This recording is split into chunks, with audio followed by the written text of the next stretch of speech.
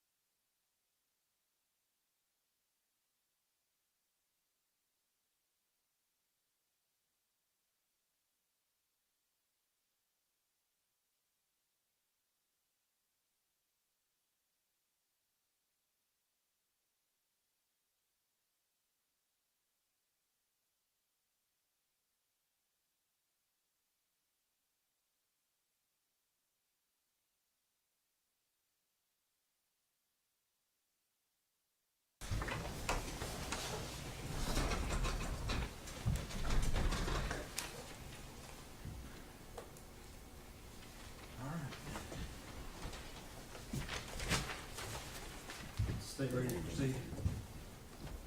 Yes, Judge. Is defense ready to proceed? This is Yes, sir. Stacy. You want me to try it? You wanna get your next witness on the way? Yes. I recommend, Your Honor. Yeah.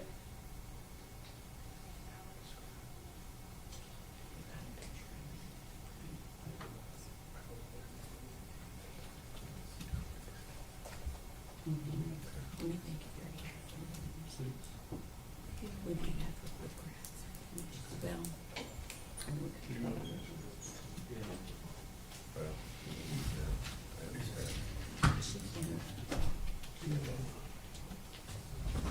Nothing?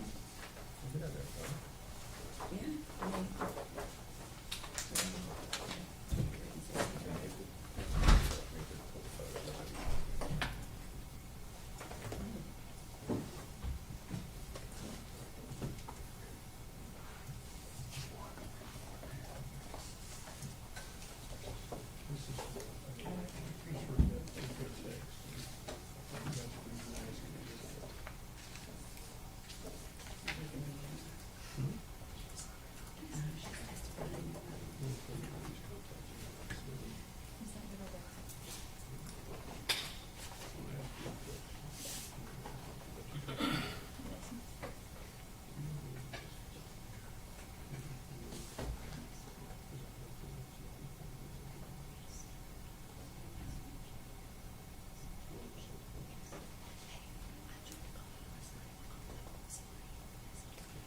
I mean,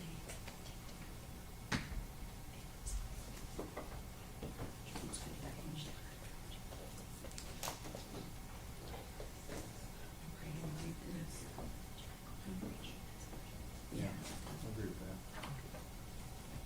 It's basically what we do. Yeah.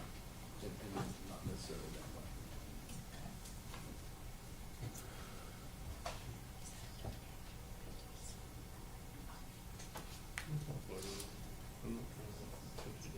Hey, we're ready for baby. Bye.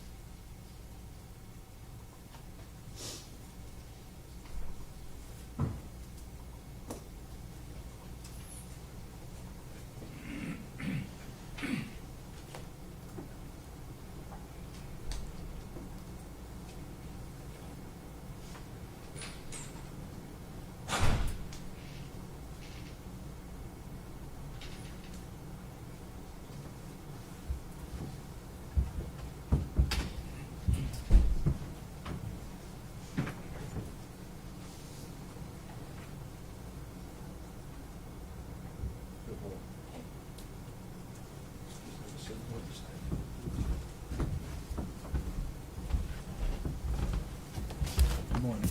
Good morning. You're still under oath, okay? All right, please bring your drink.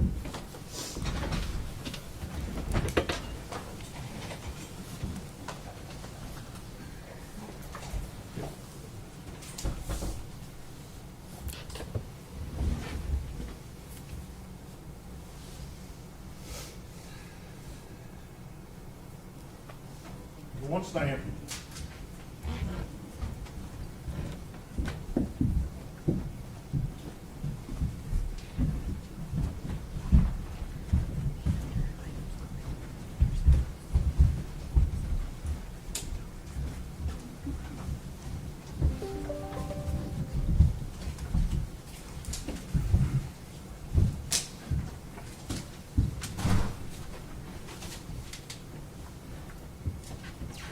You may be seated, thank you.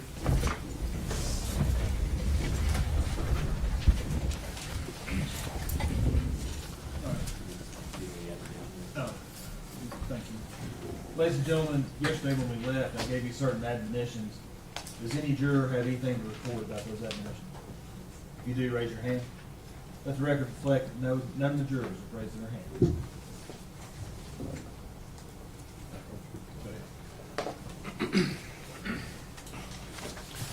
Good morning, Ms. Hawkins. Good morning.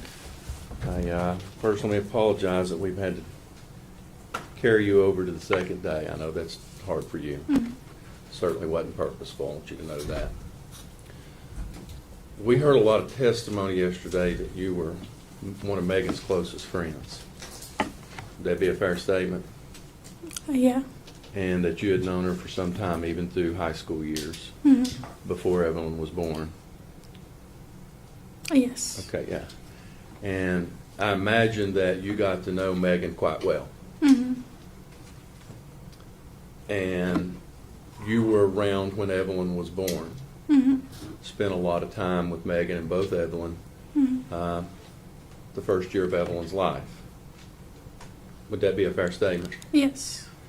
And during any of that time in those 12 months, first 12 months up till Evelyn's first birthday, did you ever see any signs of abuse or neglect on Evelyn? The only thing that I ever really noticed was every now and again I would look back and she wouldn't be buckled up correctly, but we would just buckle her up. I understand. I guess what I'm saying is you never saw any injuries on Evelyn that gave you concern? No. You never saw anything on Evelyn? She appeared to be thriving well. You didn't have any concerns that she wasn't being fed or cared for. No. You didn't have any concerns that she was being physically abused. No. And I imagine, regardless of your relationship with Megan, had you suspected those, it's quite clear yesterday from your testimony you loved Evelyn, you wouldn't have stood for that regardless of your relationship with Megan, would you? No. Okay. And in this time that you were spending with Megan, did you ever hear Megan say or indicate that she didn't love Evelyn? No. Did you ever hear Megan say or indicate that she no longer wanted Evelyn and would maybe consider giving her up for adoption? No. Did you ever hear Megan say that Evelyn was an inconvenience on her life? No. You're familiar with Megan's background and her family situation. Mhm. You're aware that Megan was in foster care, correct? Yes. And you're aware that Evelyn was born while Megan was in foster care. And would it be fair to say that the one consistent love in Megan's life was Evelyn, Yes. above everything? Her family? Yeah. Judge, we're going to object to her being able to get into the defendant's head on how she's feeling about people in her life. The way the question's phrased, I'll sustain that. Thank Okay. you. Well, were you aware that Megan had some fractured or broken relationships? Yes. Did it appear that Evelyn was the one constant thing that brought Megan joy? Yeah. Okay.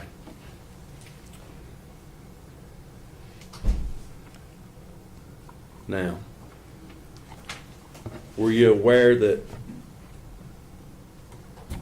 do you know who Tommy Boswell is? Yes. That's Megan's father. Mhm. You familiar with his girlfriend? Yeah. Do you have personal knowledge that Tommy's girlfriend wanted to spank Evelyn? Objection.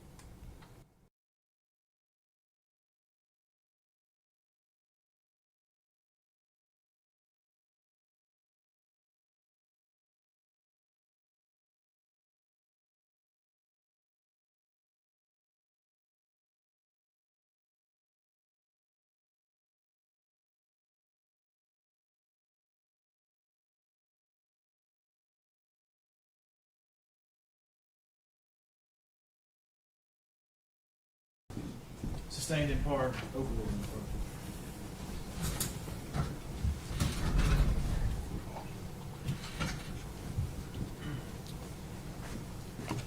in part. Ms. Hawkins, in all the time that you spent together with Megan, Megan, did you ever see her spank or hit Evelyn? No. Judge, that's all the questions we have. Lead Ray. No, nothing, Your Honor. Is she free to go? Judge, I don't oppose that. I can have just 1 second.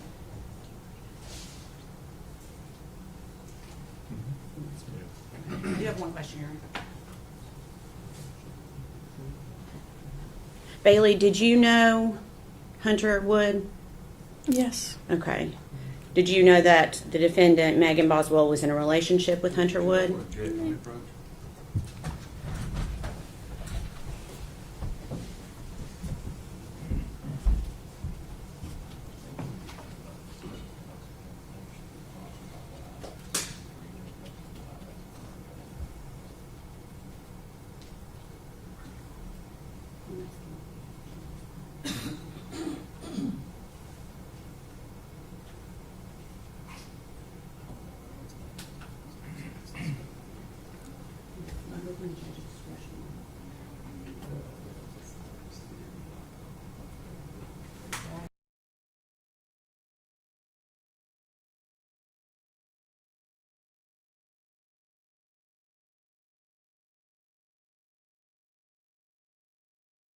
All right, objection overruled. Thank you.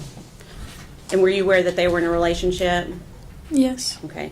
Did you personally ever see Hunter around baby Evelyn? No. Okay. Thank you. Recross.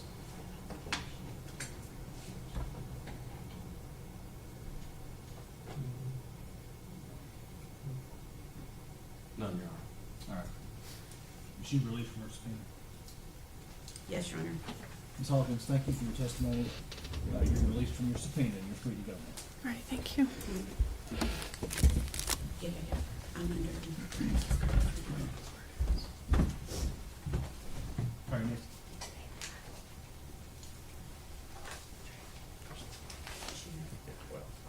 Make sure. 1 second. The state we call Crystal Crawford. What was that last name? Crawford. Crawford.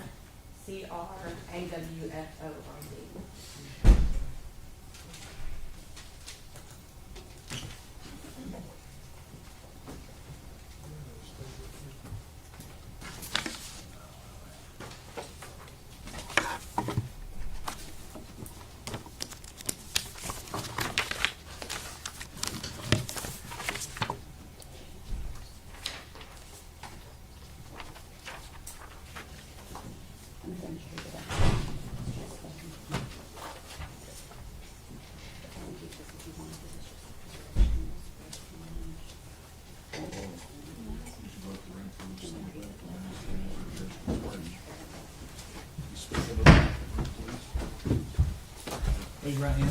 State your name. Crystal Crawford. You solemnly swear affirm testimony you're about to give will be the truth, all truth, and nothing but the truth. Yes, sir. Have a seat.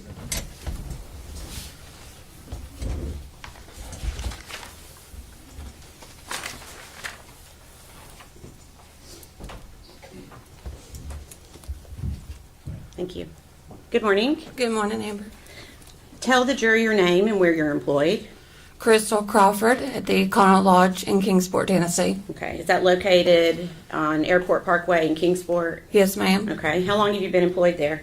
I have been working there almost 10 years. Okay. What is your title there? Front desk clerk. Okay.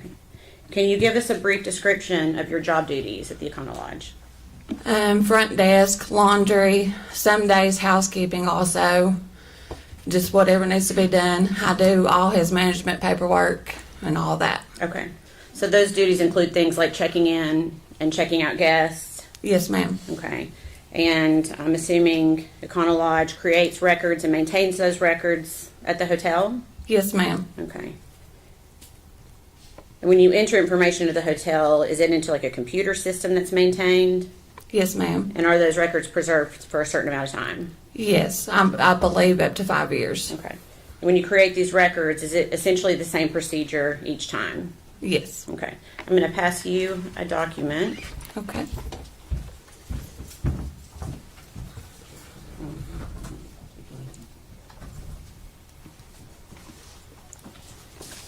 You could take a look at that and see if you recognize it.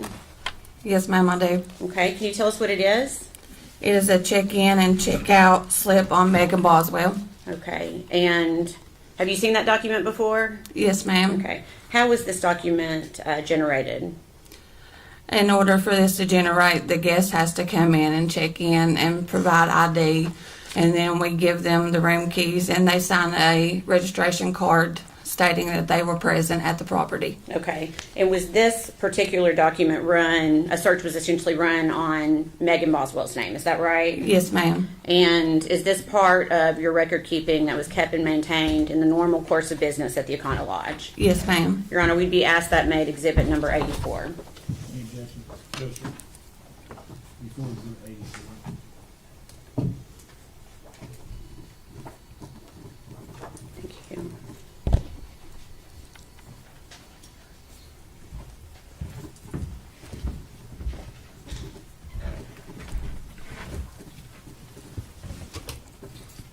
I'm waiting for this screen to, You're fine. sorry, Judge. Permission to publish? Go ahead. Okay. And Ms. Crawford, you should be able to see this on your screen as well. Yes, ma'am. Okay. And is this the document you were just referencing that was produced at the Econo Lodge? Yes, ma'am. Okay. And you recognize Megan Boswell's name as having been at the Econo Lodge on 3 dates in 2019 and 1 date in 2020? Yes, ma'am. Okay. Can you tell the jury the dates that Megan Boswell checked in and out of the Econo Lodge in 2019?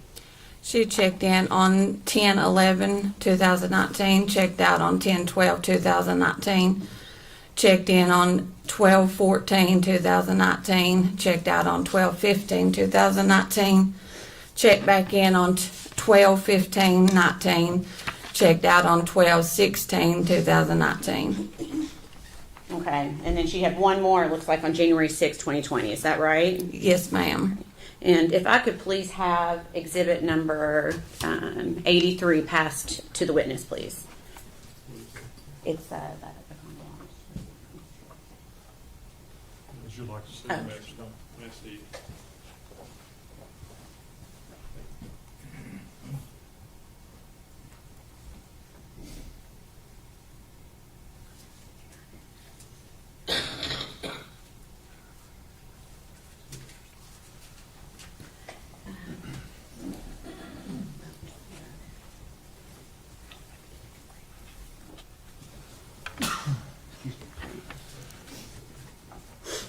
Okay, Ms. Crawford, do you recognize what I've handed you? Yes, ma'am. Okay, and can you tell us what that document is? It is a registration card for Bailey Hawkins. Okay, and what was the date of check-in and check-out on that? February 22nd of 2020 and checked out on February 23rd of 2020. Okay, all right, you can pass that back to the clerk. Thank you. Do you know who the defendant Megan Boswell is? Not personally, no, just from coming into the motel. Okay, so you recognized her from coming into the motel. Yes, ma'am. Okay. Did you recognize her because of this case, or did you recognize her before Evelyn was reported missing? No, she came into the motel a few times before I ever even knew that her baby was missing. And of course, I didn't speak to her very much in the first couple of times she stayed. But after a couple of times, you know, the guests get familiar to you. So I did spark up a conversation with her. I think it was around the third time of her staying there. Okay. And do you recall her staying at the Econo Lodge during those months that we just went through of December 14th and December 15th, which would have been, I guess, that third day, December 15th Yes, ma'am. of 2019. And did you talk with her at all during that time? Like I said, about the third time, Okay. I spoke up, you know, a conversation with her probably for about 20 minutes or so, maybe a little longer than that. Okay. Were you aware that if she had a child? Not until the third time. Okay. And how were you made aware that she had a child that third time? Because of the conversation we were having. I can't really remember a lot of details. It's been so long ago, but you know, I can't remember if she brought it up or I brought it up. I really can't remember. Okay, and what did she say about her child? She told me that she was with her father. Okay. So is it fair to say you never saw Evelyn at the hotel with Megan Boswell? No, ma'am, I never saw her. Okay. Do you recall seeing Megan Boswell at the hotel with anybody else ever? No, ma'am. Okay. One minute.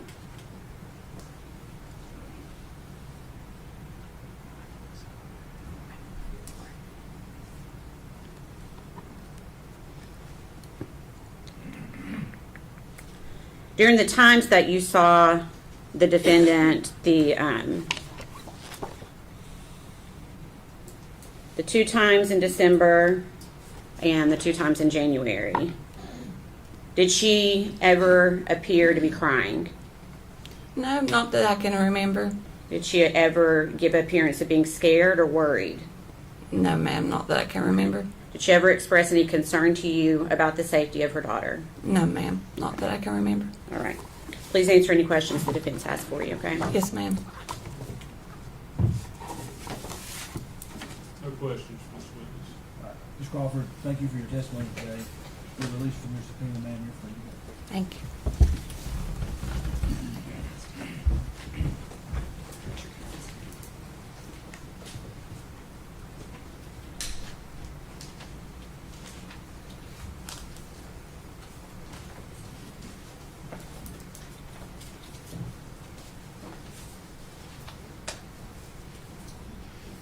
State would call Katelyn Jones.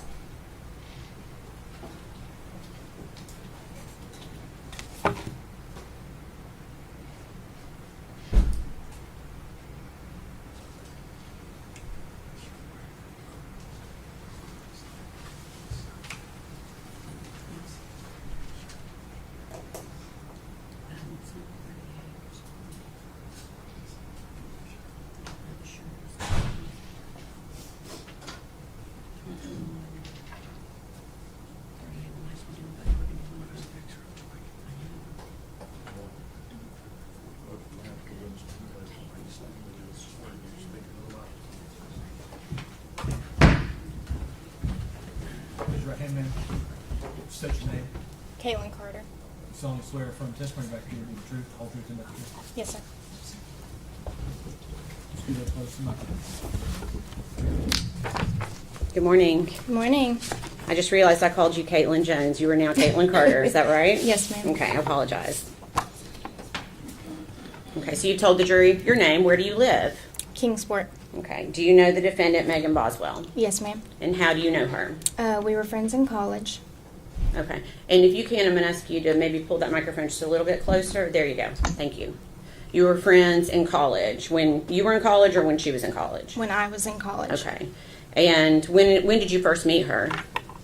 Middle school. Okay. Did you continue to stay friends for middle school until you were in college? No, ma'am. Okay. Did you reconnect at some point? Yes, ma'am. Okay. And that was when you were in college, I guess? Yes, okay. ma'am. So during that time, is that when you met Evelyn? Yes, ma'am. Okay. So that means you've met Evelyn in person? Yes. Okay. How many times do you think you have been around Evelyn? 4 or 5 times. Okay. And are those times that when you were hanging out with Megan Boswell? Yes, As ma'am. well? Okay.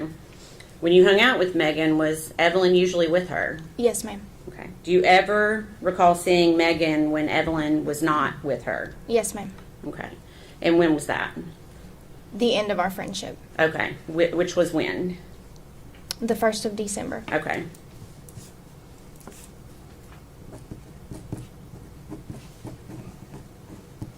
So then you're saying you saw Megan without Evelyn the 1st of December? Yes, ma'am. Okay. Prior to that, well, let me rephrase. Before, when you say the 1st of December, do you mean the first day of December or do you mean the first part of December? The first part. Okay. I just wanted to make sure we were clear on that one. Okay. So prior to the first part of December, do you recall ever seeing the defendant without Evelyn? No, ma'am. Okay. Do you recall going to Chili's with Megan Boswell at one point. Yes, ma'am. Do you remember when that was? The end of my college semester, Okay. And do you know when that would have been? around the 1st of December. Okay. Who was there when you went to Chili's that day? Me, Megan, and Evelyn. Okay. Anyone else? No, ma'am. Okay. Did you sit at a table or a booth? Booth. Okay. And did you sit beside anyone? No, ma'am. Okay. So Megan and Evelyn were on one side of the table and you were on the other. Yes, ma'am. What was your impression of Evelyn that day? She was dirty, and I could smell her across the table. Okay. Was she, have you been around babies before? Yes, ma'am. Okay. Was she beyond what a normal dirty baby would be? Yes, ma'am. Good.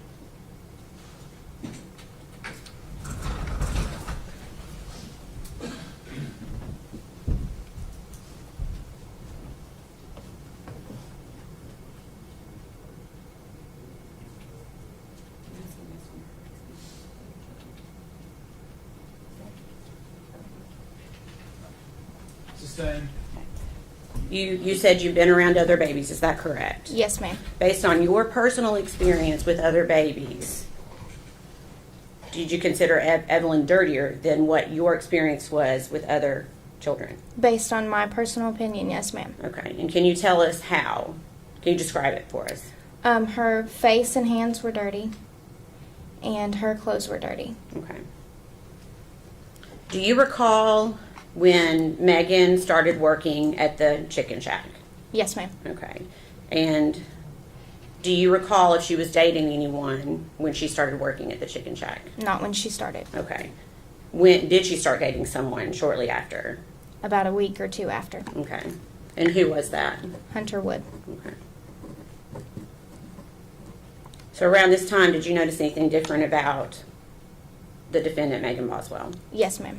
Can you tell me what you noticed? She was spending a lot more time with the gentleman and not Evelyn. Okay.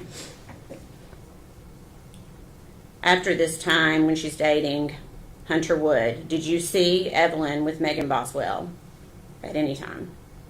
No, ma'am. Okay. Did you see Hunter with Evelyn at any time? No, ma'am. Okay. Did you have concerns at this point? Yes, ma'am. Okay. Did you talk with other people about it? I don't believe so. Okay. What were your concerns? It was strange that Megan Boswell was not with Evelyn because she was always with Evelyn up until this point. Okay. Did you notice Megan doing things without Evelyn? Yes, ma'am. What types of things? Usually things that you would take your children, such as vacations, going to the aquarium. Okay.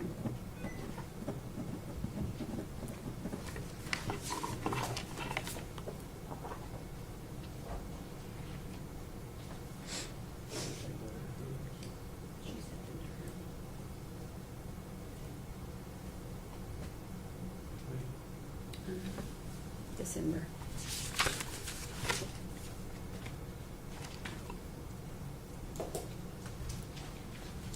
We'll pass you 2 photographs. Thank you. Take a look at those and see if you recognize them. Yes, ma'am, I do. Okay, can you tell me what it is? Megan sent me those when her and Hunter and a few other people went to the aquarium. Okay, and so you got those personally sent to you from Megan? Yes, ma'am. Okay, and what is a photograph of? Megan and Hunter Wood at the aquarium. Okay. Your Honor, we'd ask that to be made exhibit number 85. Any objection? No.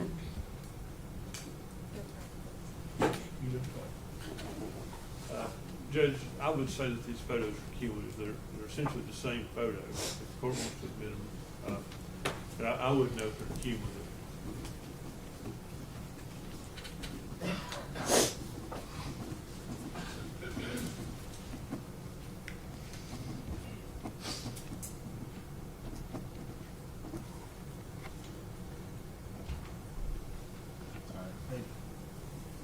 If they're going to be introduced separately, I mean, they should be introduced separately. They shouldn't be introduced as a cumulative. Okay. You want to do 85 and 86, Your Honor?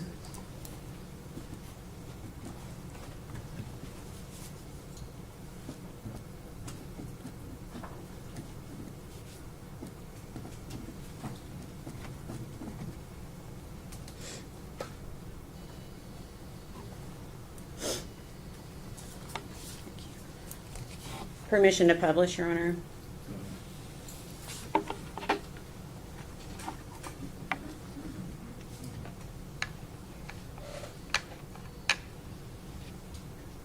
Katelyn, is this one of the pictures you received from Megan Boswell? Was it via text? Yes, ma'am. Okay. And did she indicate that Evelyn was with her that day? No, ma'am. Did she send you any pictures of her with Evelyn that day? No, ma'am. Did she seem to be upset at all that day when No, she ma'am. sent you these pictures? Okay. Did she also send you this photograph from that same day? Yes, ma'am. Okay. And can you tell me what the date is that's behind her on the photograph? Can you read that? On the top, Yeah. it says 2019. Okay. And you may not recall, but if you do you remember when those photographs were sent to you? I do not recall. Okay. Would it have been after early December? Yes, I mean, ma'am. because it would have been, you said she started dating Hunter 1 to 2 weeks after the beginning of December. Is that right? Yes, ma'am. Okay. So is it fair to say it was at least 1 to 2 weeks after mid-December? Yes. Is that fair? Yes. Okay. So for mid-December is, well, let me say this. Prior to Thanksgiving of 2019, did Megan talk a lot about Evelyn? Yes, ma'am. Okay. Did you see her post a lot about Evelyn? Yes, ma'am. Okay. What about mid-December? Is she still doing that? No, ma'am. Okay.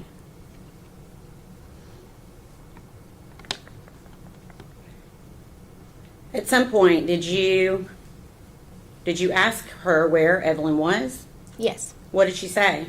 She said that she was with her father. Okay. When you say her father, do you know who do you think she was talking about, or who was she talking about? She was speaking of Ethan. Okay. Did she say why Evelyn was with Ethan? Yes, ma'am. What did she say? She said that Ethan came home and got emergency custody. Okay. Did she ever show you any paperwork? No, ma'am. Okay. Did she ever say why? Ethan seen photos of Evelyn with a bruise on her head, and he used that. Okay. And the defendant told you that? Yes, ma'am. Okay.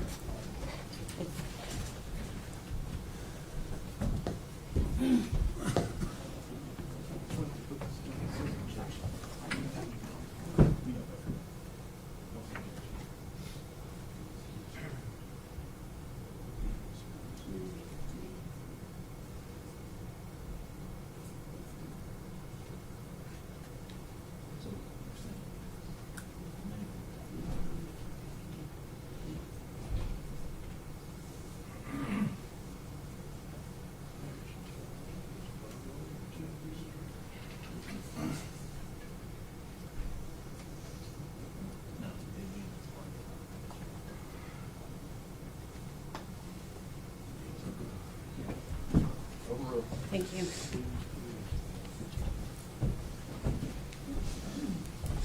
Okay. So we're going to go back to that. Did Megan say why Ethan had taken emergency custody of Evelyn? Yes, ma'am. And what did she say? She said that Ethan had saw photos of Evelyn with a bruise on her forehead. Okay. You said she never showed you paperwork of custody. No, ma'am. Okay.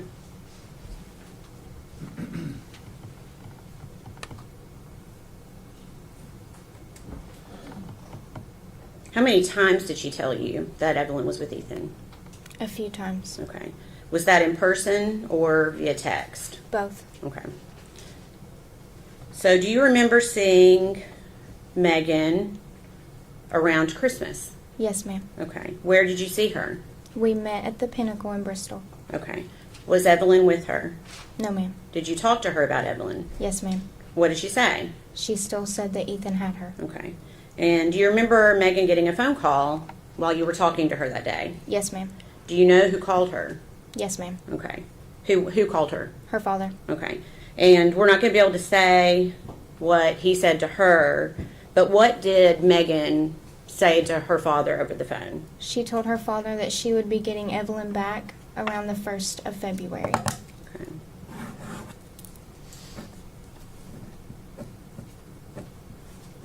Okay.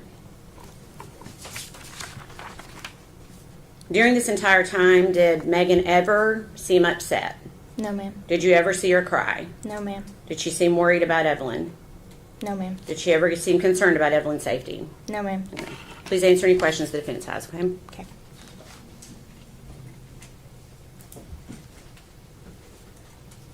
Morning, Miss Jones. My name's Gene Scott. How are you? I'm doing well. It's Miss Carter. Oh, Miss Carter. Yes, sir. Sorry, I got it wrong. Did it used to be Miss Jones? Yes, sir. Okay. So how often were you around Megan, let's say in 2019? Would you consider yourselves close friends during that time period? Yes, sir. Okay. How often would you see her? About twice a month. Twice a month. And you described a meal, I think it was Applebee's? Chili's. Chili's. When was that meal? Around the 1st of December. When you say around the 1st of December, can you be more specific? And let me ask you this way. You equated it to your college semester or your earlier testimony. Mm-hmm. Had you finished? Had you taken your exams? Were you waiting to take exams? What part of the end of the college semester were you at? She actually took me out to eat for celebration of finishing my exams. Okay. So the exams were in December. Yes, sir. That's typical, I think, of a college schedule, isn't it? Yes, sir. So this would have been sometime, say, after the 5th or 6th, maybe? I would say so. Okay. Do you know what day of the week it was? I do not. Would have been a weekday. Yes. Okay.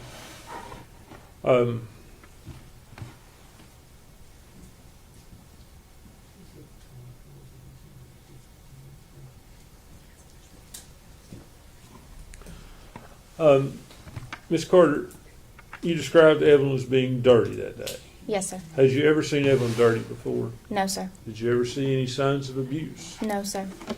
Did Megan seem like a loving mother to you? Yes, sir. Did she seem devoted to Evelyn? Yes, sir. Did you ever see her neglect her in any way? No, sir.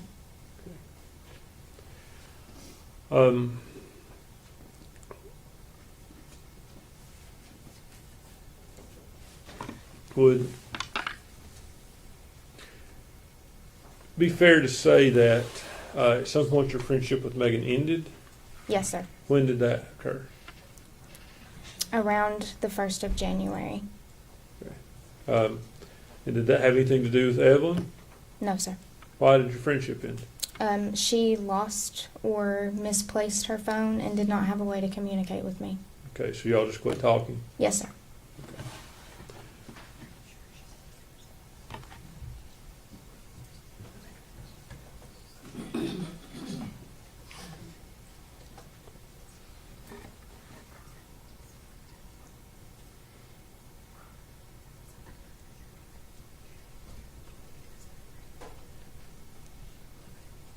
Ms. Carter, just so we know, your exams, were after Thanksgiving? Yes, sir. Okay. And in 2019, Thanksgiving, I believe, was on the 28th of November. Does that sound right to you? Yes. Okay. So your exams would have been sometime the first week of December. Monday was the 2nd of December. Does that sound correct? Yes. Okay. How many days would your exams been? That whole last week of college. Okay. So the last day of that week is the 6th of December. Is that on That's Friday? a Friday. Okay. Okay, would that have been the day your exams ended? Yes. Is that the day you ate? I cannot recall. You said you ate it. Did you eat on the last day of exams or just after the last day of exams? It was the last day of exams.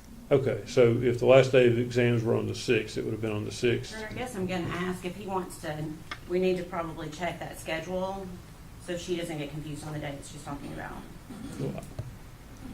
Judge, can we approach?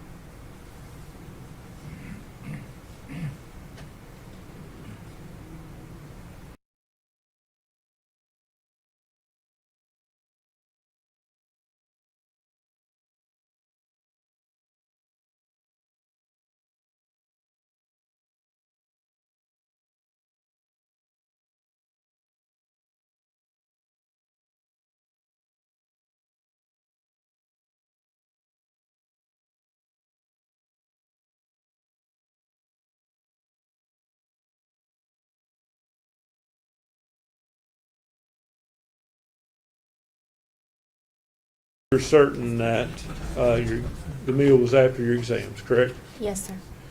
And you're also certain that the exams were after Thanksgiving? Yes, sir. No doubt in your mind? No, sir. You have no memory issue with that? No, sir. You just can't remember what day in December it would have been? Yes. Okay. You would agree with me that your exams were definitely in December, Yes, sir. and do you know for sure they ended on Friday?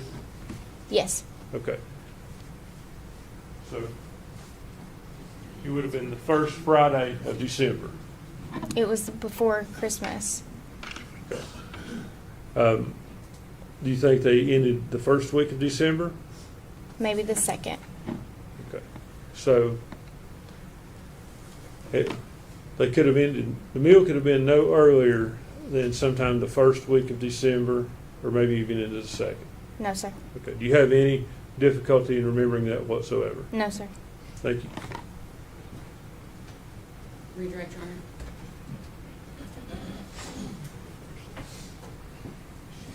Do you remember giving an interview to law enforcement?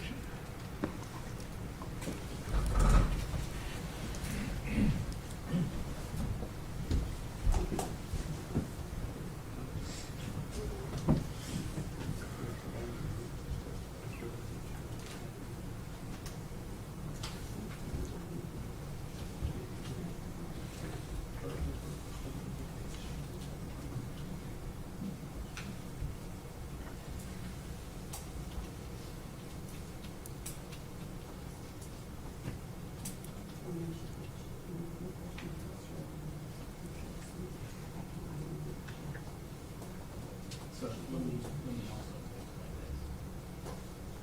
She's very cross. You guys can talk. You guys. Jill just did.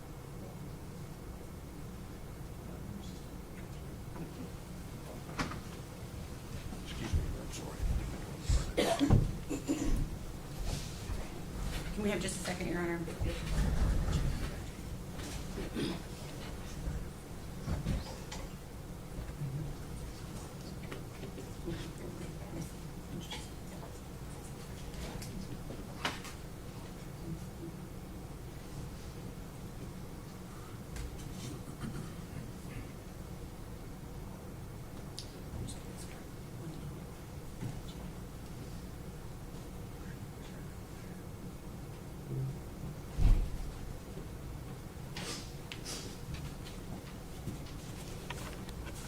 Katelyn, do you remember the last time that you saw Evelyn? Yes, ma'am. Okay, when was that? It was the day we went to Chili's. Okay. And I know Mr. Scott was throwing a lot of dates out at you. How do you, let me ask it this way. Was that before or after Megan started working at the Chicken Shack? That was after. Okay. How long after? 3 or 4 weeks. Okay.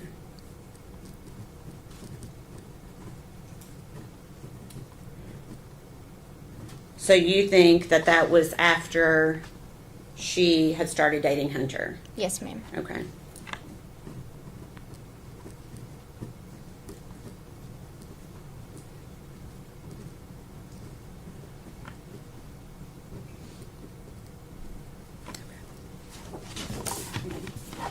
That's all the questions I have. No, sir.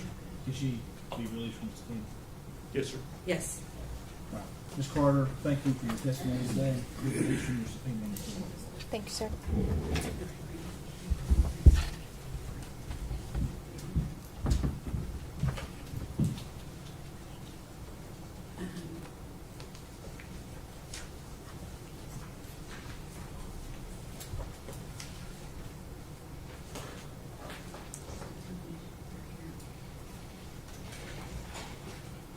Statement called Gail Kyte.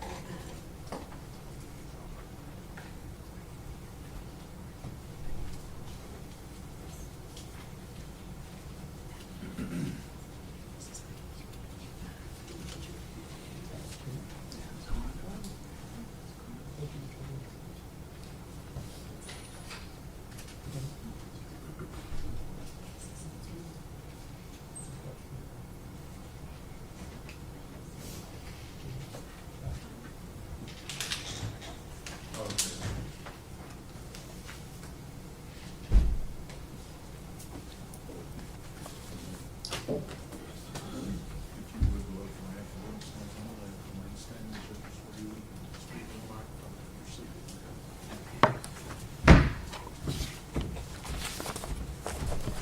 Raise your right hand and state your name. Gail Kyte. You solemnly swear or affirm testimony you're about to give will be the truth, the whole truth, and nothing but the truth. I do. Have a seat right here. Okay. Good morning. Good morning.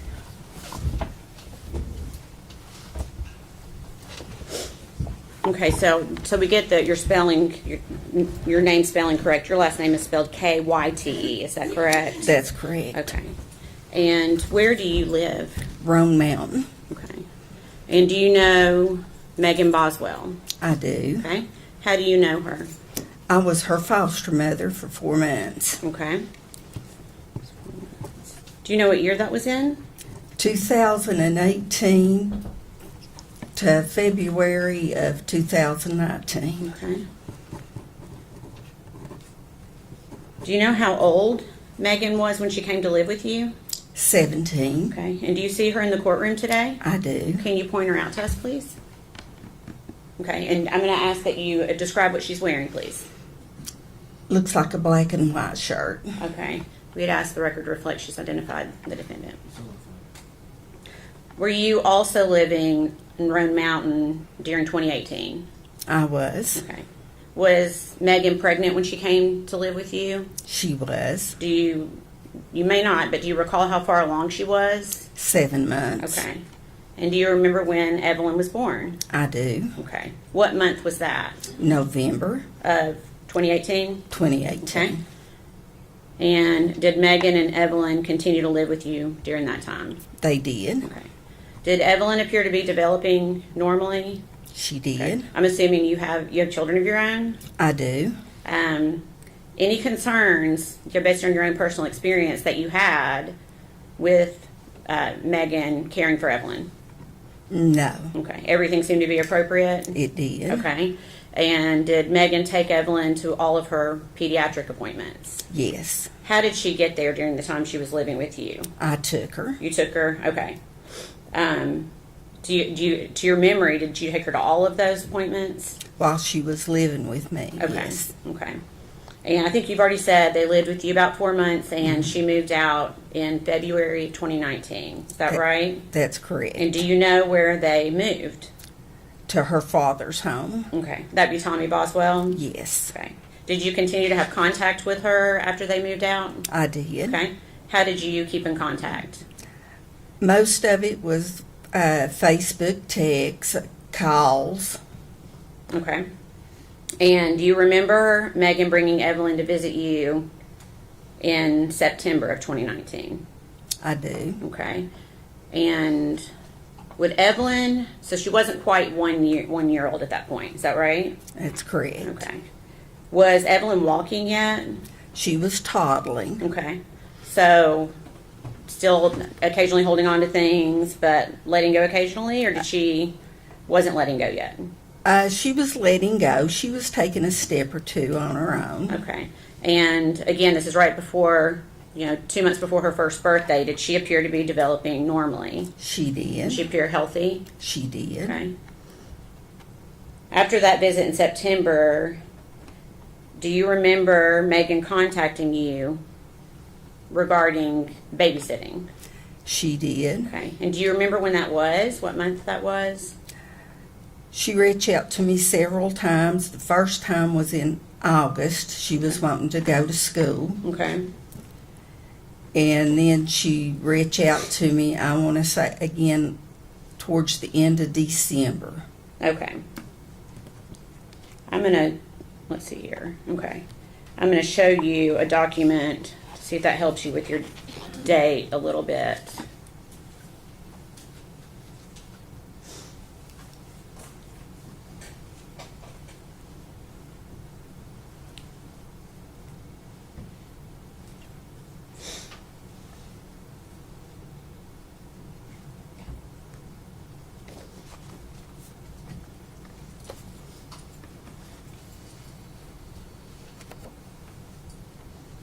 Okay. Do you we won't be able to say what it is quite yet, but do you recognize that document? I do. Okay, what is it? That's text messages between me and Megan. Okay, and what is the date of those messages? December the 3rd of 2019. Okay, and is that a fair and accurate representation of the conversation that you had with her via text or Facebook Messenger on that date? Yes. Okay, Your Honor, we'd ask that to be made exhibit number 87. Any objection? No, sir. You full exhibit.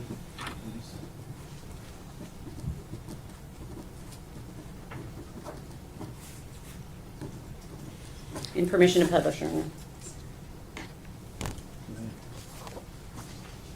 Okay.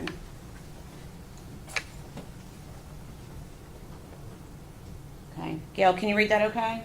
I can. Okay. So is this one of the times that Megan was looking for a babysitter? It was. And what did she say to you there on December 3rd, 2019? She says, "Do you think your sister would babysit and let me pay her at the end of the week? I just got a job and won't get paid until next week. I just started today." Okay. And I told her, yes, I knew she would. Okay. She said, "What's her number? Sometimes mommy gets sick and she already keeps her for school." I talked to her. She said that was fine. Okay. So essentially she's indicating that Sue can babysit. Is that right? And Sue is your sister? She is. Okay. And then what do you say to Megan? Sue wants you to call her. She wanted to know if you had a pack and play you could bring. Okay. And what does Megan say? "I'm at work. Yes, I have one." Okay. Does that help refresh your memory a little bit on the date? It does. So it would have been early December, not late December? Correct. Okay. Now, is there a reason you were not able to babysit? I had broken some ribs. I had 2 broke ribs. Okay. And so you essentially gave her the name of your sister, Sue Whitson. Correct. Where does Sue live? Or where did Sue live at the time? In Elizabethton. Okay. Does she still live in Elizabethton? She does. Okay. And to your knowledge, did Sue in fact babysit Evelyn a few times? She did. Around the same time, do you remember talking to Megan about, excuse me, a new boyfriend that she had? I do. Do you remember what that boyfriend's name was? Hunter Wood. Okay. And did Megan ever reach out to you about Hunter Wood? She did. Okay. And do you remember when that was? December the 22nd. Okay. How do you remember that date? It was a Sunday. There was a church play, and we were getting ready to go, and she wanted me to meet Hunter. Okay. And I told her that we were getting ready to leave for church, so she said that they would meet us at the church. Okay. What type of play was it at church? A Christmas play. Okay. Children's Christmas Okay. play. And did Megan and Hunter actually come to church that day? They did. Did they have Evelyn with them? They did not. Did you ask Megan where Evelyn was? I did. And what did she say? She told me that Ethan had her, that they were sharing custody. Okay. Did she appear sad when she told you that? She seemed fine. Okay. Did she act like anything was wrong that day? No. Okay.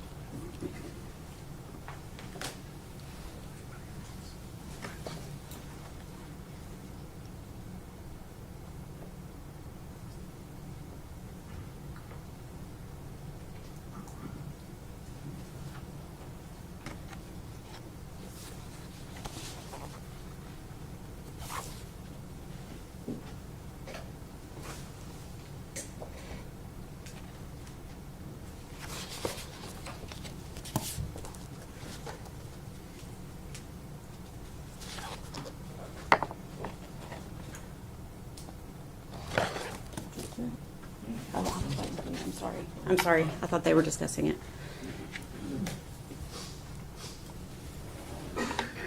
Take a moment to look at that and see if you recognize it.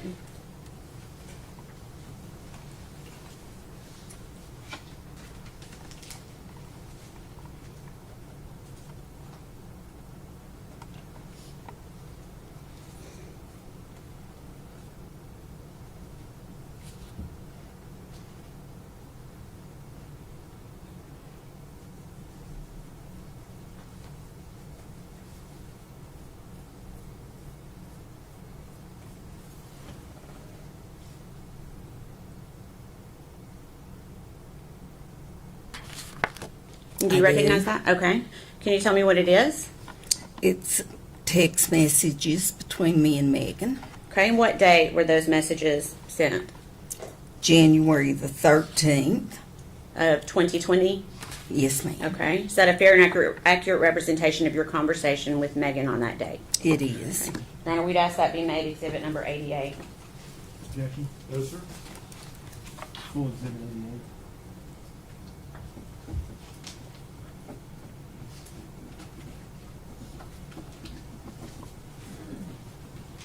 Permission to publish?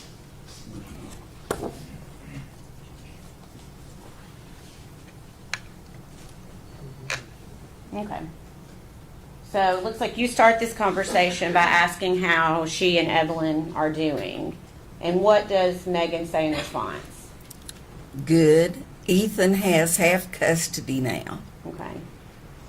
And then you respond, I almost bought Evelyn a beautiful dress at Cracker Barrel, wasn't sure what size. And what does Megan say in response? She wears 18 months now. Isn't that crazy? Hunter and I can come when we get off work. Ethan has Evelyn until Friday, though. Okay. And continuing the conversation, I told her wait until Thursday. We're having a DCS home inspection tomorrow, and I'm cleaning and getting ready. It makes me nervous. Okay. LOL. okay. And what does Megan say in response? Don't be nervous. You and Rick are hands down the best foster parents anyone could ask for. In a lot of ways, you are my family more than my actual family. Okay. And what do you say? Thank you. We love you and that baby. Is Ethan out of the Army? And then what does Megan say? We love you, and yes, he is. Okay.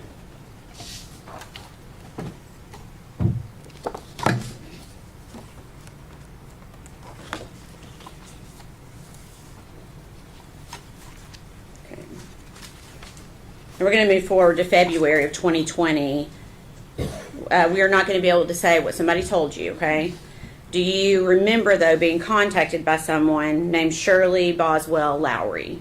I do. And who is this person? Megan's aunt. Okay, how did she contact you? First by Facebook Messenger, and then I asked her to give me a call. Okay, give me just 1 second.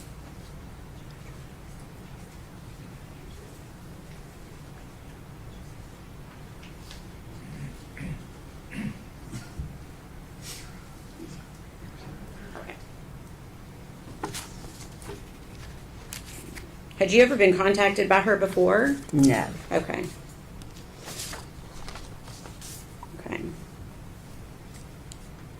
So, again, we're not going to be able to talk about what she told you, but what did you tell her about what Megan had told you? I told her that I didn't know where Evelyn was.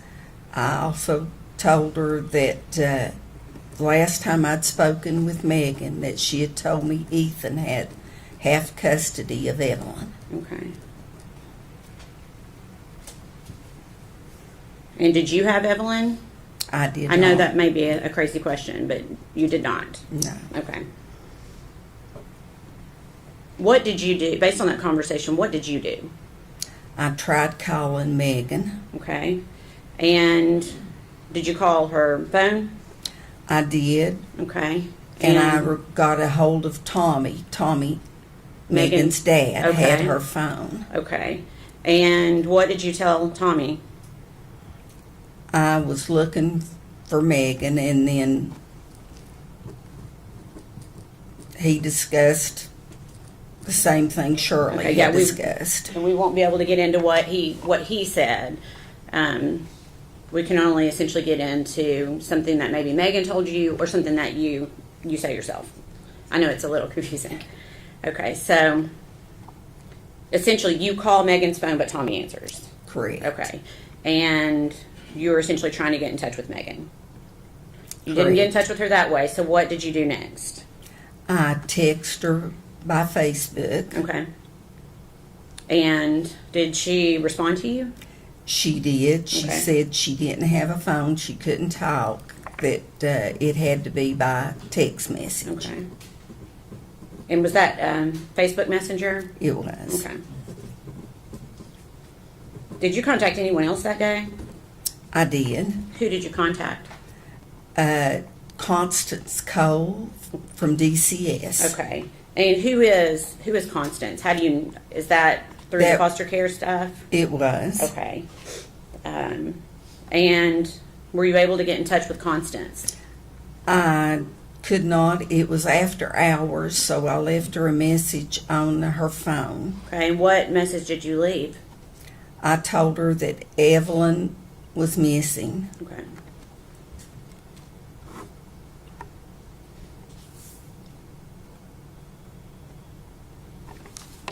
So when is the last time you yourself saw Evelyn alive? When she brought her to my home in September. September. And that'd be September 2019? It was- Okay. Please answer any questions the defense has for you. Good morning, Ms. Kyte. My name's Gene Scott. How are you? I'm fine. You? I'm good, thank you. I want to talk to you just a little bit about, you came to know Megan when she came into your care in foster care. That's correct. She was pregnant at the time. She was. Did you go to doctor's appointments with her, take her there and stuff? I did. Okay. How did her pregnancy go? Did it seem to go normal? It did. She was a little underweight, but she started putting on weight once she got there. Okay.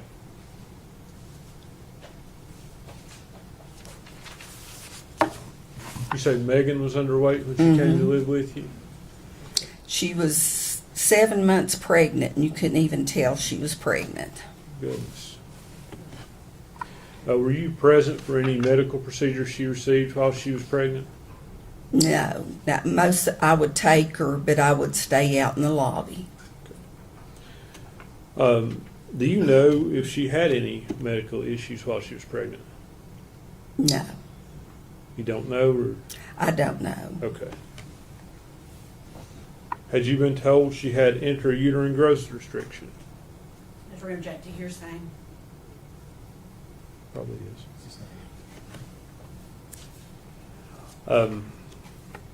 So you didn't witness any procedures? No. I feel like you're wanting to say more. Well, I do know that she. Okay, don't. If unless it's something you know of your own knowledge, you can't talk about it. I appreciate that.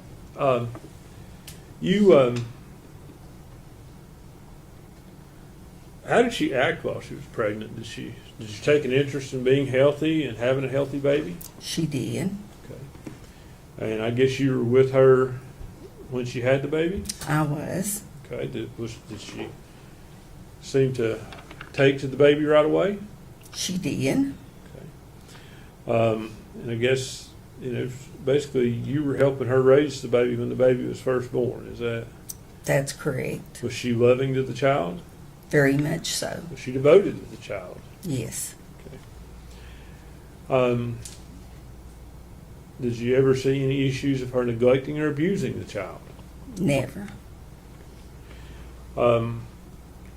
After she went back to her, I guess she turned 18 when it aged out of foster care.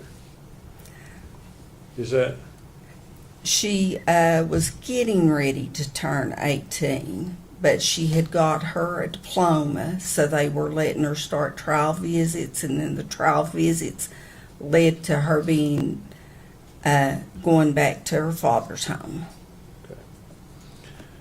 And how did Megan seem to take that going back? She was fine with it. Did you keep in touch with her? We did. Okay. Up through, you said the last time you saw Evelyn was in September of 2019, right? Correct. So up until that time, did you ever see any signs of abuse, neglect, or anything but a loving mother? No.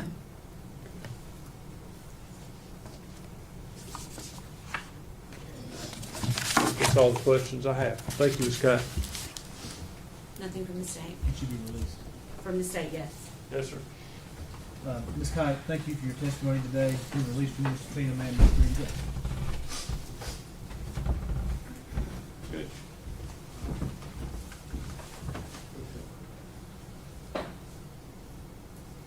We approach. Yeah.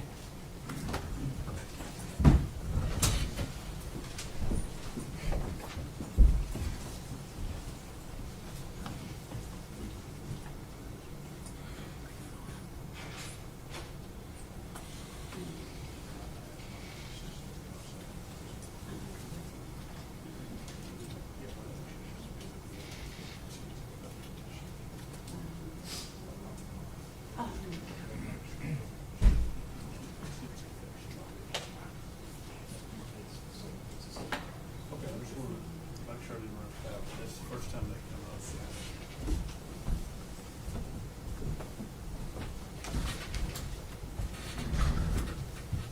Okay.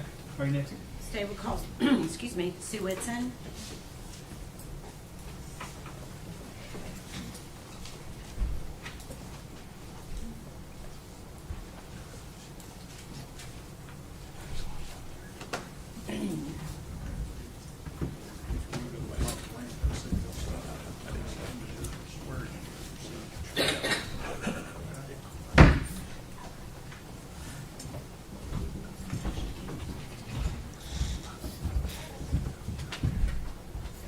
Raise your right hand, ma'am. State your name for me. Sue Whitson. You solemnly swear or affirm the testimony you're about to give will be the truth, the whole truth, and nothing but the truth. Yes, I do. I need you to speak up. Okay.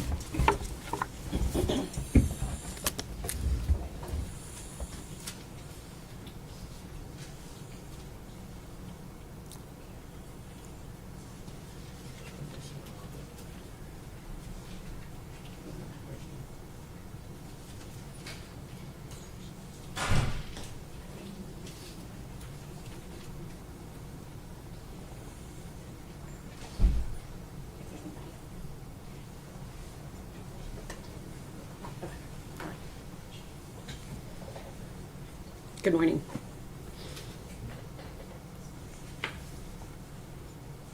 Okay. Your name is Sue Whitson, Yes. and is your last name spelled Whitson? Yes. Okay. Where do you live, Sue? In Elizabeth. Okay. And do you know Gail Kyte? Yes, I do. Who is Gail Kyte to you? She's my sister. Okay.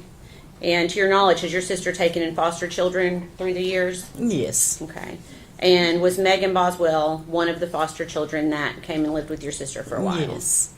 And were you aware that Megan Boswell had given birth to a child named Evelyn? Yes. Okay. And were you aware that at some point Megan and Evelyn moved out of Gail's house and got their own place? Yes. Okay. And were you contacted by Megan to babysit Evelyn? Yes, I was. Okay. Do you remember how you were contacted by her? Text message. Okay. And did you actually babysit Evelyn Yes. for her? Yes, I did. Do you remember how many times? I think maybe 3 or 4. Okay. When you babysat, was it in your home or Megan's home? My home. Okay. So she would bring Evelyn to you in Elizabethton? Yes. Okay.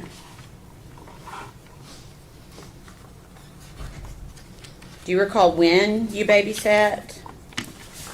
I think maybe last week of November or the first week of December. Okay.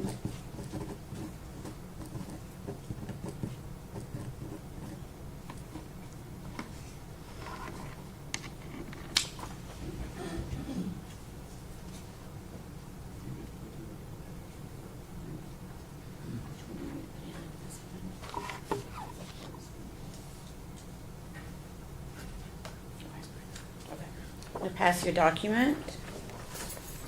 See if you can identify it.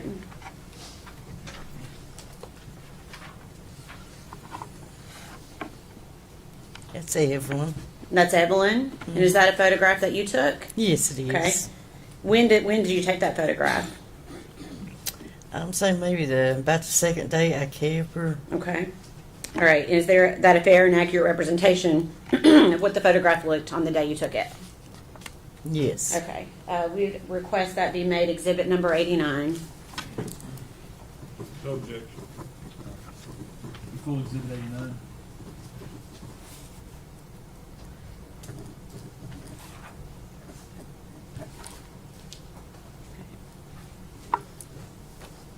And permission to publish, Your Honor. Go ahead.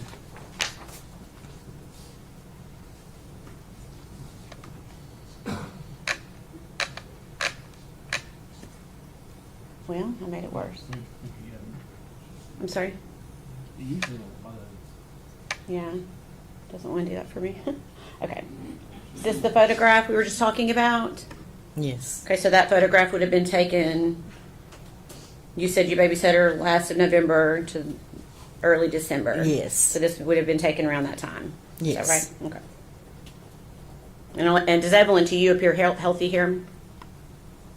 Pardon? Was she healthy? Oh, yes. Okay. And was she walking? Yes. Okay.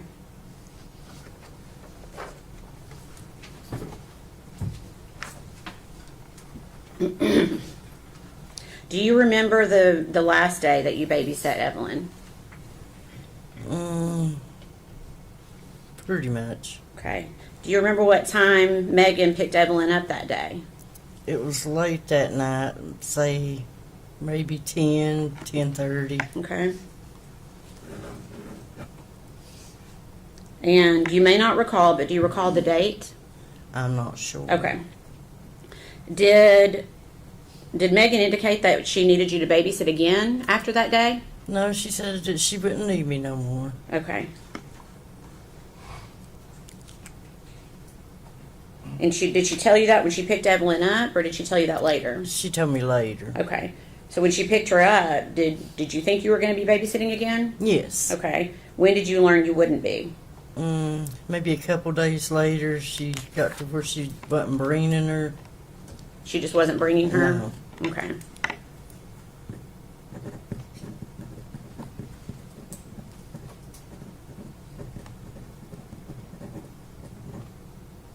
Okay. During the days that you watched Evelyn, did you have any concerns? Yes. Okay. What concerns did you have? She had a terrible diaper rash. Okay. When you say terrible, can you describe it, please? It was just really like sore looking, had marks through it, maybe scratches. It was just really bad looking. Okay. Have you kept other children Evelyn's age before? Oh, yes. Okay. So you feel like you've got pretty good experience Yes. with babies and toddlers? Yes. Okay. Did that seem more than the average diaper rash? Yes. And how? It was just, I'd never seen a diaper rash look that bad. Okay. Did you tell anyone about this? Yes, I called Gail Kyte. Okay. Or Casey Schultz. Okay. And you won't be able to tell us what Casey said, but what made you tell Casey in particular? She worked in a doctor's office. Okay. Okay. When, for the days that you babysat Evelyn, was she clean and when Megan would drop her off? No. Okay. Can you tell us what Evelyn was like when she would be dropped off by Megan. She was dirty. She smelled like urine. I would give her a bath and clean her up. Okay. And was that every time that you babysat was like Yes. that? Okay. What about her clothing? Was her clothing clean? No, it was dirty. Okay. What about her face? Was her face clean? No, it was dirty. Okay.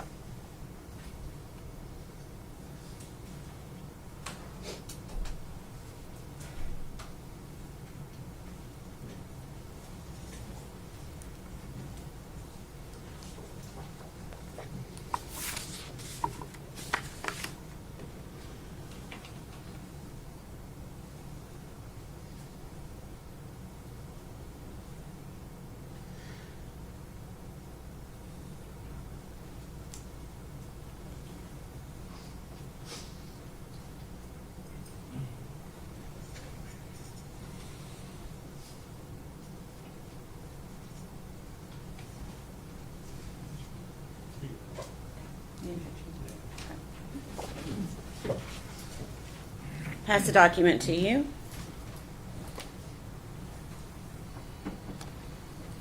Take a moment to look at it, see if you recognize it. Yes. Okay, what is it? Text between me and Megan. Okay, what's the date of that? December the 21st. Of 2019? Yes. Okay. Is that a fair and accurate representation of the conversation between you and Megan on that date? Yes. We'd ask that be made exhibit number 90. Any objection? No, sir. Full exhibit 90.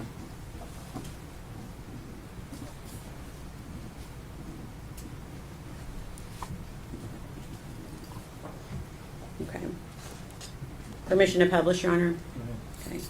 Before I put this up, do you remember discussing with Megan about payment Yes. for babysitting?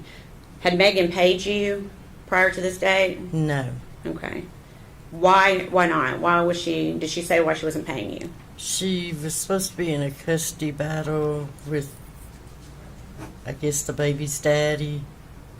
Okay. Did she eventually pay you? Yes, she did. And how did she pay you? She put it in a mailbox and sped out. Okay. You said sped out? Yeah, Okay. sped her tars. Oh, okay. Okay. All right. I'm going to show you this conversation.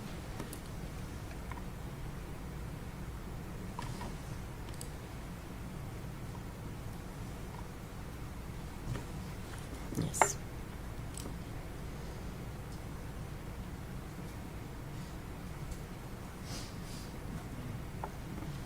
Oh, It's okay.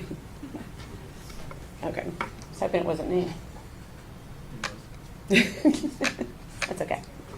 Okay. Can you see that okay? Make it a little bit bigger. Let's see here. There we go. Okay.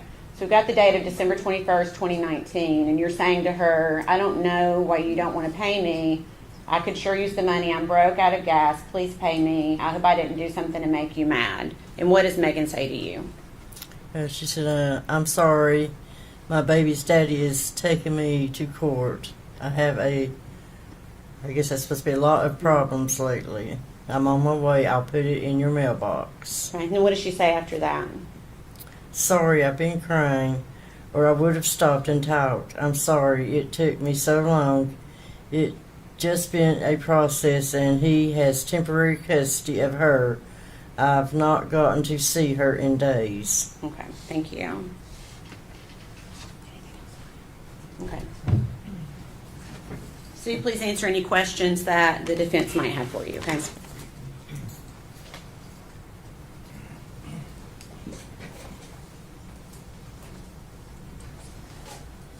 Good morning. My name's Gene Scott. How are you?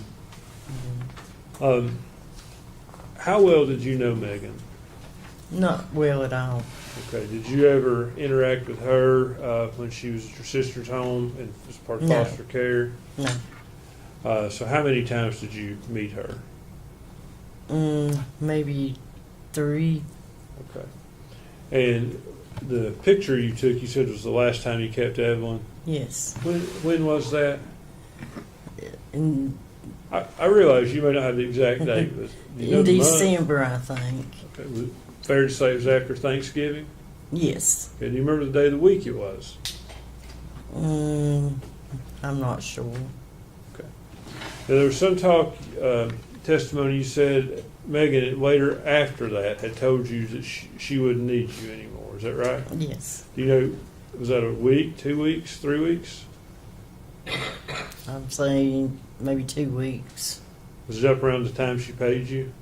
Yes. She ultimately paid you, I think, for that babysitting in December. Yes. Was it around the 22nd, maybe? Does that ring a bell? I'm thinking it was maybe the last week. Up close to Christmas? I mean, first week of December. That's when you said that, okay. Oh, that's what I was supposed to. Yeah, I'm not quite sure. Not trying to confuse you, but your testimony was that you last watched her sometime in December. Yes. Okay. And then we've seen your text messages here. I think they were. Can I withdraw the last exhibit, please?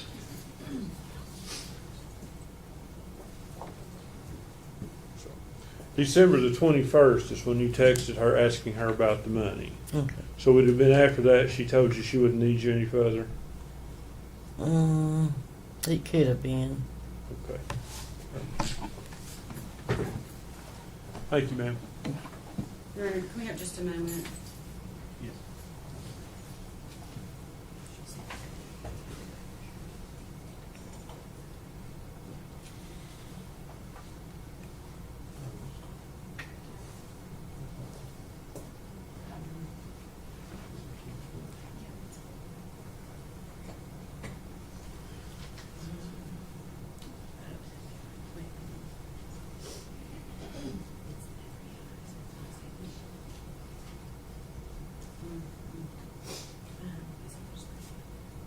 We don't have any other questions, Your Honor. May she be released. Yes, sir. Ms. Whitson, thank you for your testimony. You're released from your subpoena, ma'am. You're free.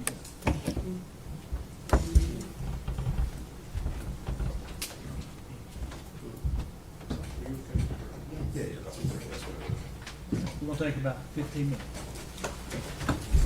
One stand, please.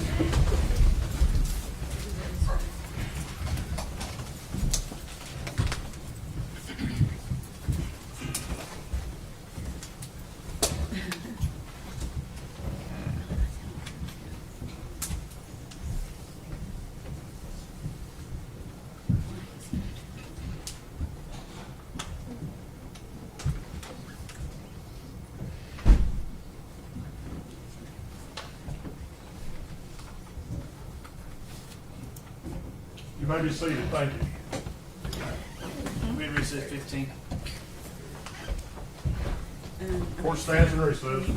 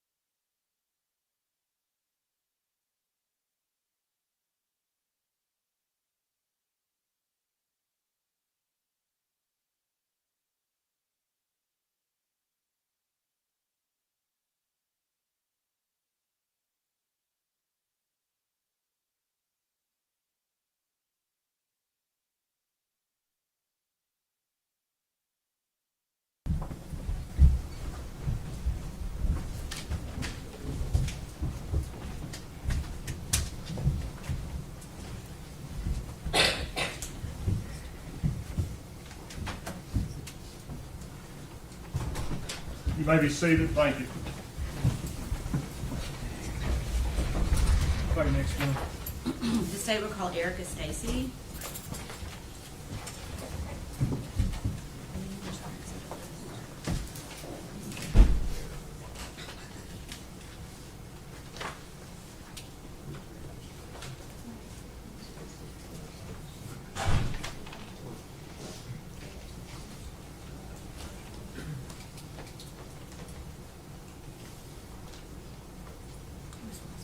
If you would, Lorraine, would you stand all the way up to the main stand and the judge will hear you.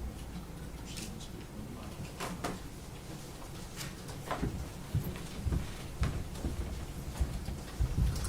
Raise your right hand, ma'am. You solemnly state your name, sorry. Erica Stacy. You solemnly swear or affirm the testimony you're about to give will be the truth, the whole truth, and nothing but the truth. I do. So with you, speak up and speak in your name. Okay.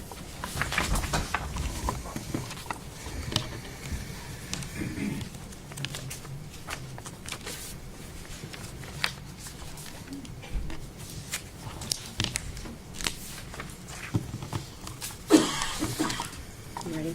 Okay, good morning. Good morning. Check it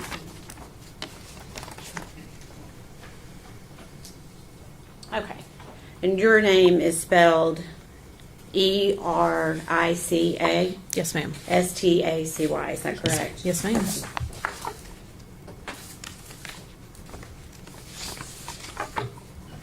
Miss Stacy, where do you live? Kingsport, Tennessee. Okay. And do you know the defendant, Megan Boswell? I do. How do you know her? She dated my son, Caleb. Okay. And do you remember when they dated? It was spring of 2019. Okay. Do you know how long they dated? 2 or 3 months. Okay. And during that time, did you get a chance to meet Evelyn? I did. Okay. Can you recall how many times you met Evelyn, like in face to face? It was a handful of times, probably no more than 10. Okay. Did you have a relationship with Evelyn? I feel like I did. Okay. What was your relationship like? I mean, I would see her when she would come to the house, and her and Caleb were hanging out. Okay. So, what city did you say you lived in? Kingsport. Okay, so she would come to your house in Kingsport. Yes. Okay. During those 10 times-ish that you said you thought that you had seen Evelyn in person, was Megan always with her? Yes. Okay. Was there any time that you saw Megan where you did not see Evelyn? Yeah, There was- but let me ask it this way. Before Thanksgiving of 2019? No. Okay. No, they were pretty much connected at the hip. Okay. So every time you saw Megan, you saw Evelyn? Yes. Okay. To your knowledge, personally, did Megan ever allow anyone to babysit Evelyn? Just family. Okay. Did you ever babysit Evelyn? No. Okay. Did you ever offer to babysit? Yes. Okay. So you said did you say they were together just a few months? Yes. Okay. When they broke up, did you continue your relationship I with did. Megan? And why did you do that? I wanted to help her. Okay. Did that include Evelyn? Yeah. Okay.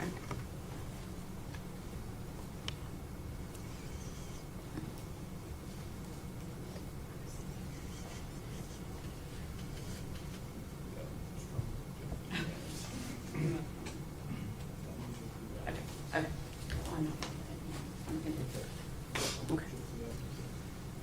Okay. Why? Okay. Okay.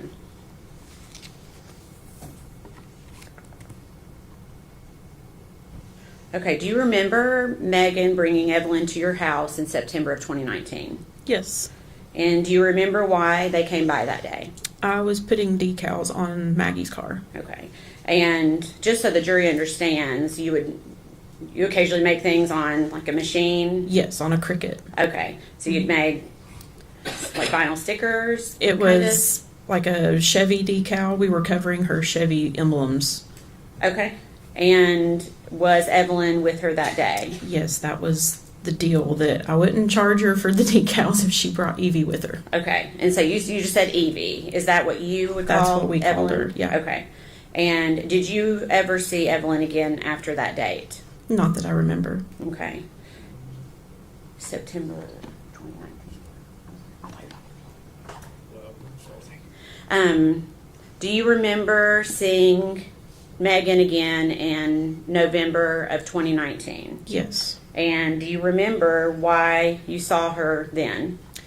I made Evelyn birthday shirts Okay. and a gift for her Okay. birthday. Okay. And was that something you also did on your Cricut machine? Yes. Okay. Were you aware of when Evelyn's birthday was? It was November 21st, I believe. Okay. So this would have been for her first birthday? Yeah. Okay. And did you meet up with Megan to get those things to her? I think she come by the house to pick them up. Okay. Did she have Evelyn with her that day? No. Okay.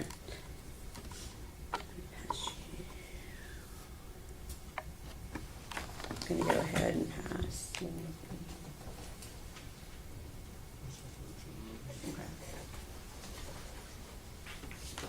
Can we approach?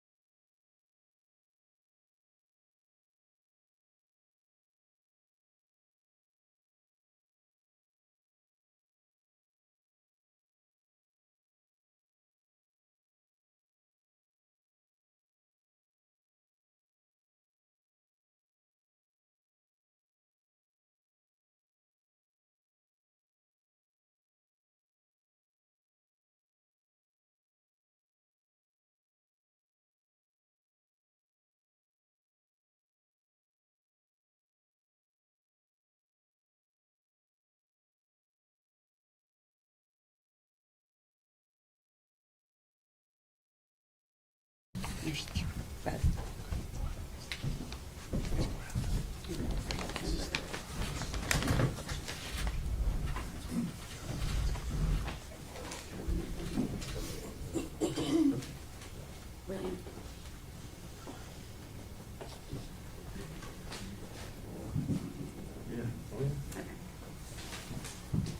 Okay.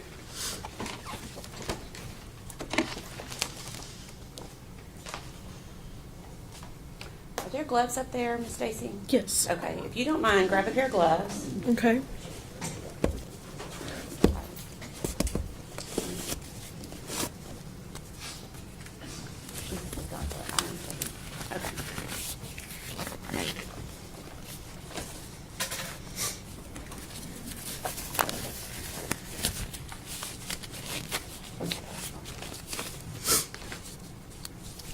Okay, I'm going to pass up what has been labeled as piece of evidence that was Okay. in evidence with Sullivan County, okay? Okay. And the reason you need to wear the gloves is essentially to, well, there may be something, will the scissors work okay?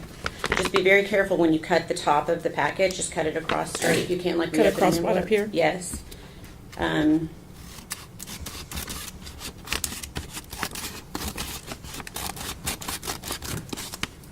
Take And it then, out? yes, if you can go ahead and just take out what's in the envelope, and don't show it to the jury yet, but see if you can identify that. Yeah. Okay. Can you tell me what it is? It's the shirt that I made for Evelyn for her birthday. Okay. Your Honor, I guess at this point, we would ask for it to be made Exhibit 91. One moment. For identification.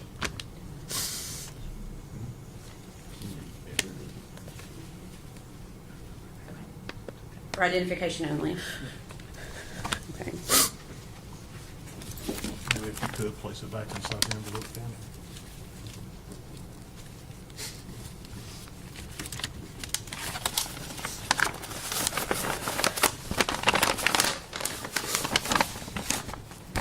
Thank you.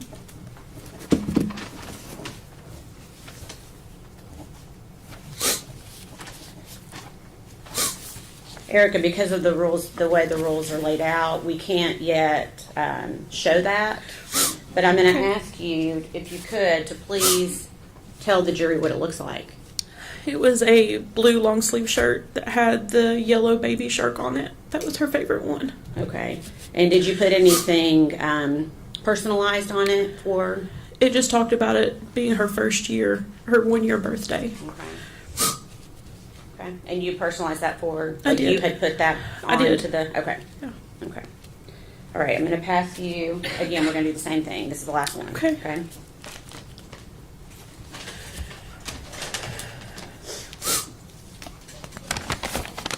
And again, just be try to take care in cutting it if you can.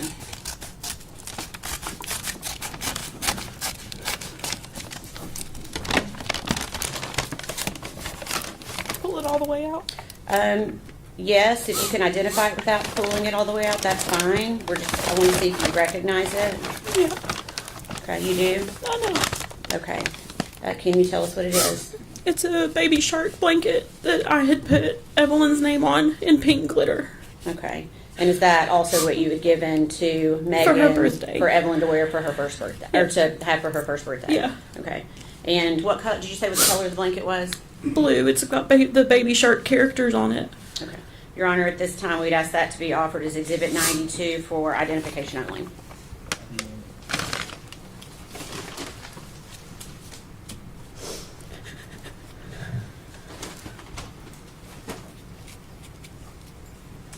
So those two items, are those the two items that you gave to Megan before Evelyn's first birthday? Yes. And what was the purpose of those items? This shirt was to be worn for her birthday party that I was told was being planned. Okay. And then the blanket was the gift. The blanket was the gift. Okay, gotcha. Okay.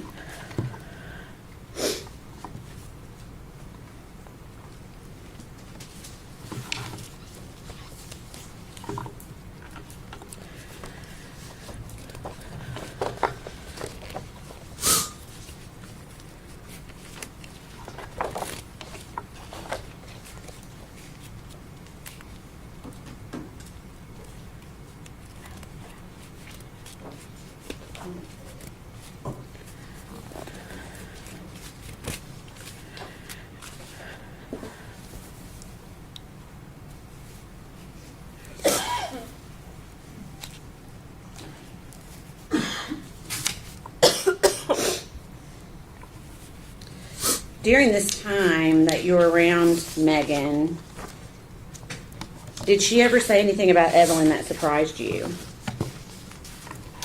She would always say that Evelyn was mean as crap. Okay. And is that the word she used, crap? No, she would say mean as shit. Okay. Did she say that more than once? Yes. Okay. And that would have been around the time that Evelyn was a year old? Yes. Okay. Why did that surprise you? I was raised, you just don't say that about a child. Was Evelyn a mean baby? Not that I ever saw. Okay. What type of baby was Evelyn? Very happy, very smiley. Okay. And do you recall trying to reach out to Megan to continue to try to see Evelyn again? Yes. Okay. And would Megan respond to you? She did for a little bit, and then there was a time that she didn't respond. Okay.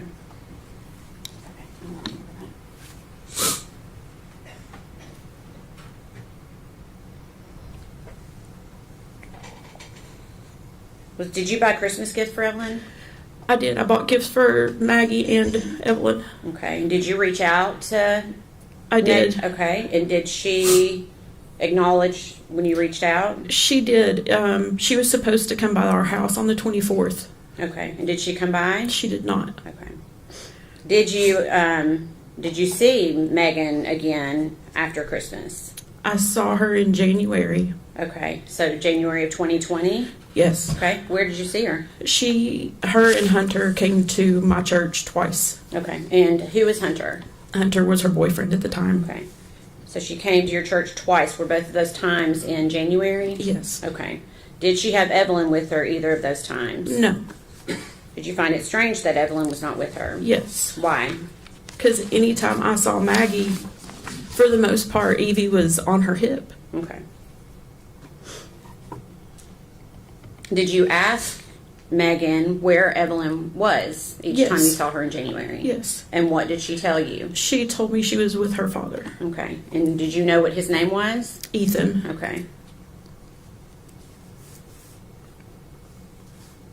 Do you remember when you saw them at church asking Megan what Evelyn thought about Hunter, Megan's new boyfriend? Yes. What did she say? That they had not been around each other.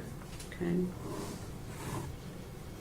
Did you ask that question both times that you saw her? Yes. And what did she say? That they hadn't been around each other. Okay. When you saw Megan at church those two times, did she ever seem to be upset about Evelyn not being around? No. Can you describe her demeanor? She seemed happy. Okay. Did she ever verbally express worry for Evelyn or her safety? No. Okay. Did she give you any indication that anything was even wrong with Evelyn? No. Okay. At some point, did you learn that Evelyn had been reported as a missing child? Yes. They detectives just showed up at our house. Okay. Wanting to know where I was, and I was on my way to Knoxville taking my daughter to an appointment. Okay. And is that how you learned that Yes. Evelyn was missing? Okay. Mhm. So not from Megan? No. Okay. So during the time that Evelyn's missing, did you see Megan Boswell again? I did. Okay. And do you remember where you saw her? I picked her up at the Walmart in Bristol. Okay. Do you remember what month that was? I do not. Okay. I want to say February maybe. Okay. And why were you picking her up at Walmart in Bristol? She said she didn't have anywhere to go. Okay. And I thought maybe she would talk to me if it was just me and her. Okay. Because you felt like you had that kind of relationship? I did. Okay. What was your purpose in talking to her that night? To see if she could tell me where Evie was, who had her. Okay. And are you doing this while you're driving Yes. with her? Okay. And I'm assuming you asked her those questions I did. when you got in the car. What was her response to you about where Evelyn was? She didn't know. Okay.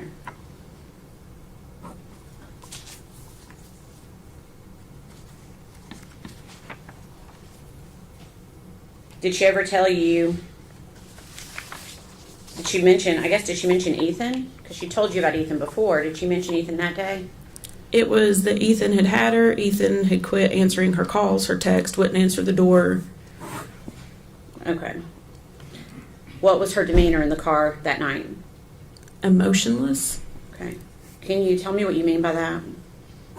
There was nothing.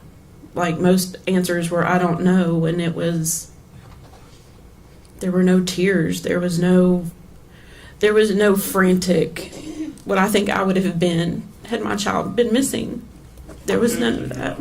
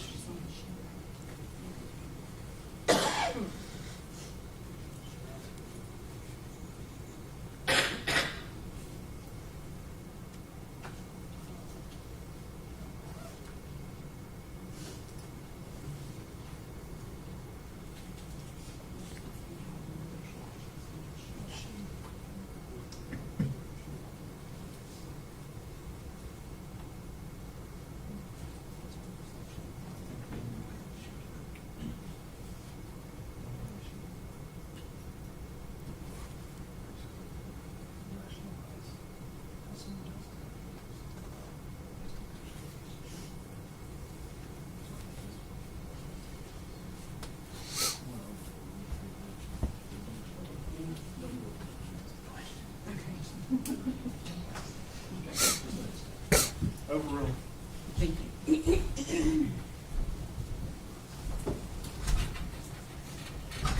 Just to clarify, and this is after Evelyn had already been reported missing, is that Yes. right? Okay. Yes.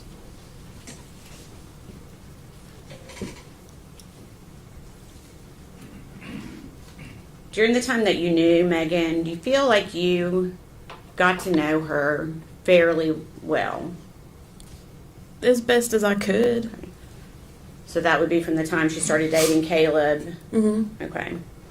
And you said that was in spring of 2019. Is that right? Yes. Yes. Did you see Megan on the news interviews that she gave? I did. Okay. Did you watch those interviews? Of course. Was the Megan that you saw on those television interviews the same Megan that you knew? No. How was she different? It almost seemed rehearsed, practiced. She just. Okay. I don't know how to describe that. Okay. We can stop with that.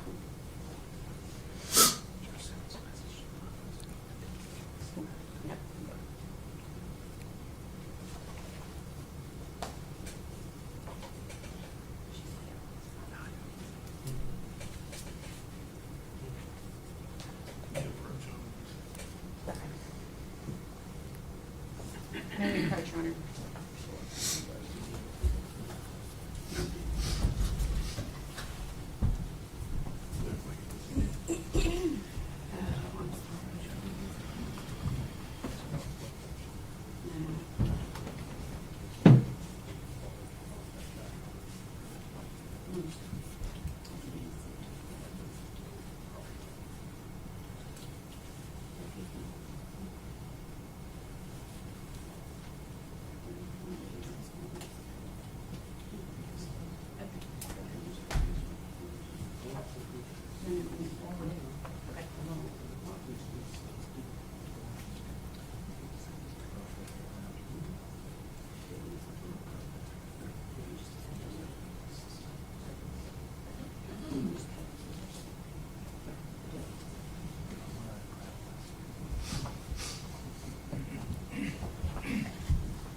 Miss Stacy, give me just a second.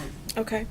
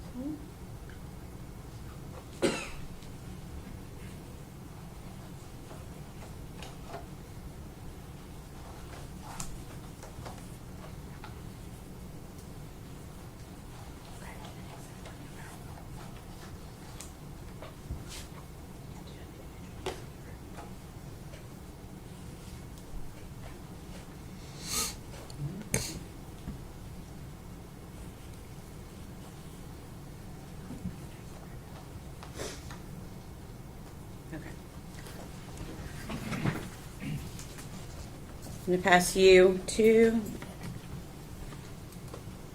papers.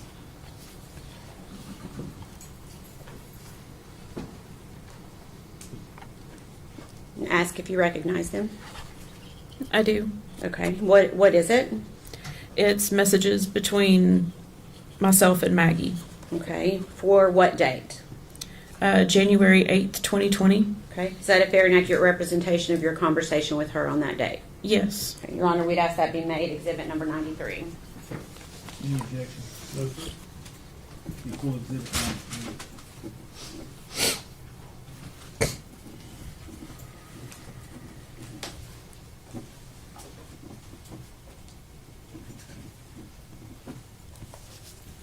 Thank you. Okay. Permission to publish?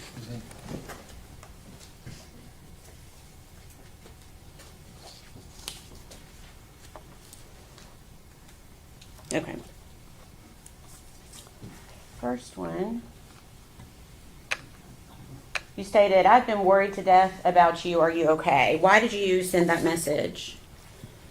I mean, that's right in the midst of people looking for Evie. And I hadn't heard from her. Okay. So Evelyn had not been reported missing yet at that point. So Then that was if I've not heard from her, because we talked quite a bit. okay.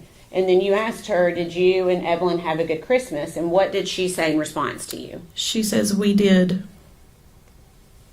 Did me read all of that? Actually, that's not verbatim. One moment, Your Honor. This is not.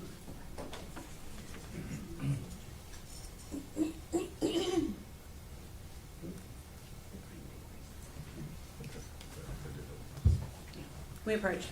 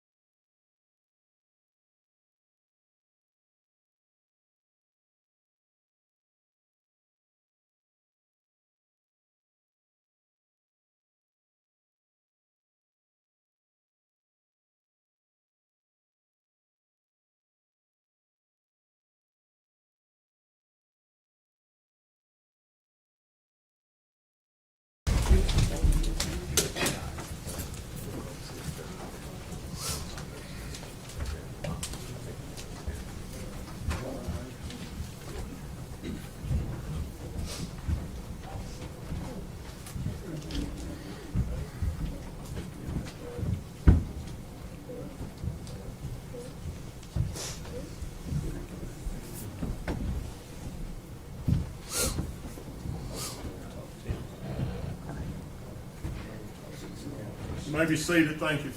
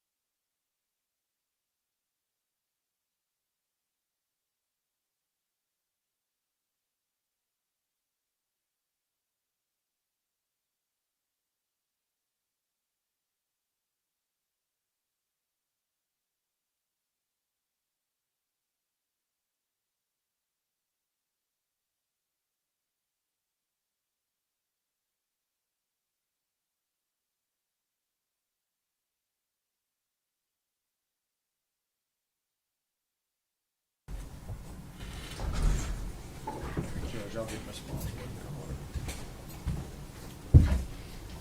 We need to talk before we bring the jury in. We have to have a client, though. Oh, okay. The jury's outside.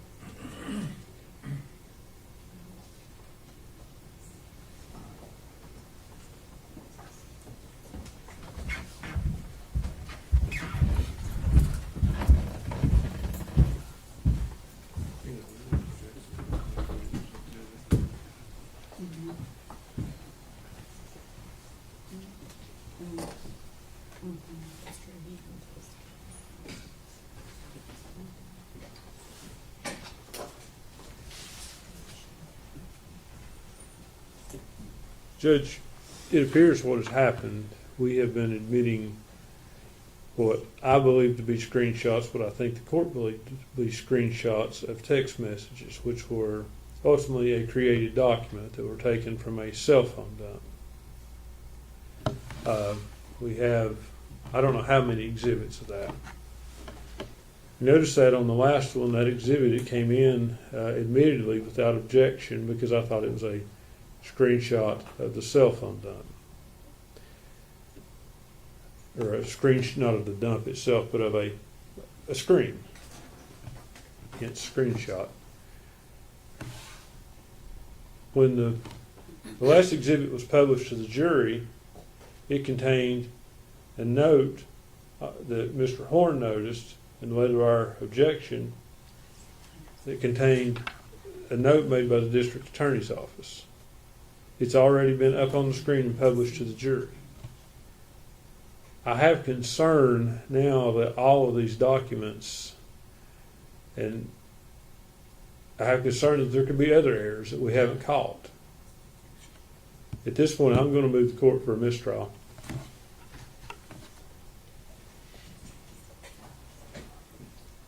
Judge, a couple things in response. Some of those are, I know the Instagram messages actually are screenshots of what was on the phone, so those are not. The other ones are taken from the either Facebook proceeds or text conversations that were dumped from the phones. They're identical.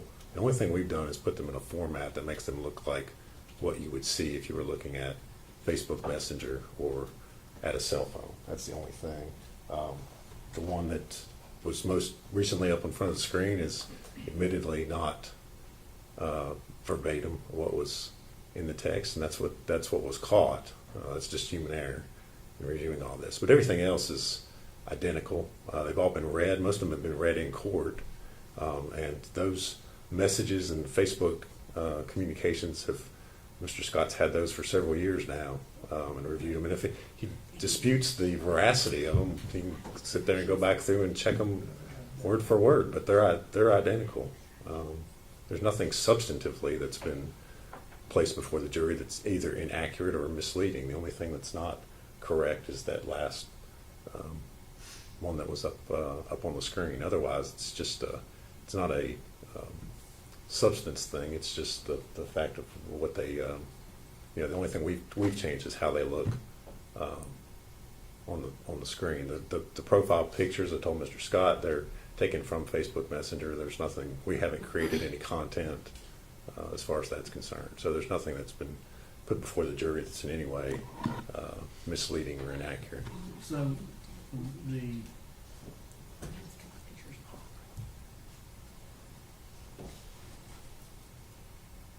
raw data was from the cell phone.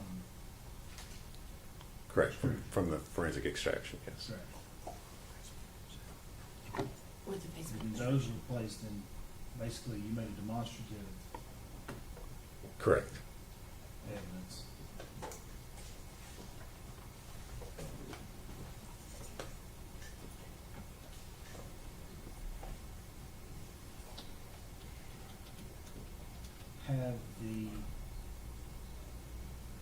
has the raw data been provided in discovery? Oh, yes, Judge, that's been provided, they've had that for years. And the demonstrative, That was made available, Mr. Scott wanted, we had him and his investigators at our office several weeks ago, they wanted to look at it. We didn't specifically identify which things we were using, and as the trial's going on, some we've used and some we haven't used, so. But yes, they've been available. Judge, I was not aware of that. We did meet with Mr. Harper and Ms. Massengill. They were very kind to have us up there, but you have to understand, we talked over generally what data we had. I don't remember talking over this demonstrative data. We do have the cell phone extraction. And as these are coming in, the way they look to me, I'm not raising a big stink at it at the time because it looks like screenshots. Picture's worth 1,000 words. And so we see this last one come in. But as far as someone sending me the demonstrative data and saying, we're going to use this or we have this, no. That's my understanding. Now, in everyone's defense, these files are huge. I can't tell you that I can say chapter and verse, which is in every folder, and I doubt they can either. But at the same time, I find myself now in a position where we're in the middle of the trial. It would be near impossible to go back and compare all of these documents. I don't think Judge, if you want me to, I don't think it'd be that difficult for us to pull these messages from what they come in Facebook. And I mean, if you want to compare them, we can isolate those. I don't think that'd be difficult at all. I mean, it's not that many messages that have been admitted at this point.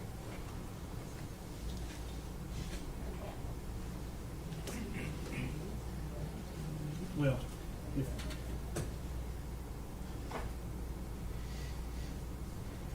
since the raw data has been given, I'm not going to grant this trial because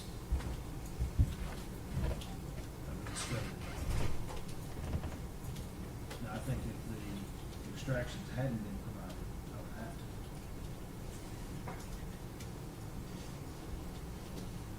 The other question would be, do I need to declare a mistrial because the one inaccurate demonstrative aid was placed up on the monitor? And I will know that part of that message was not read to the jury.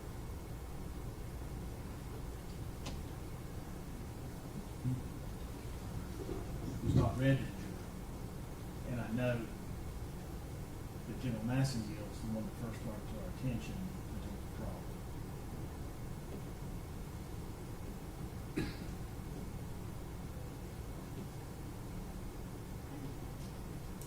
So I'm not going to order a mistrial at this time for that. I will give a curative instruction that if any of the jurors read that last bubble for the few seconds it was up there, but to put that out of their mind and they're not to consider what was there. Now, my concern, so I'm going to deny the motion for mistrial for those reasons. I don't find that there's manifest necessity that we have to mistrial the case. Now, going forward.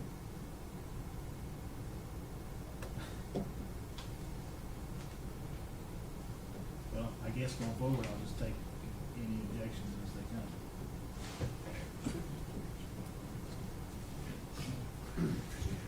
Since I can't give any advisory opinions.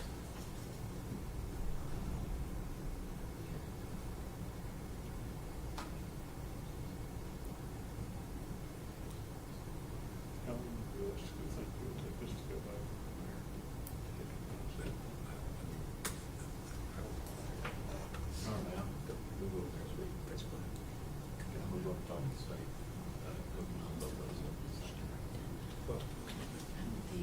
I just don't want you to go talk to me.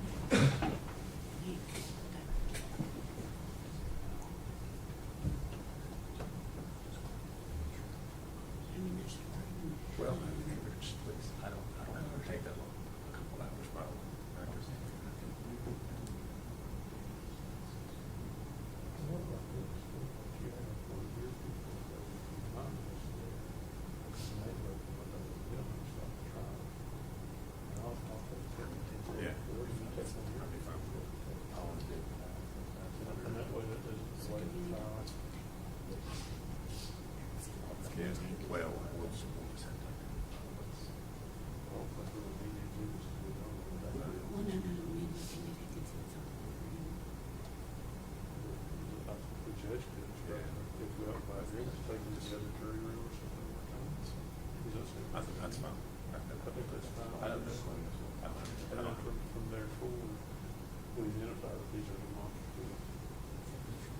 if they are registered, because some of them might not be, so they might be registered. That's fine. Yeah, that's fine.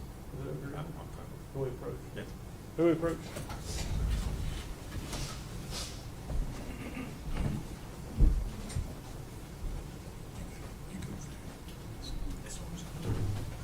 Yeah,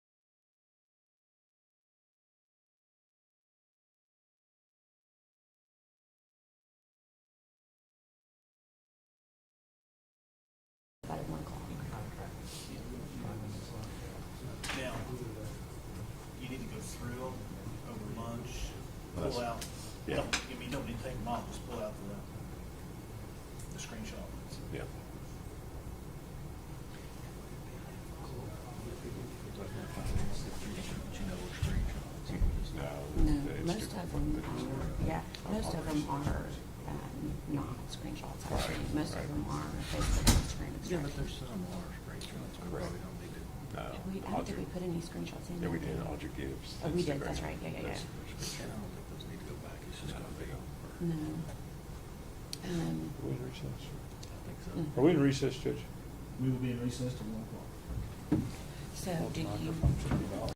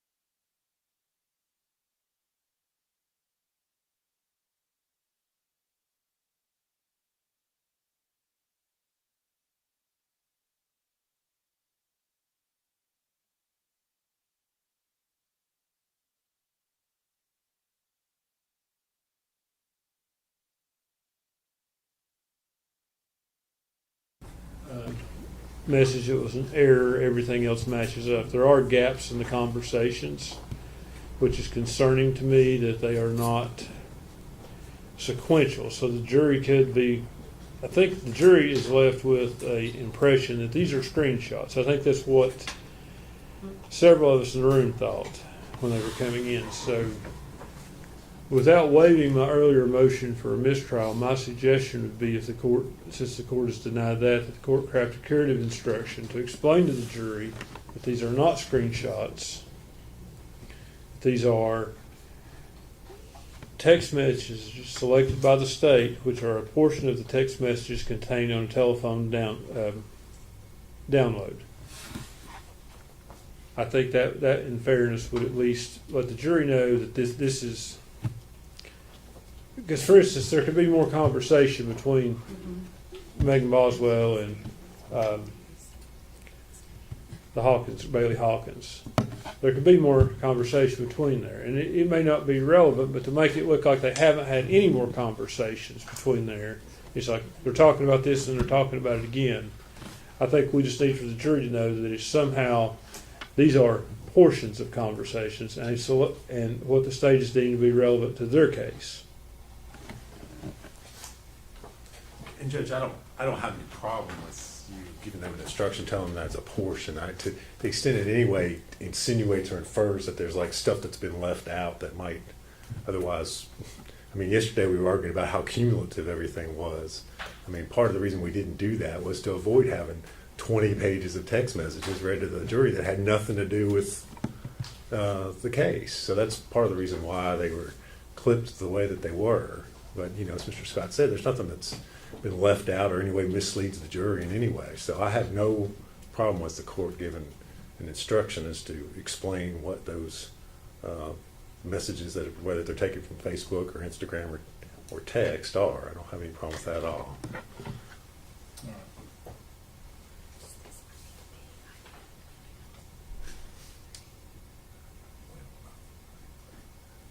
I'll do that when we bring the jury back in. Your Honor, so far as Exhibit 93 goes, would that be for the exhibit in dispute? Would that be for ID only at this point? For this, at this, well, I know.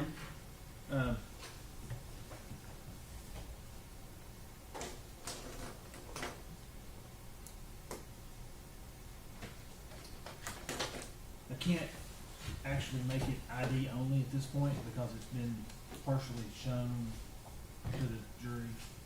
And I've got to talk with them about that as well. But what I will do is I will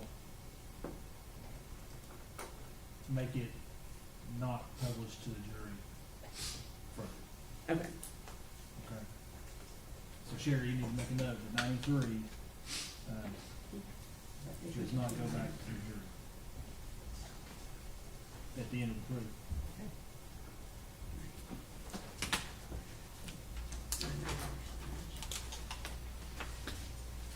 Check to make sure I'm clear.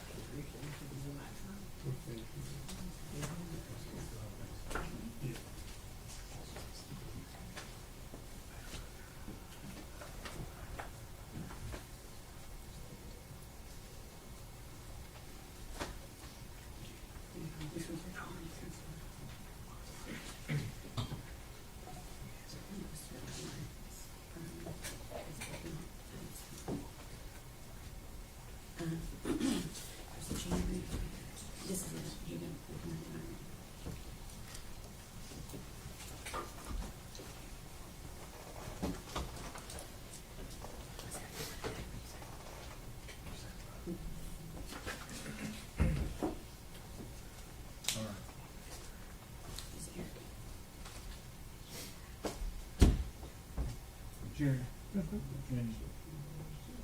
and I don't remember where it was done.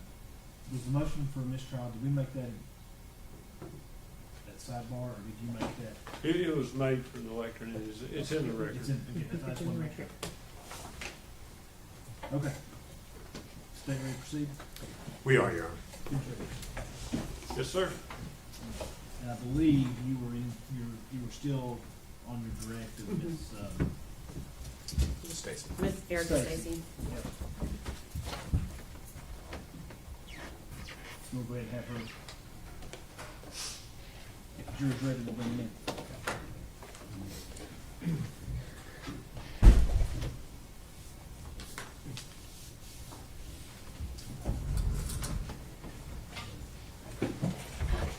Everyone stand.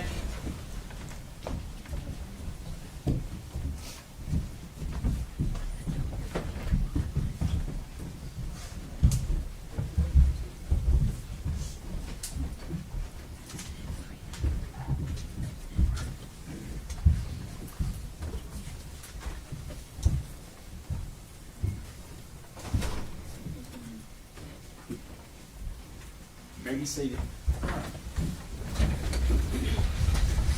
Ladies and gentlemen, I apologize for the delay. We had an issue that we had to get sorted.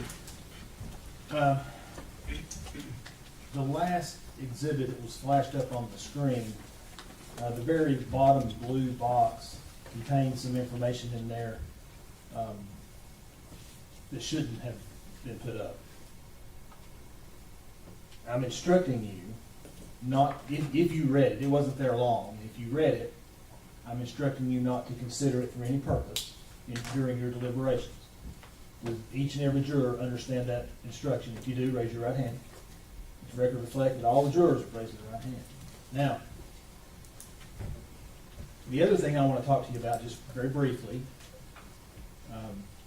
and I'm not commenting on the evidence at all. Some of these exhibits appear to be screenshots of conversations, either text, Facebook, Instagram, whatever other social media platform that there is. And they're not actual screenshots. They are snippets of conversations taken from a phone extraction that was done. Okay? And I just want you to understand that. Which means that it's not necessarily a sequential stream of conversations back and forth. Does everybody understand that? No? All right. I think that's it. I believe Miss Stacy was on the witness stand. You'll come up, Miss Stacy?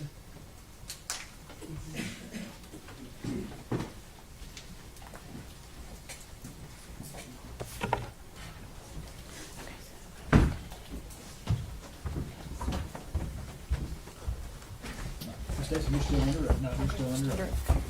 Sit there and speak up in your mouth. All right, go ahead, Jim. Okay, thank you. Give Mr. Scott just a second to look at them.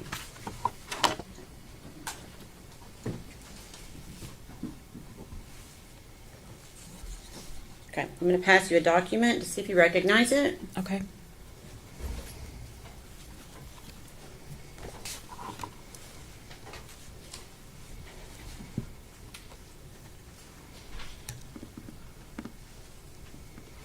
Yes. Okay, and can you tell me what it is?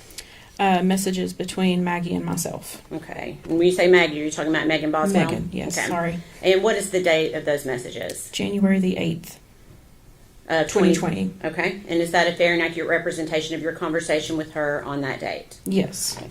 We'd ask that be made exhibit number 94, please. Mr. Scott? No objection.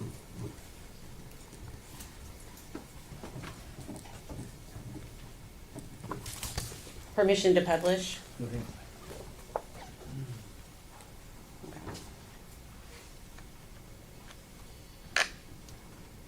Okay, see if I can make that a little bit bigger. Okay.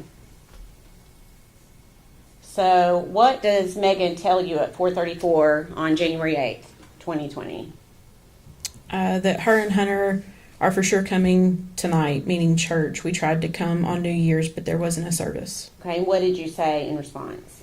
I've been worried to death about you. Are you okay? Okay, and then what did you say after that? Did you and Evelyn have a good Christmas? And then what did Megan say to you? My phone is broken. LOL. We did. Did you all? Okay. And the second part of that exhibit. And then how did you respond to Megan? We sure did. I'll bring your presents tonight and give them to you. So are you and Hunter a couple? And what did Megan say in response? More or less. LOL. Ethan's leaving to go home tomorrow, so I won't have Evelyn tonight, but I'll bring her next week. Okay. And what did you say to Megan? Okay, what does Evelyn think of Hunter? And what does Megan say? She's not really been around him much because Ethan's in and has had her a lot. He won't get another break until he's out in September.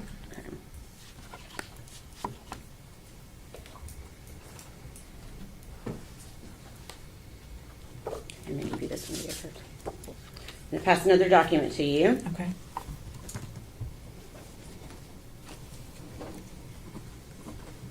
I'm going to ask if you recognize it. Yes. Okay. Can you tell us what it is? Again, messages between me and Megan. Okay. What's the date of those messages? February 24th of 2020. Okay. Is that a fair and accurate representation of the conversation on that date? Yes. Okay. We'd ask that be made exhibit number 95.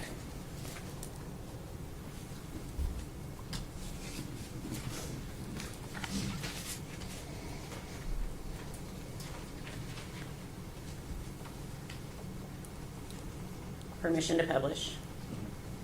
Oh. Okay. No, before the exhibit 95. Okay. So it looks like this happened after Evelyn had been, or you had been notified that Evelyn was missing. Is that right? Mm-hmm. And what do you say to Megan? Can you tell me who has or had Evelyn? I'm worried sick about her. And then what does Megan say to you? My mom did. That's why TBI was looking for that BMW and she's being questioned. And then what did you say to Megan? What did your mom do with Evelyn? The news said she wasn't with them. Okay. And then what question do you ask Megan here? Has she had her this entire time? And what does Megan say? Yeah, I'll talk to you later. I'm just trying to gather pictures of her, but thanks though. Okay.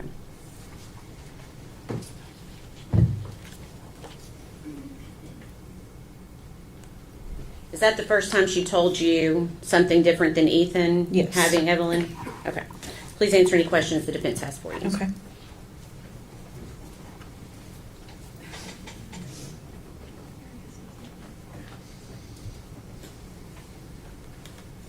Miss Stacy, my name's Gene Scott. How are you? I'm okay. How are you? Good, thank you for asking. It's my understanding you knew Megan through her dating your son, Caleb. Yes, sir. When did they date? It was spring of 2019. Okay. So,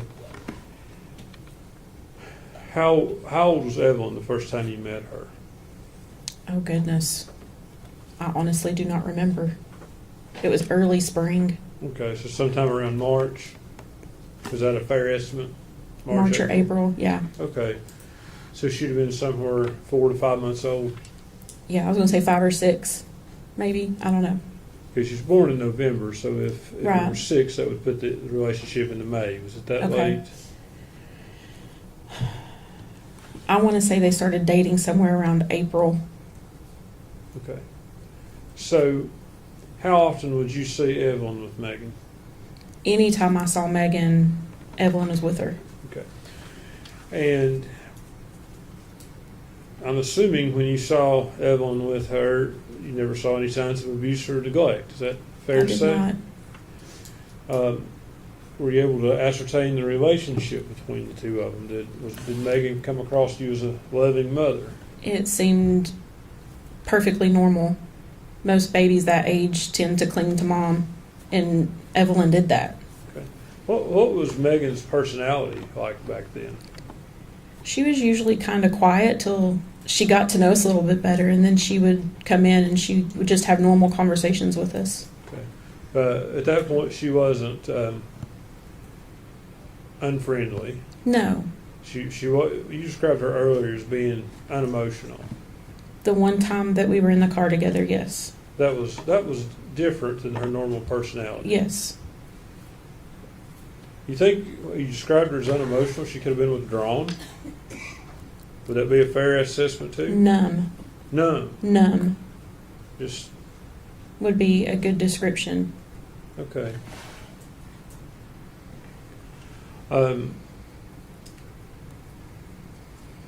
Just want to make sure I'm clear. Did you ever see any interaction with Megan and Evelyn where Evelyn wasn't dressed appropriately, she was dirty, or anything like that? Mm-mm. No, sir. Okay, so I'm assuming you thought she was a good mother. I did. When is the last time that you saw Evelyn? September 11th, 2019. Okay. Ms. Stacy, I thank you for being here and for your testimony. Yes, sir. Redirect. No, Your Honor. May she be excused. Yes, yes, sir. Yes, sir. Ms. Stacy, thank you for your testimony today. You're released from your subpoena. There you go. Thank you. Call you next. State would call Randy Wood.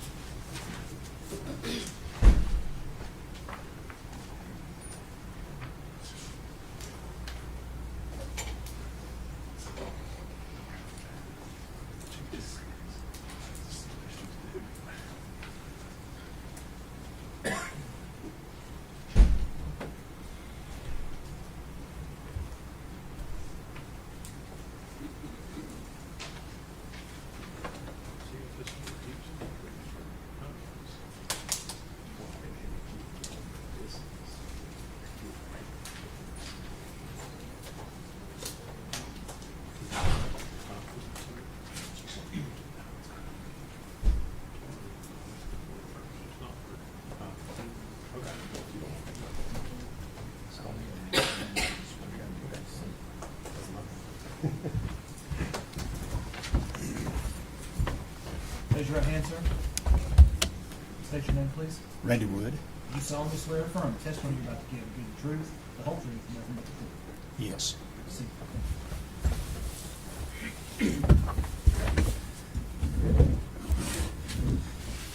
Go ahead, Jim. Thank you, Judge. You're Randy Wood, is that correct? That's correct. All right. And Mr. Wood, where were you living back in 2019? Let's see, 217 Sandy Point Drive in Blumpville, All right, you said Blumpville. Was that in Sullivan County? Sullivan County. Okay, and just for context, kind of tell us where that's located. Where is It's that? located in Barefoot Landing on the lake. Okay, out by the lake out there? Yes. Behind Behind the airport. Airport, okay. All right, now, we've heard some mention earlier in the trial about Preston Hunter Wood. Is he your son? Yes, he is. All right. Now, back in December of 2019, did you open a restaurant here in Blumpville? I did. All right. If you would, kind of tell us what it was and what you were serving. The name of it was Hunter T's Chicken Shack. I was the only owner of the place. It was right there on Highway 75. All right. Where? I sold chicken, roasted chicken. Okay. Was it a sit-down restaurant? No, or it was a drive-through, just like Pal's. All right. And it's over there, right across, kind of from Northeast State. Yes. Okay. Now, you mentioned you were the only owner. Did you have employees, people that worked for you? Yes. Yes. Okay. How many people? How many Well, employees? let's did see. you have? We interviewed. We hired everybody that filled the application out because usually there are only about half shows up the day you open up.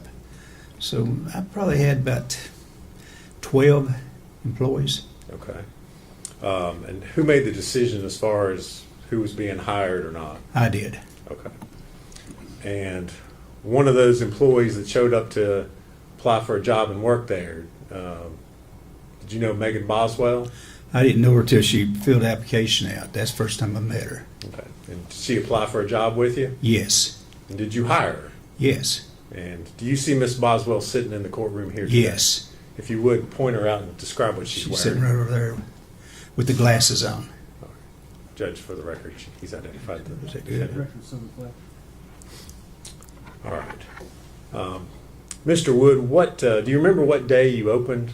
It was the first Monday in December, and it was the second. Okay. Second day of December, is that 2019? Yes.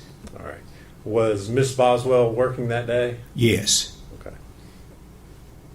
And you mentioned you didn't have a whole lot of employees. Who was in charge of making the schedule and deciding who was? Jason Fassett made the schedule and everything. Okay. Was your son Hunter an employee there? Yes. All right. What did Hunter do? He was mainly just an employee. Okay. Because Jason sort of run the place when I wasn't there. All right. So Hunter and Megan worked there as co-workers. Yes. Did you work there at the restaurant? Were you there on a regular basis, or? Pretty much so, you know. Yes. Okay.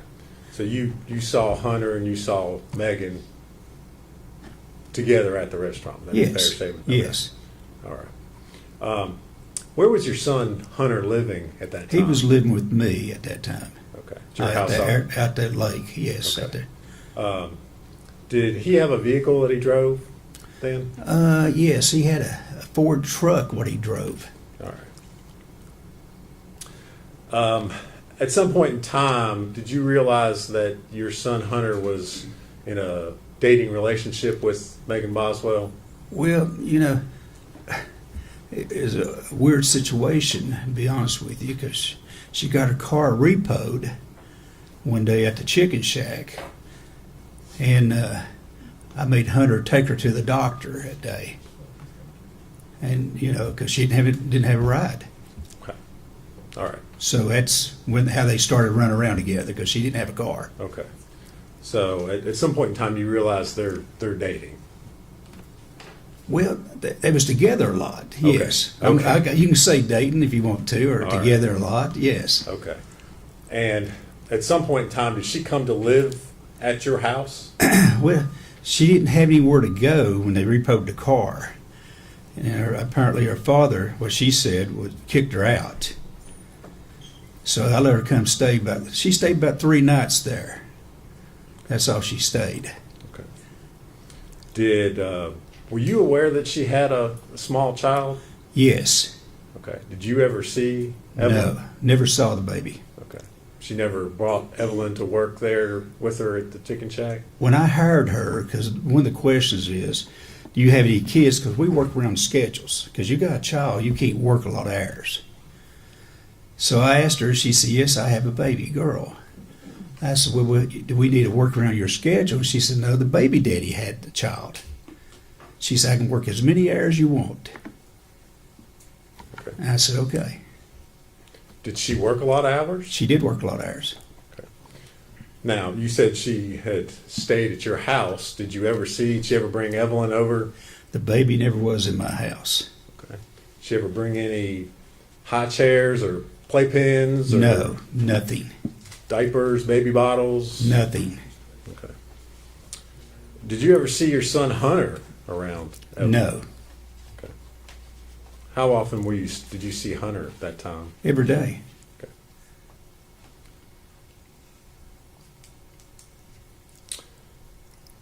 Now, your son Hunter, does he still live with you? No, he started living with his mother, but he's at the hospital at the moment. Okay. He's at a hospital. Where is he in a hospital? Marion, Virginia. All right. Is that a mental hospital? Yes. How long has he been there? 2 months. Okay. What have you been up there to see him at that facility? Yes. What is his mental status this time? Well, some days he's pretty decent. Other days he don't know who I am. Okay. Would he be able to come into this courtroom and testify? No. Okay. You mentioned that he'd been there for about 2 months. Yes. Had he had mental health problems prior to that? Yes. Okay.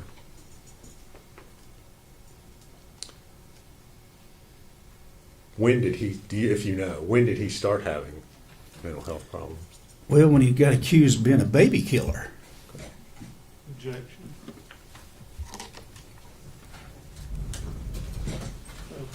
I'll just draw it, Judge. I will draw it.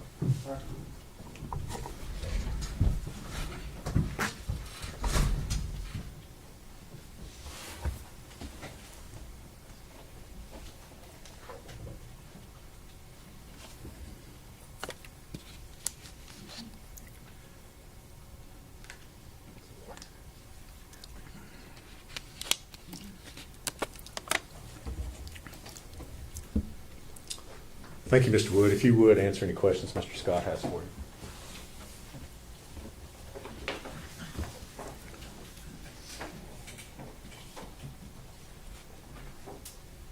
Mr. Wood, my name's Gene Scott. How are you? I'm doing good. How you doing, this? I'm doing good. Take my reading glasses off. Let's talk about your son. It's Preston Hunter Wood, is that correct? That's correct. All right. And you said he hadn't had any mental problems until people accused him of being a baby killer. That's true. Okay. Since then, he has had quite a few mental problems. Is that True. okay? He has been diagnosed as being schizophrenic, suffered hallucinations. That's probably true. Yes.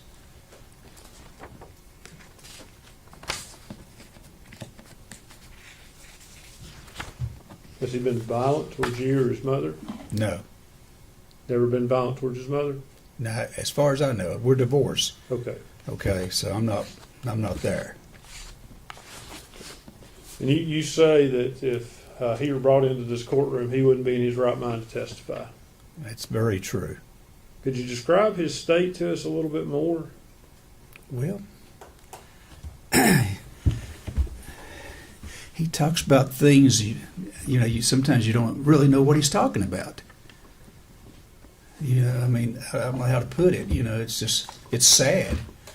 I mean, this young man was a 4.0 student in school. Now he's, I don't know if he's ever going to function in his life again. Mm-hmm. Does he hallucinate? I don't know if he hallucinates or what you call it. I don't know, what the definition of hallucinate. I mean, Well,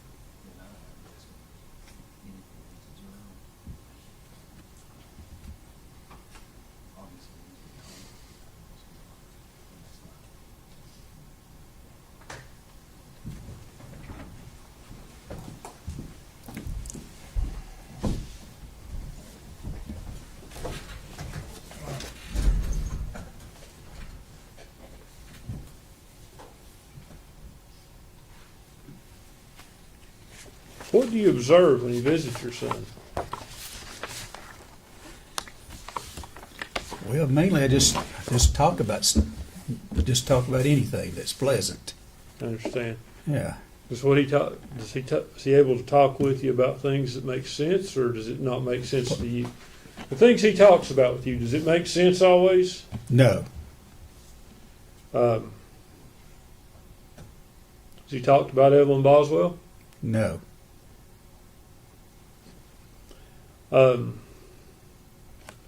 Are you aware that he has in the past been diagnosed with violent threats, hallucinations?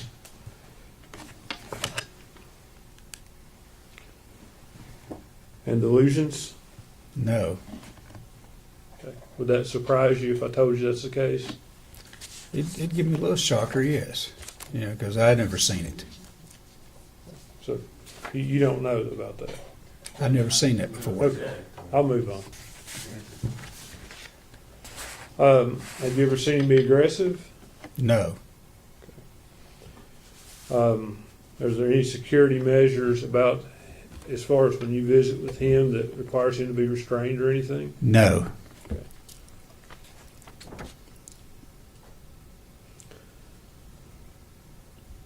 When you talk to him, does he talk about things that are not real, things that are not there? Well, he talks about the future sometimes, like maybe taking a cruise or things of that nature. Just good stuff. Never bad stuff. We don't talk about bad stuff, no. Okay.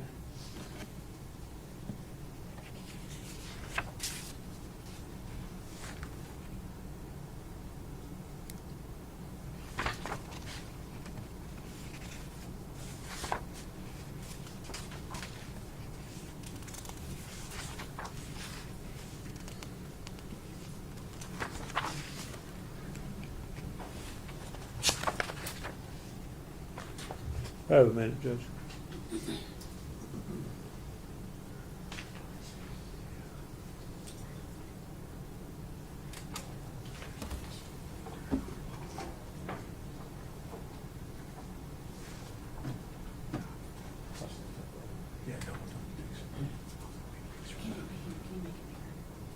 I wish it was small.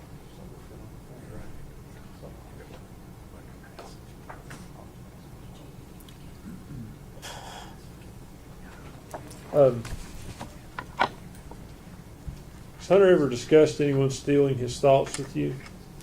Pardon me? Has Hunter ever discussed anyone stealing his thoughts with you? One more time, okay? Has Hunter ever told you that someone or something steals his thoughts? He usually informed me with everything, yes, talked to me about everything. So he's told you that some. Judge, I object to hearsay. It is hearsay, but I mean, you know. it's kind of a unique situation. I'm sorry.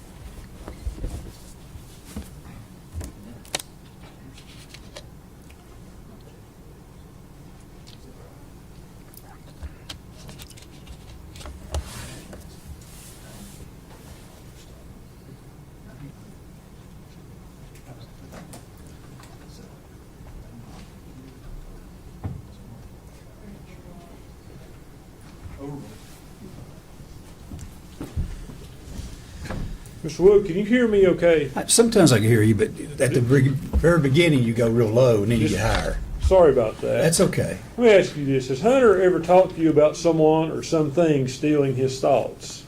Stealing his thoughts? Yeah. Being able to read his mind? No, he's never done that to me. Are you aware of him ever talking to you about aluminum foil preventing that?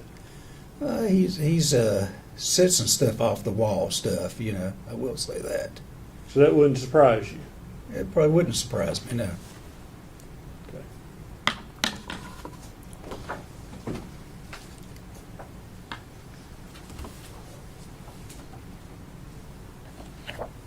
Sir, I've handed you a photograph. Could you identify that photograph? That is my son standing in front of the Hunter T's Chicken Shack. You say your son, Hunter Preston Hunter Wood. Preston Hunter. Yes. Okay. Judge, we would offer that as the next exhibit, and I don't think it will fit on the projector to publish to the jury. I'll just ask that it. Okay.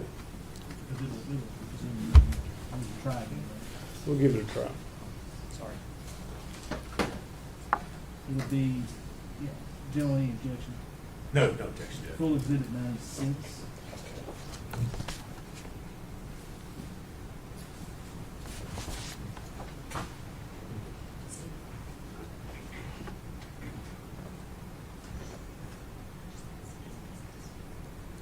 And that's the picture we're showing the jury. That's what you just identified, sir? Yes.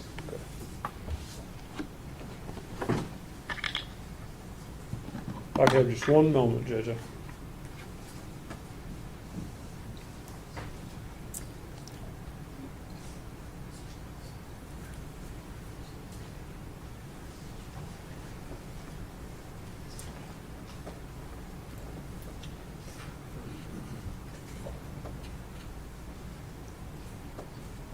Judge, I may need just a minute.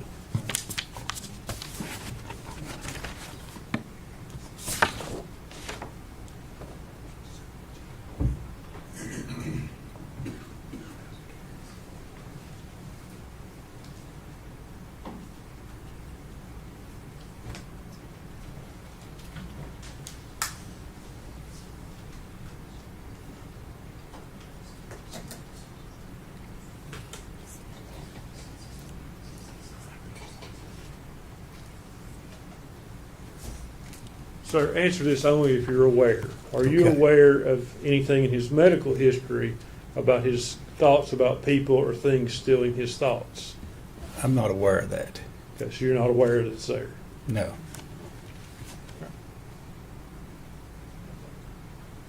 Because that's all the questions I have. Mr. Wood, thank you for being here. You agree? No, Your May he be excused. Yes. Mr. Wood, thank you for your testimony. Thank you. You're released from your subpoena, sir. You're free to go. Okay, thank you.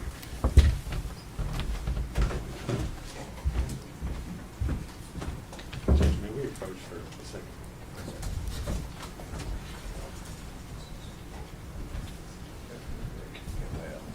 I think so, but actually.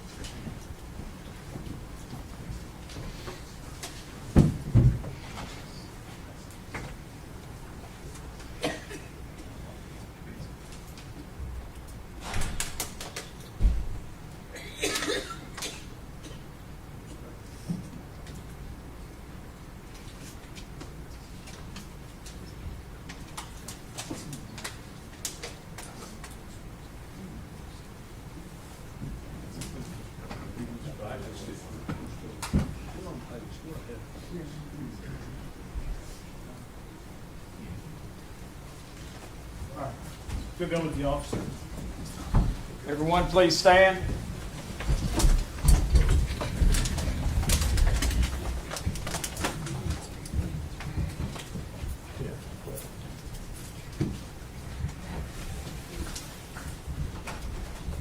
Gary, I don't expect it to be long. Okay.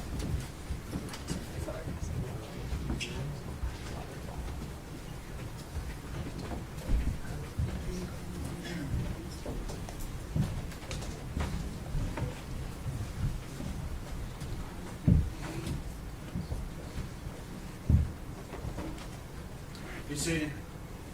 10-minute recess.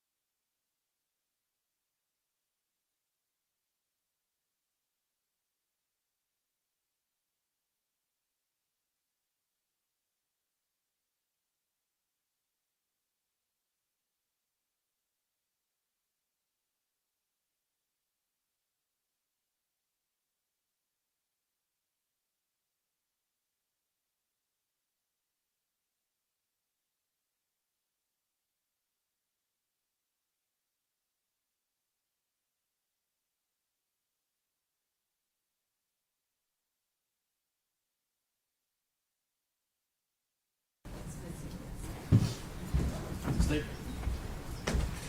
Yes, sir. All right. Are we going to begin without?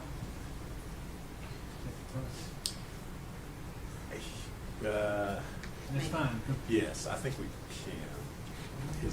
He's assisting me so we can get started. That's what I thought. Yeah. All right. If the jury's ready, we're going to bring them in. You want to go ahead and have your next witness ahead?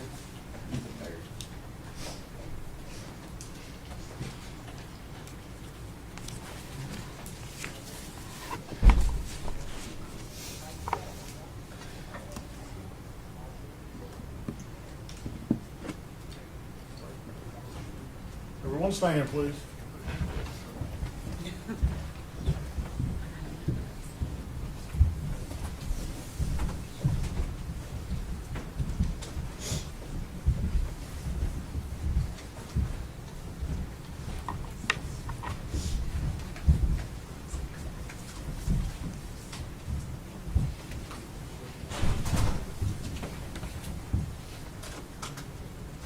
You may be seated. Thank you.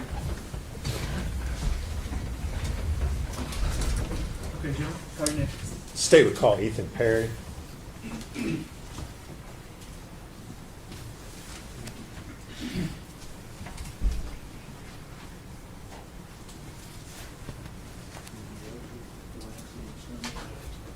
Stand to be sworn. Speak in the microphone after proceeding. Raise your right hand, sir. State your name. Ethan Perry. You solemnly swear affirm testimony you're about to give be the truth, the whole truth, and nothing but the truth. Yes, sir. Have a seat with you.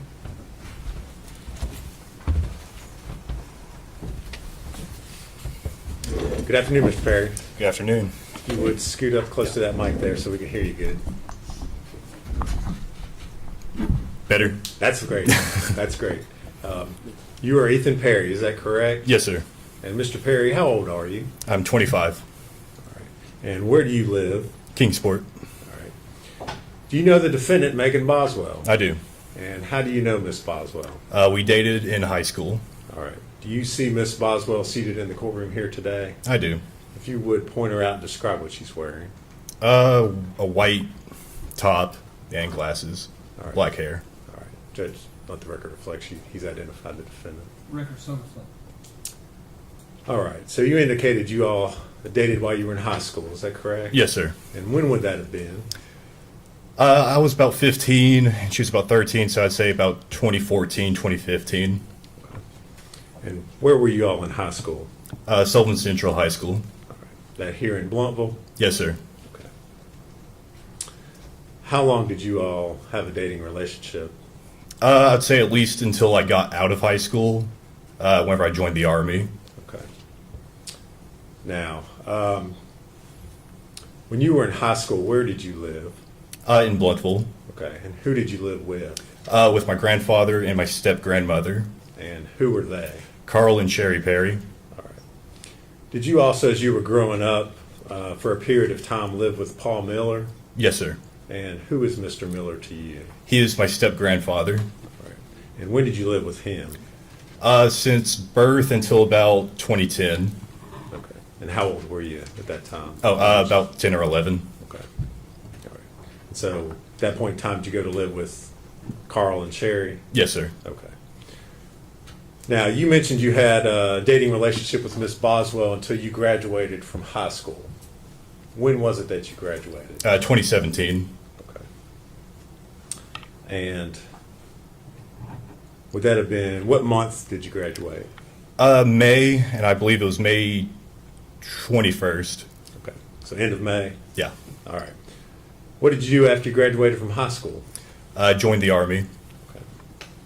And how soon after you graduated from high school did you join the Army?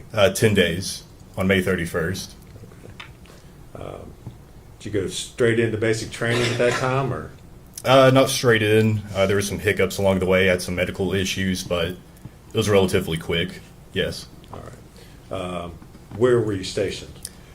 I went to basic at Fort Benning, Georgia, and then I was sent to my unit in Fort Polk, Louisiana. Did you continue to keep in contact with Megan Boswell while you were at basic training? Yes. Okay. Would you say you were still in a dating relationship at that time? I'd say so, yeah. Okay. How were you keeping in contact with her? In basic training, mostly through letters. But by the time it was over, text. Okay. Yeah. You didn't have a phone while you were... It was like once a month we got our phone, but it was only for like 30 minutes. I can't really remember any conversations that we had specifically. Okay. But you were still continuing to communicate with her the old-fashioned way by writing letters? Is that Correct. right? Okay. So as your time in the Army continued, did you continue to have a relationship with Miss Boswell? Yes. Okay. And at some point in time, did you come back home to Tennessee? Yes. And when was that? Probably the first time would have been in probably the winter of 2017. Okay. For Christmas. Okay, that's what I was going to ask. Yeah. All right. So you had leave. You came home at Christmas time. Is that right? Correct. All right. Where did you stay when you came back? With Carl and Sherry Perry. All right. Did you have contact with Miss Boswell while you were here? Can't remember for sure, but I'm sure. Yeah. Okay. Y'all were still in a relationship. Is that fair statement? Sure. Okay. Well, if it's not, tell me. I wouldn't call it a healthy relationship, Okay. but a relationship, yeah. All right. You saw her while you were here in Tennessee? Yeah. Okay. Now, at some time in 2018, did you learn that she was pregnant? Yes. And when was that? I would have probably around March or April. Okay.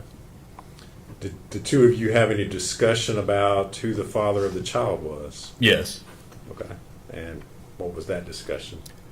Well, it was more of whenever she announced that she was pregnant, it seemed pretty delayed, It seemed like she would have known sooner. Well, the time that I was in. But, yeah. Okay. Well, let me ask it this way. Was there discussion made about the fact that you were the father of the child? There was, yeah. Okay. And did you assume that you were the father of the child? Initially, yeah, I just rolled with it, but the blinders were taken off pretty quickly after that. Okay. Yeah. You had some doubts? Yes. Okay. Now, in November 2018, she had her child, Evelyn, correct? Correct. Okay. Where were you stationed at the time that Evelyn was born? Fort Polk, Louisiana. Okay. Were you still in contact with Megan during this whole time? Yeah. Okay. Now, at some point in time, did you leave your assignment there at Fort Polk? When? What year? What time? After, this would have been November 2018. Not in November, no. Okay. Sometime later on? For Christmas in like December, yes. Okay. Where were you assigned at that point? Fort Polk still. Okay. So you came back home? Yes. Okay. Did you see Megan and Evelyn at that time? Or? I did not. Okay. Was there a reason why you didn't see her then? Mostly just over the legitimacy and, still trying to figure that out. It was just really embarrassing, I guess, to All right. argue over it. Not having a good relationship at that time? That too, yeah. Okay. So you leave after Christmas, you go back to the Army? Correct. Okay. Still in Louisiana? Yes. Okay. At some point in time during 2019, were you reassigned or was your unit sent somewhere else? We were sent to El Paso, Texas to assist Border Patrol doing surveillance on the border. Okay. We would work from El Paso to the Santa Monica station in New Mexico. All right. Do you remember when in 2019 that would have been?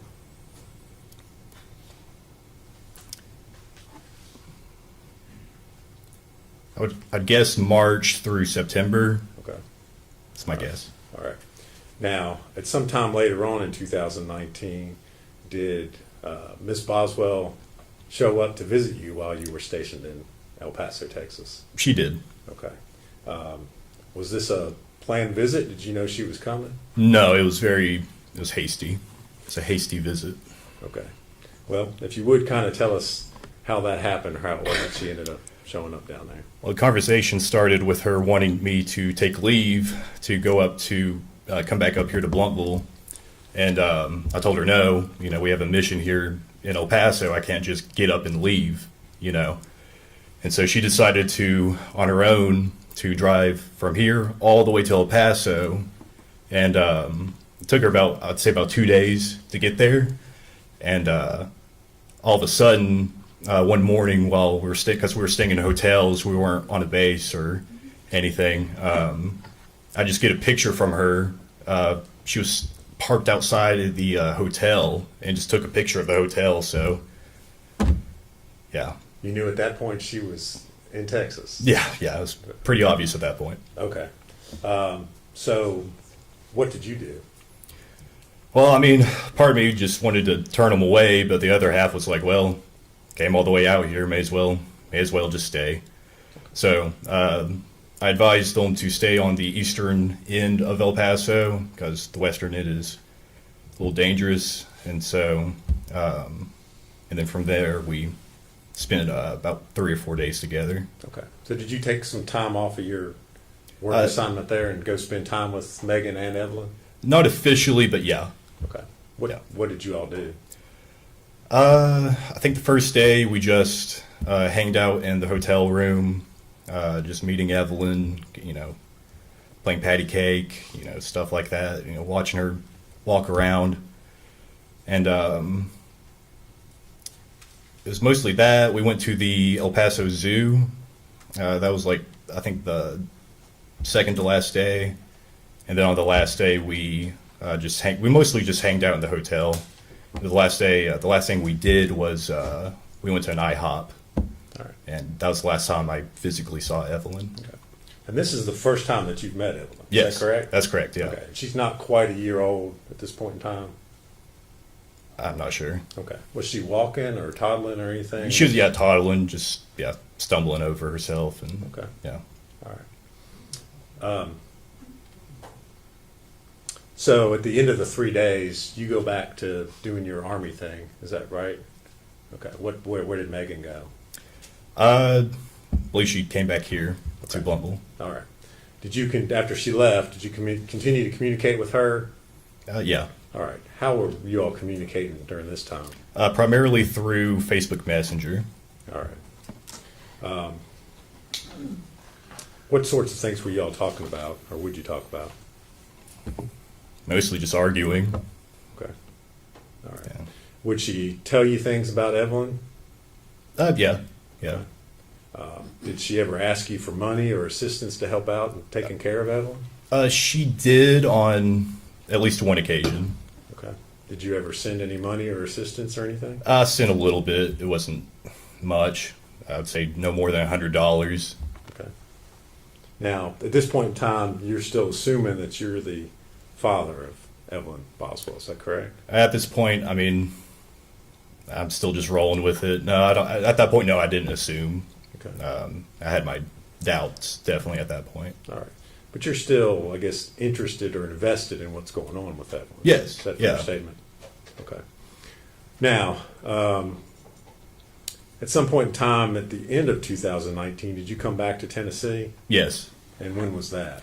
For Christmas. Okay. Do you remember what date specifically you might have come back? Usually leave was about 2 weeks, and I think I was here until about New Year's or on New Year's. So I'd say, I don't know, 15th to the 30th. Okay. And where did you stay when you came back to Tennessee? At Carl and Sherry Perry's. All right. Did you see Evelyn while you were here? No. Did you ask to see Evelyn while you were here? Yes. And what were you told? Well, I was told that she had the flu because we were planning to go over to Paul Miller's for Christmas, and it made sense because that's whenever COVID started making its rounds around the country, and so it seemed like a good excuse. Made sense. Okay. And did you in fact go over to Paul Miller's? Yes. And did you go by yourself, or did you go with Megan, or how did that happen? I went with Megan. We met up at the Northeast State Community College parking lot.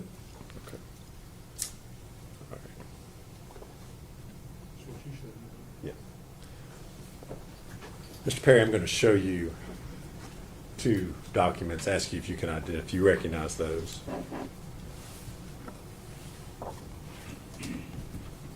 Yeah.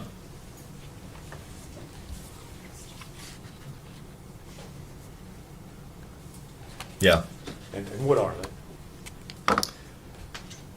You want me to read it? No. I just want you to tell me what they are, just generally. It was trying to coordinate to get the Pauls. Okay. Are those the text messages that you had with Ms. Boswell on December the 23rd, 2019? Yeah. Okay. And is that a true and accurate representation of the conversation that you had with her? Yes. All right.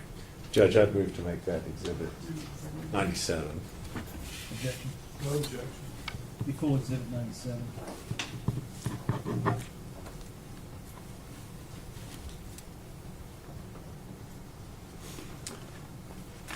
Asked to publish those to the jury.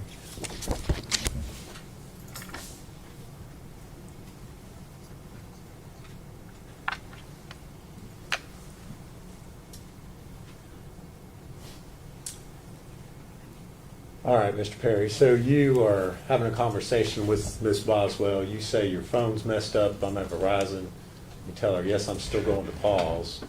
What's her response to that? Evelyn is sick, so I'm not bringing her around everyone. If you want to see her tomorrow, just you can. But she has the flu, and I don't think, being around a ton of people is such a good idea.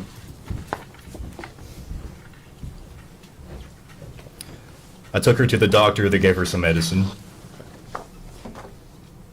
And then you say, okay, sounds good. My grandpa and would like to see her soon, though. Sherry's about to go into hospice soon. She stopped taking her chemo just whenever Evelyn feels better. You ask, is she okay? What's her response? Okay. Yeah, she's fine. All right. And you say, everyone has the damn flu around here. And then... She's just sick, and I don't want her around everyone. You want to meet me, and we can ride together?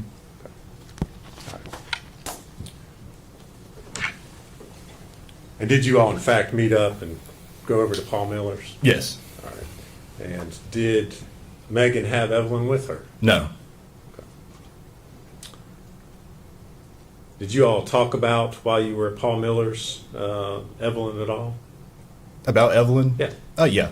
Okay. Did you, and what did you all do while you were at Paul Miller's? Just mostly just sat around. I believe we ate dinner, opened some presents, and it was relatively quick. I'd say we were there for no longer than 2 or 3 hours. Okay. All right.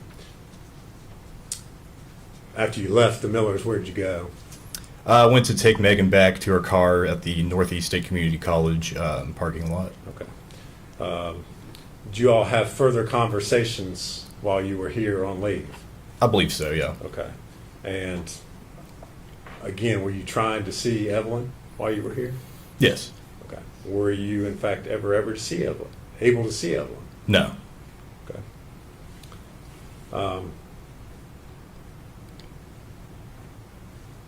Did you see Megan again while you were home? Yes. Okay. And when was that? Can't remember the exact date, but it was after Paul Miller's. Sherry and my grandfather Carl bought her some gifts, Evelyn some gifts, some baby food, and little stuff like that. So I asked Megan to come over to my place and just pick them up. Okay. And you indicated you were staying there with Carl and Sherry Perry. Is that correct? Correct. And did Megan come to their house? She did. All right. And did you talk to her? Did you give her those items you just described, or? Yeah, the conversation was relatively short. I just gave her the gifts, and she told me that she was going to go to, I believe it was Pigeon Forge with Hunter Wood. Okay. Was Evelyn with her when she came to pick up those items? No. Okay. Did she say where Evelyn was? Chances are she said, I don't know for sure. Well, if you don't know or remember, that's fine. Yeah. Okay. How long was she there picking up those items? Like 10 minutes. Okay. All right. So Did you have further communication or conversation with Megan Boswell while you were home? After that, it seemed like the conversation pretty much ended altogether. Okay. Were you all still communicating by text and Facebook? Yeah. Okay.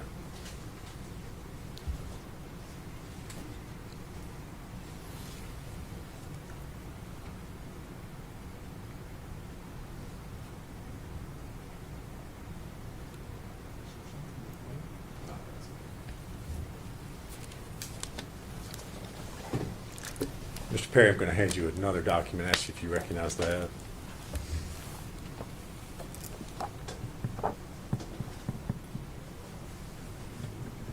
I recognize it, yeah. And what is it? It's Megan stating to me that her father just kicked her out of the house again, and that she won't have Evelyn back until she gets a place to stay. Okay. And then she said, "Never mind, I'm sorry." All right. The next day. Those text messages you received from her? Yes. All right.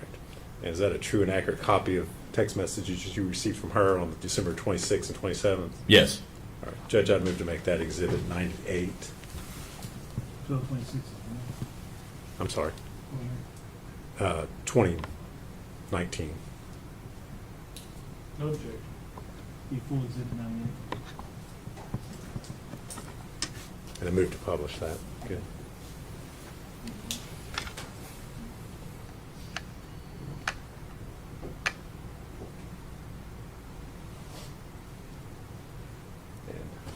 Mr. Perry, she sent those messages to you. You did not respond to them. Would that be correct? Correct. Okay.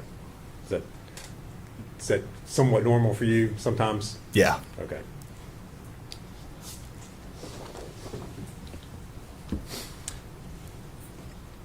Now, you said you were on leave from the Army over Christmas there in 2019. First part of January, did you return to your duties with the U.S. Army? Correct. And where were you all stationed at that time? Fort Polk, Louisiana. All right. Did you continue to communicate and receive communications from Miss Boswell after you returned to Fort Polk? It was pretty rare, but yes. Okay. And specifically, do you remember getting a message from Miss Rachel Owens? Yes. And without telling us what she said, did you, as a result of what you were told, communicate with Miss Boswell? Yes. Okay.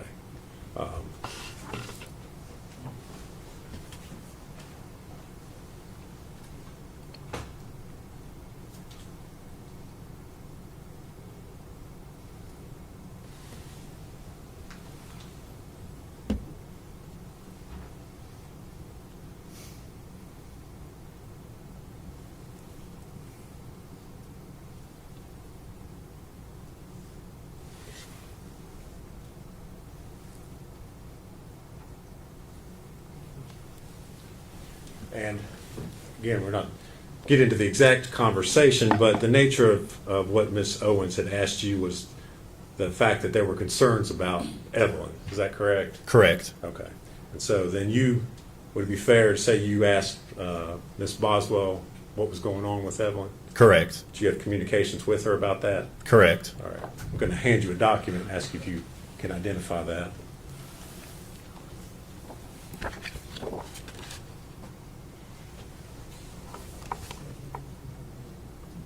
Yeah, I recognize it. And what is it, sir? It's her stating that just to ignore. Hold on. Don't read it Sorry, yet. No, sorry. you're fine. Just is that, and I'll lead you a little bit. Is that the text conversation that you sent to Miss Boswell after you had the communications with Miss Owens? Yes, this is her response. Okay. Yes. And is that a true and accurate depiction of the messages that you sent her? Correct. All right, Judge, I move to make that exhibit 99. Go full exhibit 99. And I believe the date on that's January 19th, 2020.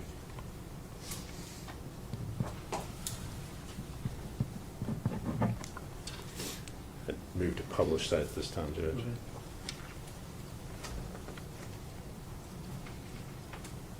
Okay, so you've messaged Miss Boswell about the fact that you have concerns. Miss Owens has expressed concerns about Evelyn, and her response is, just ignore her. I've not talked to anyone in my family in weeks. Literally, I've cut all ties with them. That's why she's not seen her. She and Dad cussed me out. Dad took me car from me in the middle of work and left me in a bind and shit. Fuck them. They aren't my fucking family. They never were to begin with. That's all she said. Okay. All right. Did she ever tell you anything else about Evelyn or where Evelyn was? I can't remember. Okay. All right. So that was January 19th of 2020. In February of 2020, did you receive some phone calls? Well, let me ask you this. Were you still in the Army, still at Fort Polk at that time? Correct. Okay. Did you receive some phone calls from family members?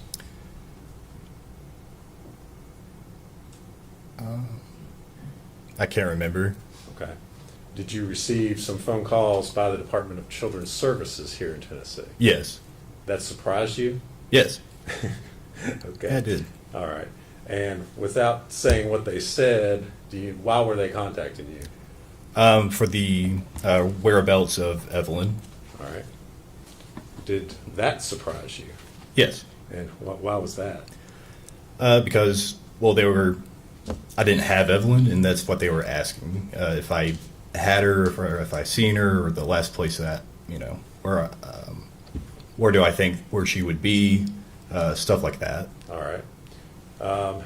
Were you then contacted by investigators with the U.S. Army? Yes, I was contacted by the Central Investigation Division, Okay. CID. And kind of tell us what happened with all that. Well, initially, I got my officer of my.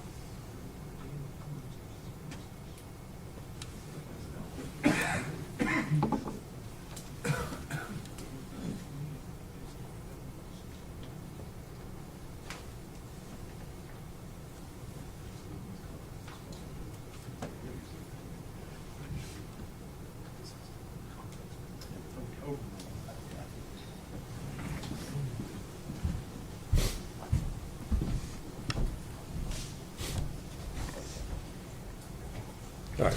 Mr. Perry. Mr. Perry, if you would go ahead, you're in the middle of telling us what happened as far as your investigation there by the Army. So initially, I got contacted by my NCO in my company, and he told me that. Well, don't tell him what they said. Okay. Just tell us what happened to you as a result of. Okay. I was contacted by CID. They wanted to set an appointment for after lunch, and so I went back to my barracks room, to get ready. I still had no clue what was going on until I got the call by DCS, and which they were asking about the whereabouts of Evelyn, and so, which I gave the response. I don't know, all that. Were you interviewed by interrogators there? Yes. For hours? Yes. Okay. Did you cooperate with them fully? Yes. Did you allow them to search your cell phone? Yeah, search my cell phone, take DNA, search my barracks, and search my car. Okay. So investigators searched the barracks looking for Evelyn? Correct. In Fort Polk, Louisiana? Correct. Okay. Was Evelyn there with you at your Army base there in Louisiana? No. Has she ever been there? No. With you? No. Okay. Did you cooperate fully with law enforcement in providing consent to search, provide DNA, anything else that was needed? Absolutely. Everything that I could. Okay. The only time you ever saw, well, when was the only time you ever saw Evelyn? Was in El Paso. Okay. That one time when Megan showed up? Yeah, just out of the blue. All right. Did you cooperate with law enforcement in determining the paternity of Evelyn Boswell? Yes. All right. Were you the biological father? No. Okay. All right. So the one and only time you see Evelyn is in 2019 before you came home for Christmas. Is that right? Correct. Okay.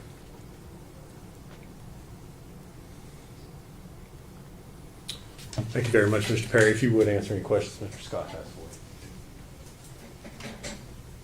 Mr. Perry, my name is Gene Scott. How are you today? Doing good. How are you doing? Good, thank you. I have just a few questions for you. How many times did you actually see Evelyn? Well, I saw her in El Paso through a span of 3 or 4 days. Okay. Was that it? Yes. Okay. And you said Megan just showed up at your hotel while you were staying there with the Army? Correct. Sent you a picture? Yes.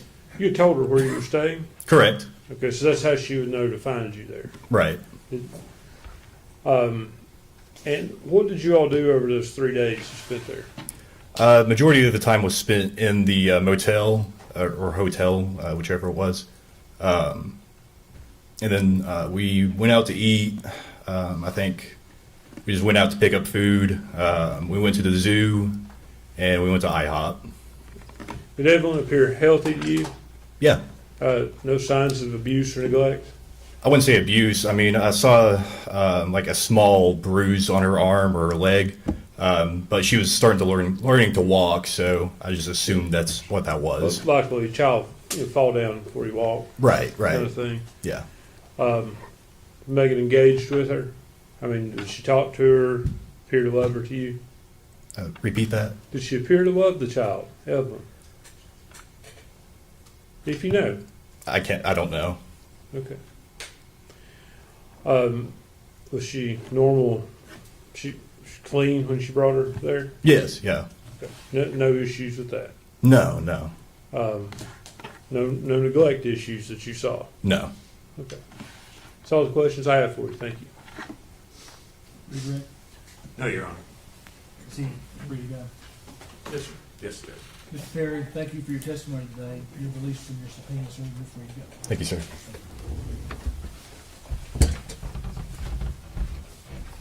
All right, Nancy. So it would call Carl Perry.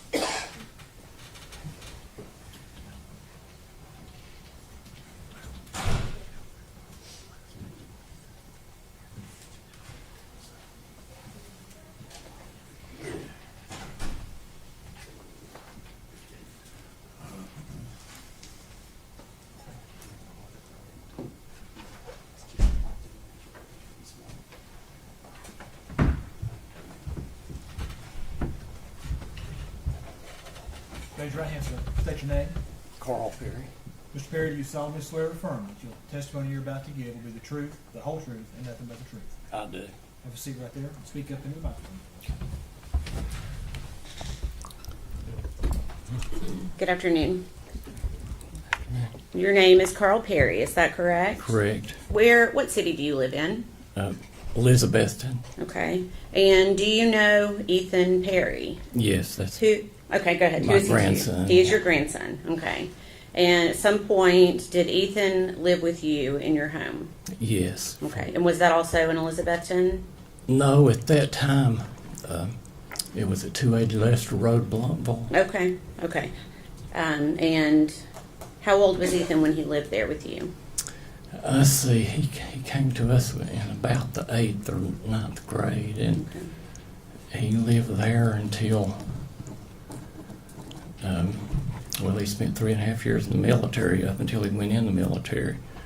And then when he came back another year or so, then he went out on his own. Okay, so he came to live with you in about the 8th grade? Yes. Okay. Did anyone else live there with you? Yes. Okay, and who was that? My wife, Sherry. Okay.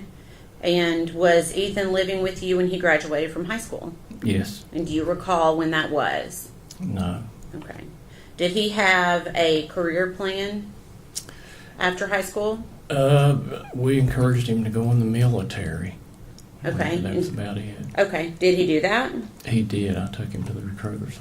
You took him to the recruiters? Mm-hmm. Okay. Which branch did he enlist in? In the Army. Okay. And how long after he graduated from high school did he then go into the Army? Pretty immediately. Okay.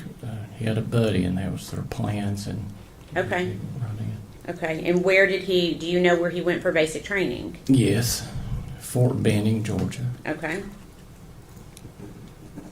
And was Ethan still in the Army in 2019? Yes. Okay. Do you know where he was stationed at that time? Yes. Where was he stationed? Fort Polk, Louisiana. Okay. And do you know what type of housing he was in there? I don't. I know he stayed in the barracks with the rest of the guys. That's about all. Okay. Did Ethan come to visit during the holidays that year of 2019? 2019. The Christmas holidays? Yes, Christmas. Okay. It seems like they come in. Okay. And do you remember how long he got on leave from the Army to stay? I don't. It seemed like it might have been a week or 10 days or something. I don't know. You think maybe 1 week to 10 days? I'm not sure if it's that long or not. Okay, that's okay. And then after his leave, then did he go back to Louisiana? Mm-hmm. Okay. While on leave, where did he stay? He had a buddy that went in with, and I think they'd planned their leaves together. Mm-hmm. And I think he might have stayed a day or two with his buddy. Okay. And I can't. And then the rest with us a few days. Okay. So a day or two with a friend, and the rest of the time with you at your house. Mm-hmm. And Sherry was there at that time as well. Mm-hmm. Is that right? So would he have been there on Christmas Eve? I couldn't. I don't remember specifically. And that's okay. Do you remember celebrating the holiday of Christmas itself with him? I don't. Okay, and that's okay if you don't. A lot of time has passed. I think that usually we had a few people in, but I can't remember. It seemed like that when they just wasn't a lot there. They were in and out. But okay. During that 2019 holiday, do you remember seeing the defendant, Megan Boswell? No. Okay. Did Megan Boswell come to your house during that Christmas holiday? No. Okay. Do you know who Evelyn Boswell is? Yes. Okay. Can you tell me who she is with regards to Ethan? During that time, I think that there was a conflict. They weren't sure, but I know that the only time Megan Boswell was out on our property was in high school. Okay. Way before that, but I know that Ethan had spoken to my wife Sherry about Megan Boswell and Evelyn. Okay, let me stop you there for just a second. Okay, we can't talk about what somebody else has said, okay? But But essentially, to help you out, it was alleged that maybe Evelyn was Ethan's child. Is that right? Right. Okay. And I remember telling him to get a DNA. Okay.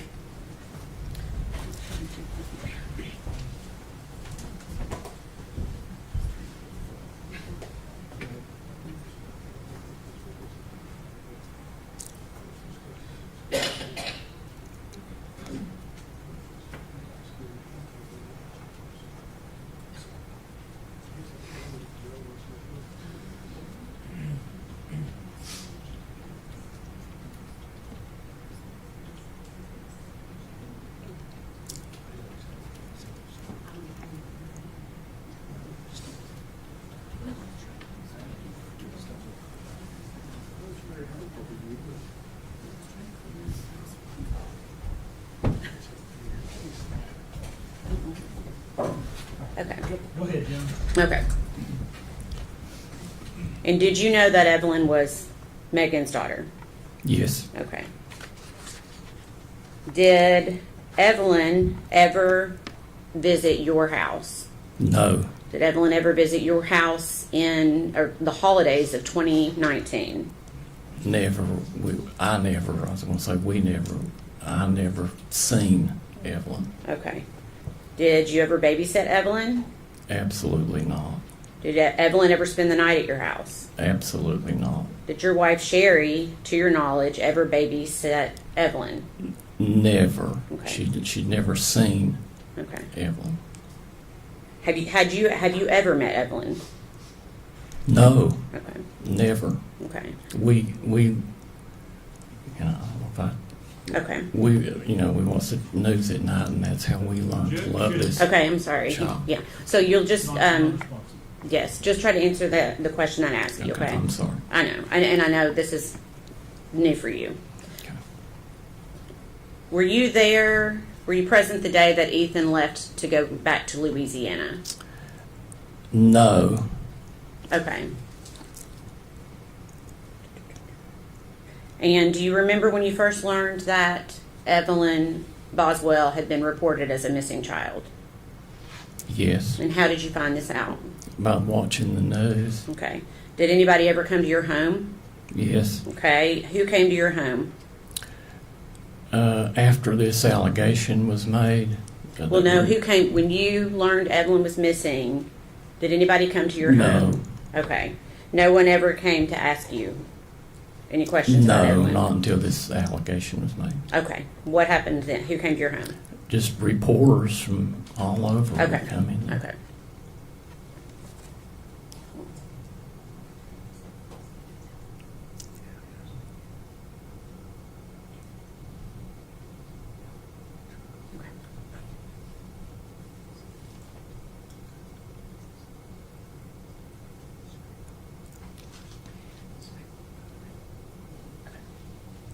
Did the police ever come to your house? Yes. Okay. And that's what I'm asking you about. Okay. When did the police come to your house? I really don't.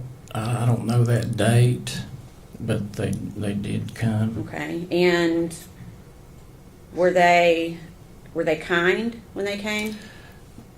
There were in the first two police officers that came. It was a lady and a man. One is late at night, and not late. It was dark. It was dark. Why were they there?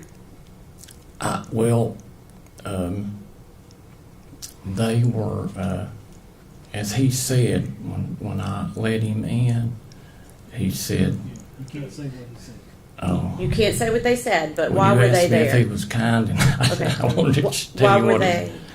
They. Okay. Just try to. I'm going to rephrase it a different way. Okay. Okay. Why were they at your house that day? They were there for to see what we knew about Megan. Okay. Not Megan. I'm sorry, Evelyn. Okay. Were they looking for Evelyn? I'm sure they were, but they didn't, Okay. once they seen my wife, they. Okay. What do you mean once they saw your wife? Her physical condition. Okay. What do you mean by that? Why would that? She had she had cancer with metastasis to her left arm, Okay. her left scapula, both lungs, brain, and voice box. Okay. And what did that have to do with the police coming? I think when they glanced at her, they knew that That Evelyn was she not at your house? wasn't no babysitter. Okay. Okay. All right. Please answer any questions the defense has for you. No questions. Siegfried?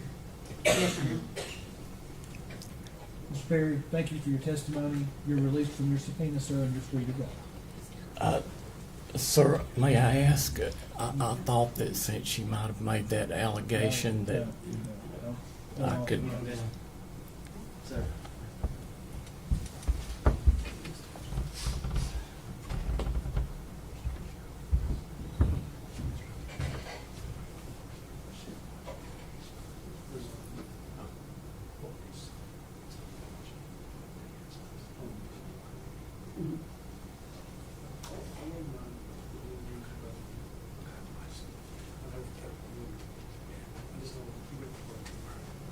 Pardon me? We approached the judge.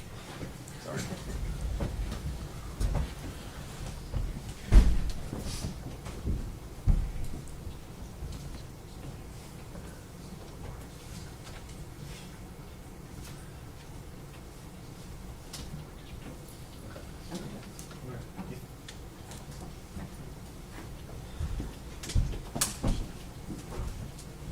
The next witness may take a little time. Does anybody need a break before we start? Anybody at all? All right, call your next gentleman. They would call Michelle Gilliam.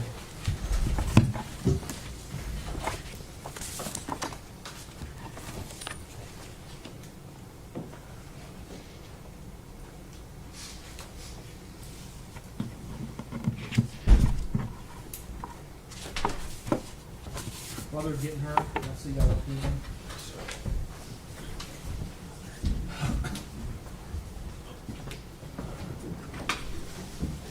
Yeah, it's just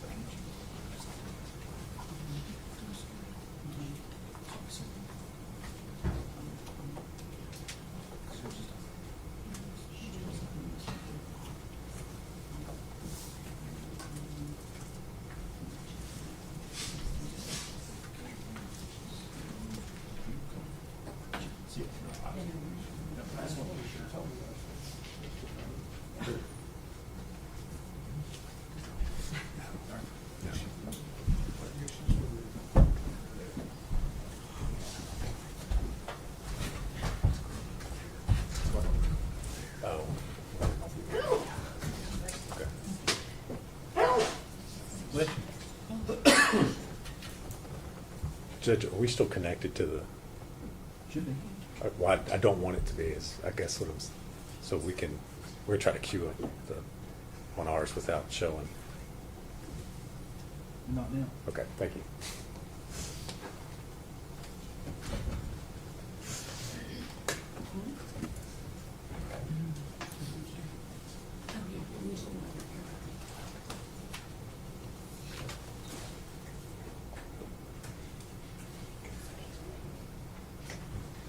We ready? Yeah. Okay. Oh, I thought Michelle Gale.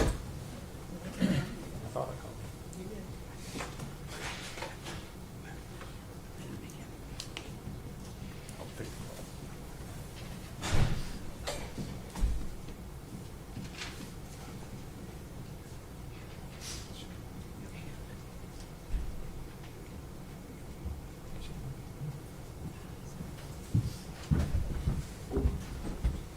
Raise your hand. State your name. Michelle Gilliam. You solemnly swear affirm the testimony you're about to give will be the truth, the whole truth, and nothing but the truth. I do.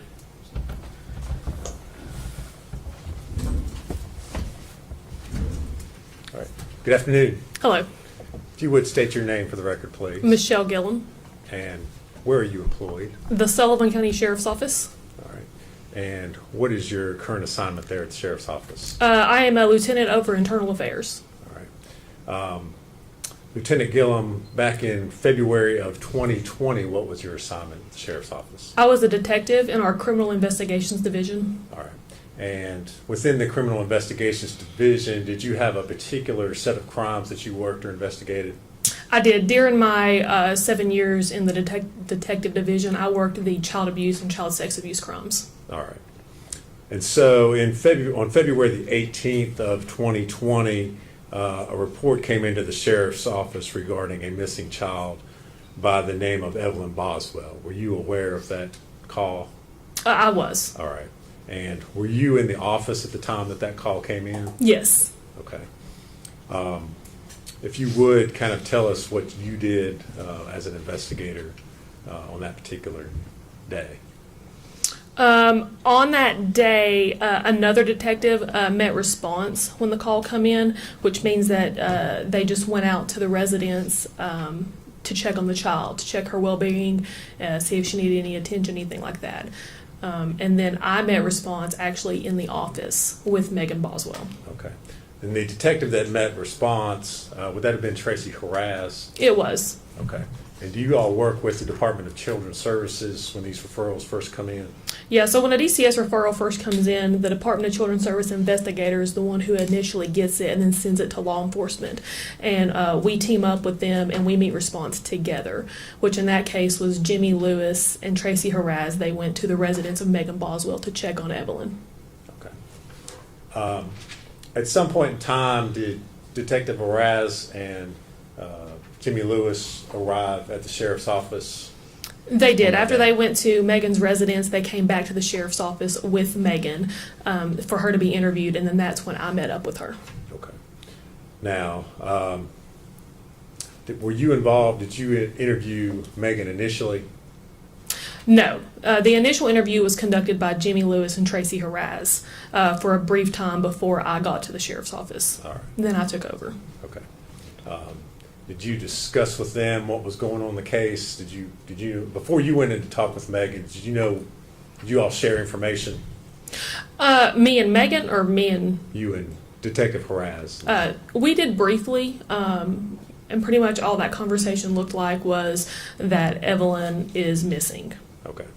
So I guess when you went in to talk to Megan for the first time, what was your approach to interviewing her? What were you trying to? I didn't have much information, so I just started from the very beginning, as I would with any case, with the basic info of names, addresses, and things like that. All right.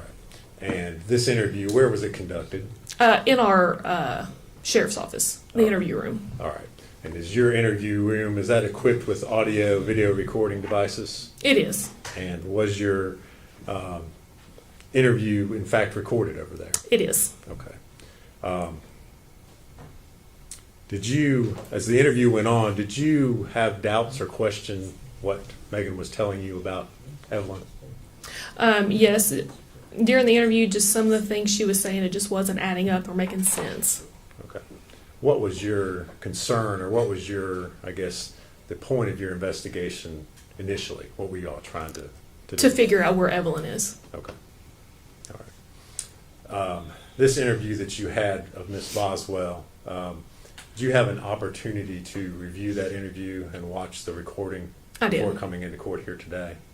All right. And the recording that you watched, was that a true and accurate copy of your interview that you had with the defendant? It is. All right. Judge, I would move to introduce that. I believe we are Exhibit 100. Objection? No, sir. The full exhibit 100.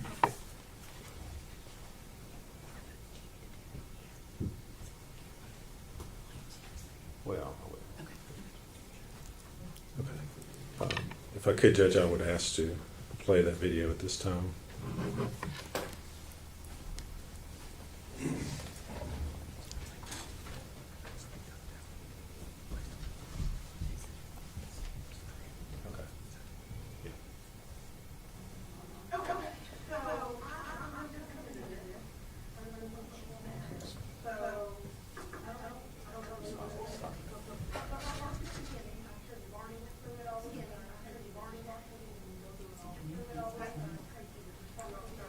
Hold on a second. Hold on. Pause it. It won't pause. Hold on. Now try it again.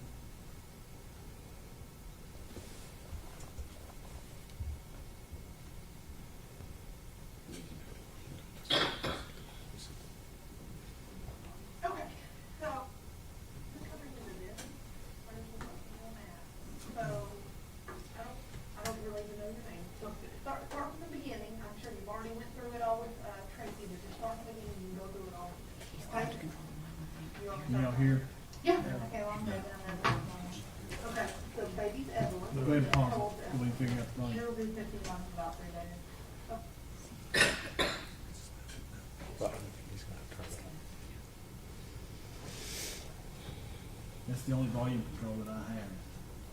Cut it up as high as it'll go on your screen.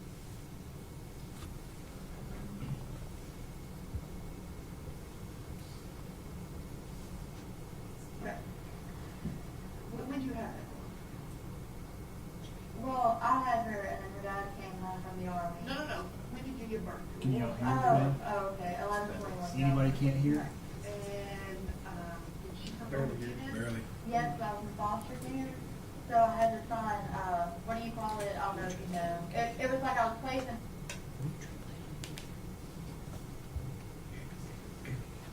I don't know what, there's no master volume switch up here that I have, that I know of.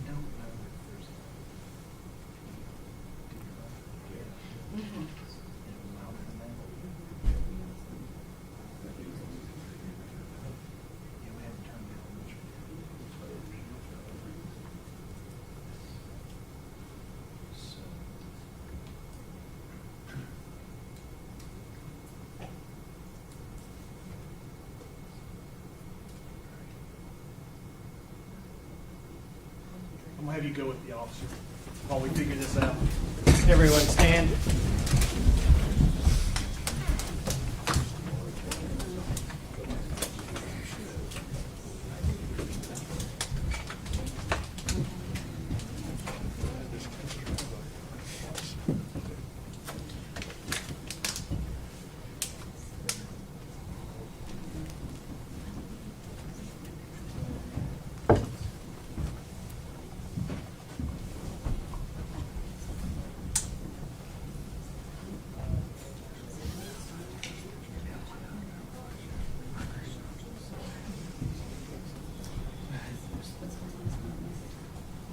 Be seated.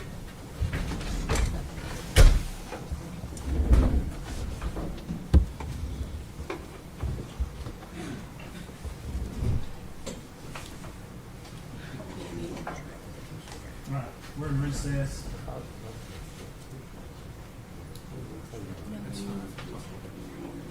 One of the officers will call.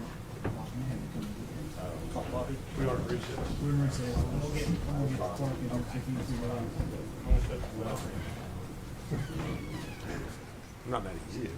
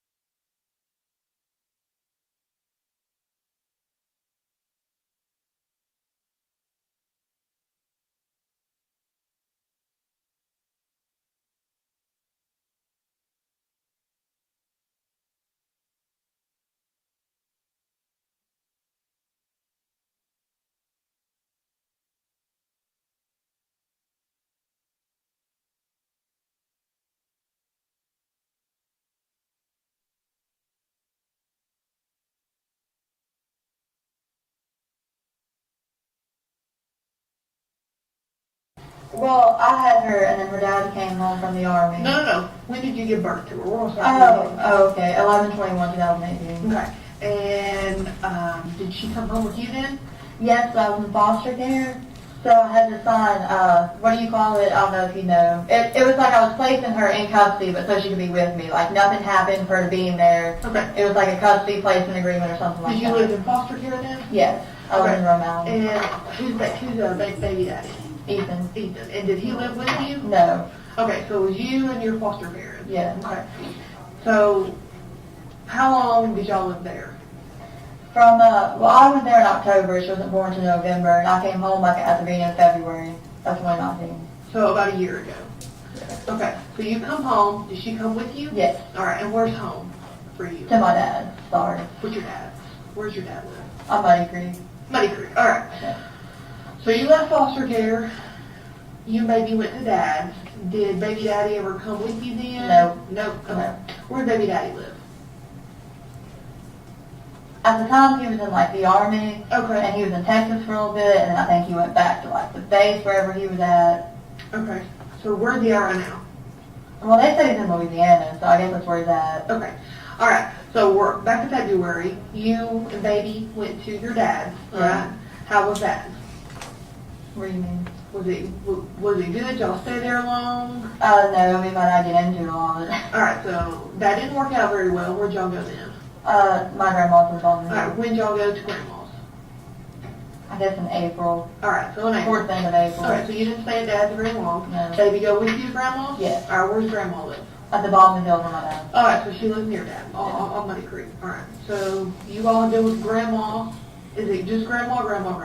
Grandma.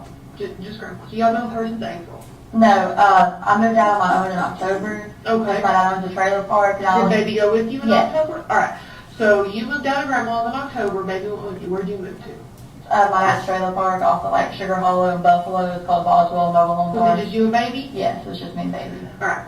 So you and Evelyn get your own place in October. All right. So from October until now, walk me through. Okay. Ethan came. I went to Texas to see Ethan for like a couple of weeks. When was that? November, December. Did baby go with you? Yes. All right. So you and baby went to Texas Yes. to Ethan. Yes. Right? And I was the first time that he met her because he didn't really have anything to do with her up until that point. Okay. Okay. So sometime in December, me and Hunter moved in together. Hunter's boyfriend? Yes. Okay. But at that time, Evelyn was not with me when I started staying there because Ethan had her. All right. So when you and baby went to Texas in November, the first time she met Ethan, did she come back with you? Yes. All right. So y'all went to Texas, had a couple weeks. Yeah. She come back with you, Mhm. and then walk me through from November to December. Okay. I had her up until, me and Hunter didn't start staying together until probably like the middle towards the end of December. Okay. So up until that point, I lived in the trailers at my dad's. Right. I know it wasn't any longer than like December 25th because I was with Hunter on Christmas, and also that's when the lights got cut off because I just completely like moved all my stuff out. Okay. Okay, and then Ethan got her. When? On Christmas Day, me and Hunter, we came back from Pigeon Forge because on Christmas Eve, me, my dad, Hunter, like everybody took a trip to Pigeon Forge, and then Christmas morning we came back and he got her then. Did he come up and get her? Did you take her to him? No, we took her to him. Where did you take her? Wherever his grandparents' house is, it's got like a long gravel driveway. It's off part of town of Bluntville. Okay, so it's local. All right. So what made you all take her to him? Because he's not been in her life. Well, because he was like complaining about wanting to know her, and I mean, like that's her dad. I was trying to give him a fair shot, you know what I mean? Was your plan to leave her? No, I wanted to get her back. Okay, so. But I wanted to let her have time to bond with her dad, and then after like. Did you stay there? Or did you just drop her off and say sayonara? I mean, I sat there for a little bit, and then she was fine. She kind of remembered from Texas. Okay, so let's back up. He texted you saying he wanted to be in her life. And he said, hey, I'm at Hardtown, I'm assuming. Yeah. So you say that would be great for you to be in your daughter's life. Yeah. So you and Hunter, or just you? Me and Hunter. You and Hunter take Evelyn to where Ethan is, all right? What happens then? Well, Ethan would not let me come on the driveway. He made me walk all the way up his driveway, like, you know, And I walked up there first myself, and I was like, "You're being ridiculous. Let me pull up the driveway." You know, because he was mad Hunter was with me, and I told him Hunter was coming with me when I got there. Like before I got there, I called him. This was when I still had my own phone. I called him and I was like, "Hey, like I'm gonna come up there." You know, he got her some stuff for Christmas, and I was like, "Okay, that's fine." I went to my brother's and got what he had gotten her for Christmas and stuff. You know, and I was like, "I'll send it with you. I'll get her clothes and stuff, and we'll go up there." You know, I was like, "That's fine." I was like, "Hunter's gonna come with me," and he's like, "Okay, that's fine." I get there and he's like, "No, I don't want to come up my driveway." Okay. So at first I walked up there by myself. You know, I tried to talk to him to let me pull up the driveway. I really didn't walk her up there. You know what I'm saying? Walked myself back down, got her out of the car, and went back up there. Okay. And then I sat there for maybe like 20, 30 minutes. She was fine. I left. When you and Hunter took the baby there, did you and Ethan have a talk about how long she was going to be staying with him? So you took your baby, correct me if I'm wrong on any of this, Okay. you took your baby that you've cared for since the day she was born to her dad's house that she's had nothing to do with, and you stayed for 30 minutes, and he was being an ass, made you walk all the way up the driveway, was being difficult, and you left your baby with this man. Well, I mean, I trusted him, so I was like, "It's her dad." So just because it's her dad, you trusted him, and he's not been in her life at all. Well, I mean, I try to give him the benefit of the doubt. Because I don't think Ethan's a bad person. But this is your baby. Right. You see where I'm coming from? I see that, but like, you also have to understand that was like her dad. Okay, so I'll give you the benefit of the doubt. I'm sorry, I'm not trying to argue with you. I know it sounds like I am, but like... This story, I feel like you're being honest, but there's a big chunk that you're not telling us. And I'm just going to call it like it is, okay? Something within this story has happened. There's a huge chunk that you're just not telling us. I think you took her to me, probably around that time. But there's something missing, and we've got to find that missing piece, okay? And just looking at you, I can tell something ain't making sense. Can you gather that? Okay. She gathers it too. So you leave her with Ethan on Christmas, all right? Walk me through from Christmas till now. Okay, he talked to me like the next day, and then he just kind of stopped like talking to me, not answering the phone, you know, and he got mad, and he got drunk, and he told me he was going to come kill me, because he does that. When was this? New Year's, I think. All right, so he had the baby. Did you try to get the baby back? I went by where I picked her up, and she wasn't there. Okay, so I'm trying to wrap my head around this again. You're a mom who's dropped your kid off with a dad that she don't know. Well, then I tried to... And now you can't find her, but you don't notify us. You just have a good New Year's and carry on with life? Well, I mean, he told me he was going to his friend's house. Okay, what friend? I don't know their names, but I kind of know around about where they live. So now this man that don't know your child is taking your child to someone's house that you don't even know their name? Well, it was his friend. Like, I understand where you're coming from, but also I was really trying to give him the benefit of the doubt because he never helped me with that. How many benefits of the doubt are we going to give him in the story before you start telling me the truth? Because there's two ways this can go, okay? In order to do our job, we got to have your cooperation, and you've got to be honest with us, okay? But if you sit here and you continue to lie, which I know you're doing, it's not going to end well, okay? Because at the end of the day, we're going to figure out what happened. We are. Okay? So, do we need to back up, Annie, and start over and have you start telling us the truth? He got mad because he didn't want Evelyn to be around Hunter. Okay. And then he just stopped talking to me. Like on New Year's, he got mad, and he used to get mad all the time at me and be like, "Well, I'm going to kill you, blah, blah, blah." And then me and him broke up because he was like threatening my little brother. So you have not talked to him since New Year's, is what you're telling me. And he's messaged me maybe one time. I've tried leaving him several voicemails. He won't answer me. You got your phone on you? Mm. I don't have a phone. Where is your phone? Me and my dad got into it, I'll be honest with you, probably like a couple days after Christmas, because that's the last time I've been around my dad, and I was kind of smashed because I want to talk to him, and I just really not have the money to even around him. So within the messages you would send Ethan, how would you do that if you don't have a phone? From Hunter's phone. From Hunter's phone. Okay.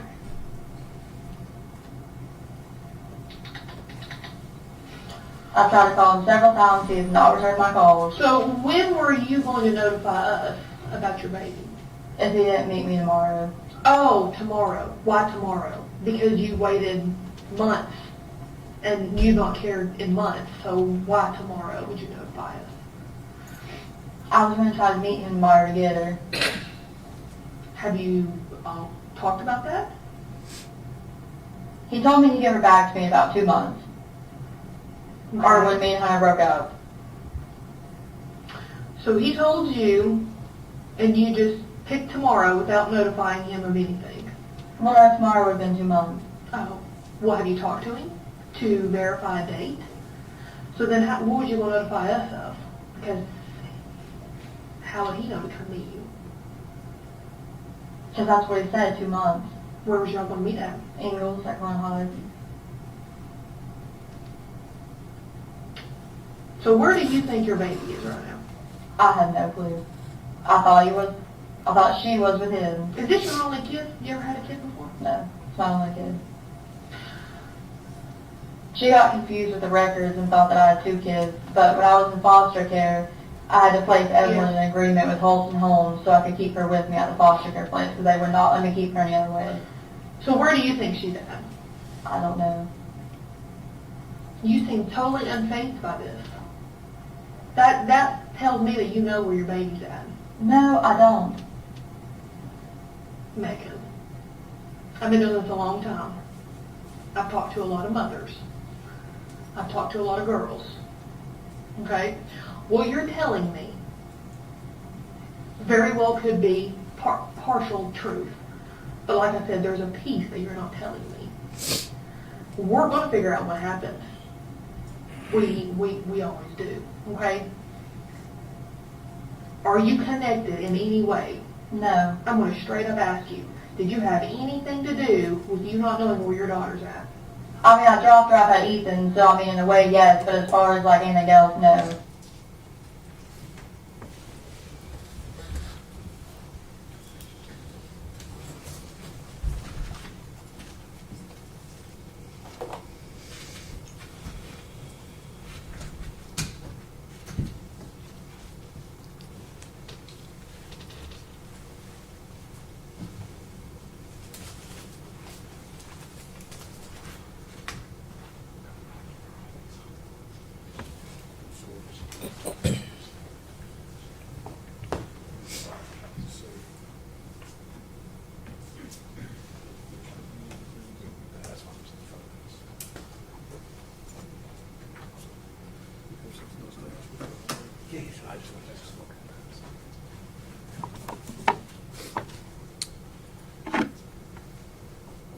You're ready to continue, Judge. Lieutenant Gilliam, in addition to interviewing the defendant on February 18th, 2020, did you continue to work on the investigation into the missing child? Yes. Okay. And on March the 6th of 2020, were you present when investigators learned that there was evidence that had been located at the residence of Tommy Boswell? Yes, I was on scene. Okay. And so did you go to his residence? I did. Okay. Where was that located? Off Muddy Creek. Okay. And what was it that you did once you arrived there at Tommy's property? We received consent from Tommy to search a storage shed and connecting dollhouse type structure. Okay. And were there other officers that assisted you in searching that property? Yes, there was 3 others. Okay. And did you in fact search that shed area? We did. All right. And what types of things did you find that were of evidentiary value there? Within the storage shed type structure, it was just various baby items, some medicines, clothing, bottles, just car seats. I mean, anything you could imagine that you would need to care for a child was inside that storage shed. Okay. How did it look or appear? I mean, how were they placed in there, or how were they in there? No, it was very disorganized, just not in any sort of organizational structure. It was just kind of thrown in there. Things were upside down, boxes turned over, Clothes just appeared to be thrown in there. No sort of structure at all inside. All right. And did you photograph what the condition of the shed, that outbuilding, before you searched it? Yes. Okay. And did you all remove anything or any items from that shed? I believe most of the baby items got removed that night. Yes. Okay.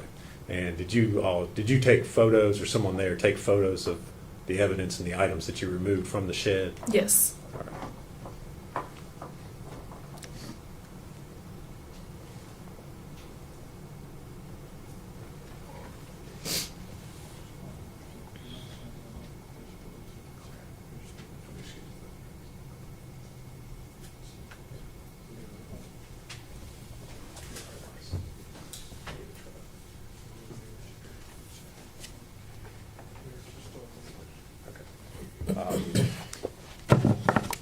Lieutenant Gilliam, I'm going to hand you some photographs and ask you if you recognize them. Mr. Scott's still going through some of them, but if you would go ahead and take a look at those, see if you can identify what's been handed to you. This is going to be the storage shed photographs. Okay. And are those, in looking through those, are those the photos of the items that were recovered and removed from that outbuilding? They are. During your search? Mhm. All right.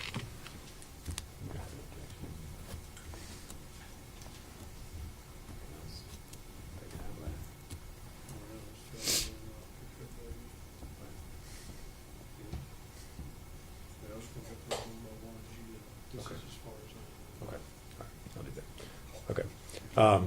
If you would, that's probably, okay.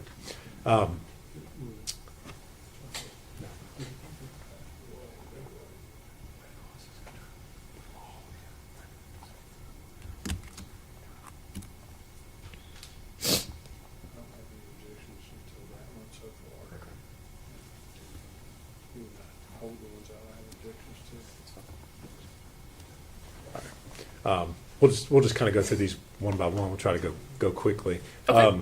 The first photograph that's there on the top, what is it a photograph of? This is the outside of the storage shed, just with the door open, showing the contents inside and Okay. how they looked before anything was touched. Okay. And does that accurately depict the shed, that outbuilding there, before you all removed any of the items? It does.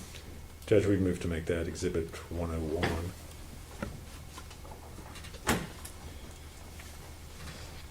Objection. Full exhibit 101.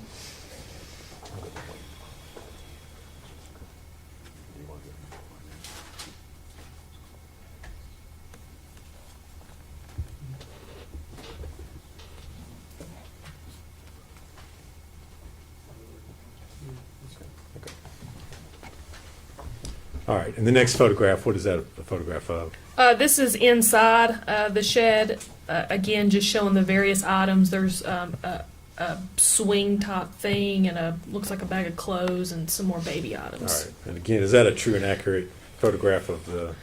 It is. Into the, Judge, we move to make that Exhibit 102. Exhibit 102. And the next photograph. Same type thing inside the shed. This one is showing a picture of a bottle. It still actually has a little bit of milk in it. All right. Is that a true and accurate photograph? It is. We have to make that 103, Judge. Be 103.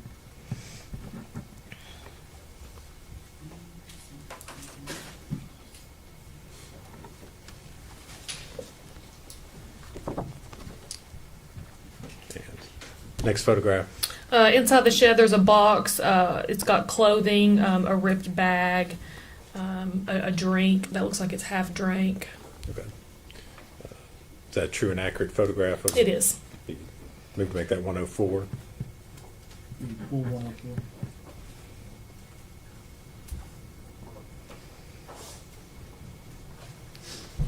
Next photograph, please. Zoomed in on that box. It shows the nipple to a bottle. It looks very dirty. Okay. And again, is that photograph taken before anything was removed? No.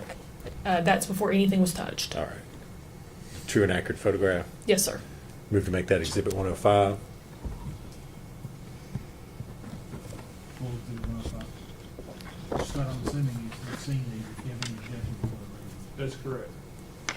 Next photograph, please. This is an even further zoomed in picture of the dirty nipple to the bottle in the box. All right, it's a true and accurate photograph. Yes. Move to make that 106. Full exhibit 106. And the next photograph. This is an item just used to take care of a baby in everyday needs. It had been removed from the shed. It's like a squeegee type thing. Is that a true and accurate photograph of that item? Yes, that one right there had been removed from the shed before the picture was took. All right. But it was located in the shed? It was. All right. Judge, I move to make that 107. Full 107. Next photograph. This is a yellow bottle. Again, there's still liquid inside of it, and it's dirty. That was located inside the shed, and it's a true and accurate. Judge, I move to make that exhibit 108. 108.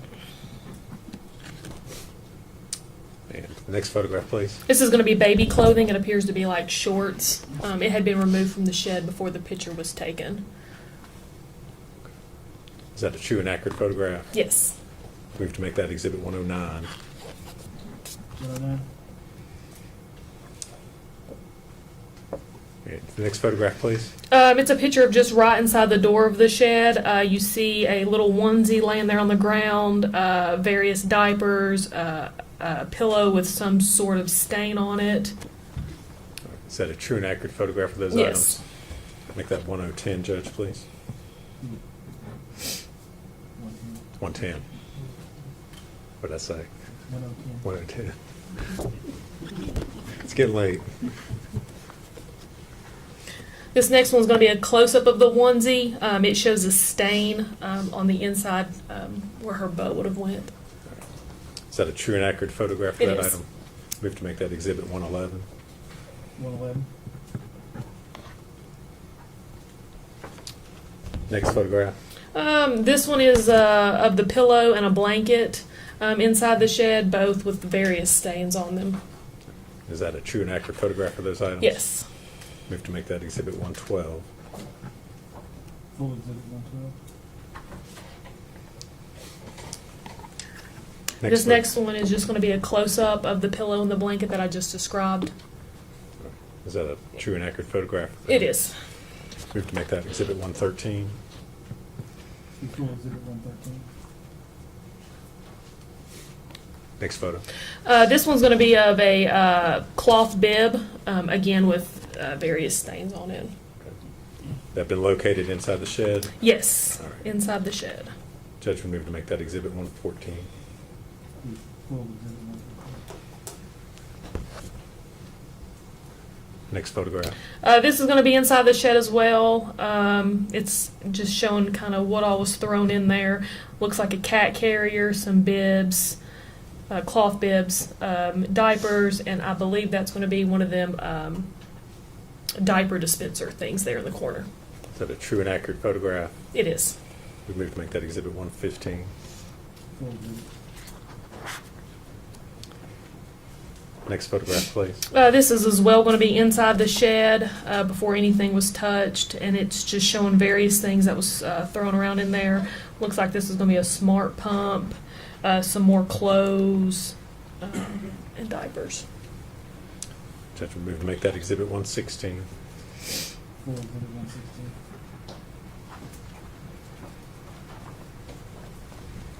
Next photograph. This is as well going to be inside the shed. There's a picture of a ladder, some more clothes tossed around. Is that a true and accurate photograph? It is. Move to make that 118. 118. 117. I'm sorry, 117. Is it 117? I'm sorry. 117, sorry. I had myself. Next photograph. It's going to be a close-up of a dirty sock and like a medicine syringe. And were they located inside the shed They as were, well? yes. They were within the ladder. Make that 118, Judge. 118. Next photo. It's going to be a close-up of the medicine syringe that was inside the shed. Is that a true and accurate photo? It is. We have to make that 119.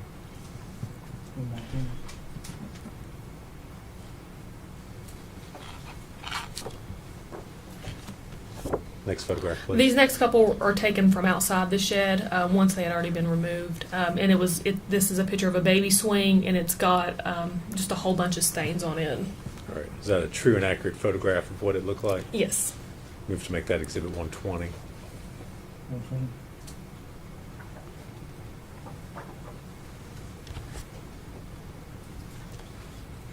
Next photo. This next one is just the close-up of the swing where the stains were on the outside, just showing that the stains went all the way through the swing. That photo accurately reflect the condition of it? It does. Move to make that Exhibit 121.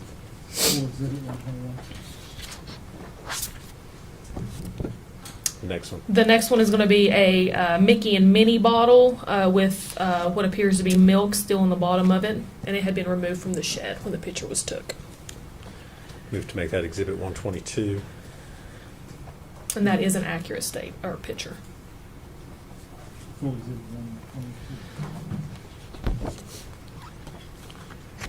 Next photo. It's just a close-up of the exact same bottle, just showing you about how much liquid was in the bottom of it when we took it out of the shed.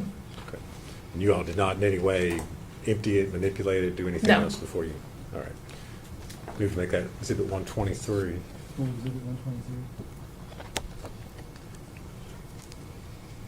Next photograph. This is the onesie that I was talking about at the beginning. I don't know if y'all remember me talking about a onesie that was laying on the floor of the shed. This is going to be a close-up of the onesie once we removed it from the shed. It shows that there's brown stains toward where her butt would have been, and there's yellow, orangish stains toward the collar of the onesie and the sleeve. We have to make that Exhibit 124.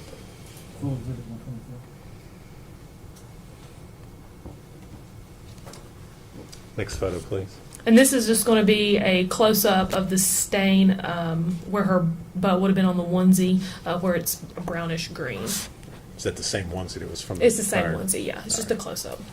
We have to make that Exhibit 125.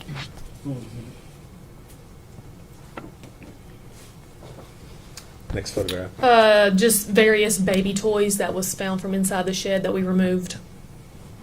Is it a true and accurate photograph? Yes. We have to make that Exhibit 126.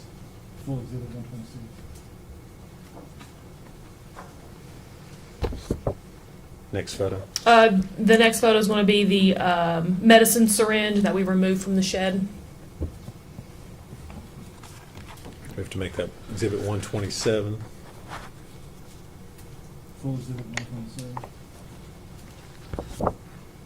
Next photo. It's going to be a bottle that we removed from the shed, and it's discolored with some sort of brown substance. All right. Is that a true and accurate photograph? It is. We have to make that Exhibit 128.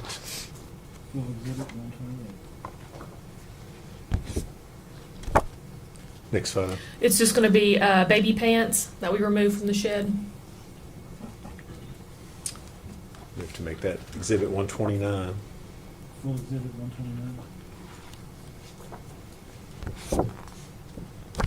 Next one. It's going to be the cloth bib that I talked about in a prior picture that we removed from the shed. Is that a true and accurate photograph? It is. We have to make that Exhibit 130. Next photo. It's going to be a little baby sweater with various brownish, yellowish stains on it. Is that also removed from the shed? It was. We have to make that Exhibit 131.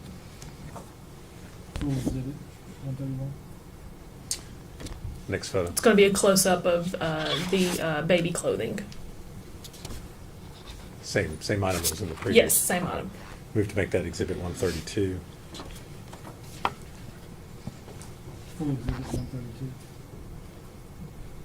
Next photo.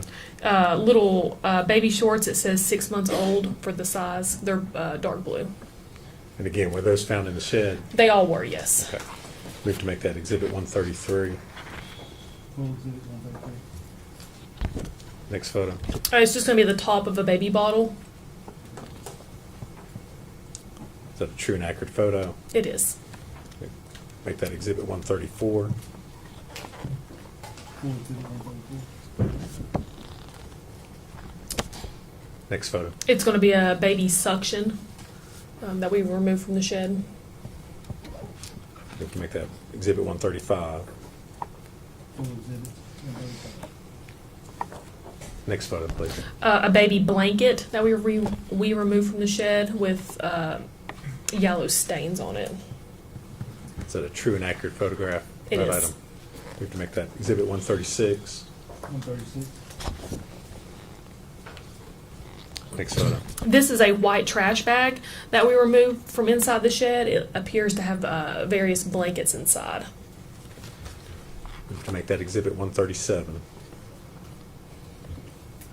Full exhibit 137. Next photo.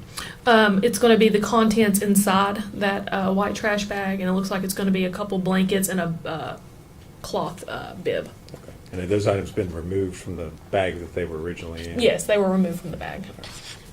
Move to make that Exhibit 138. 138. Next photo. It's going to be a child's toy. It's a little pink bear we removed from the shed. Move to make that Exhibit 139. Full exhibit 139.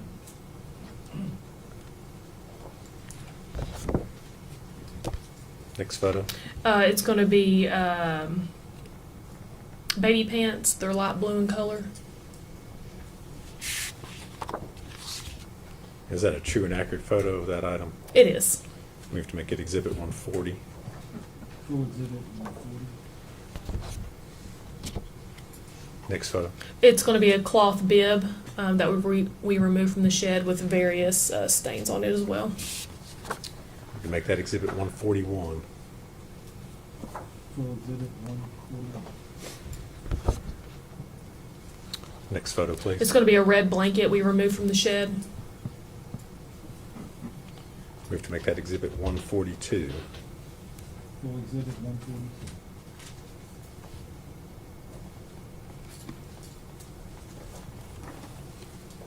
Next photo. That's it. That's it. Okay. Your sequence, this is the one I took you to handle. Yeah, that's fine. But we approached it.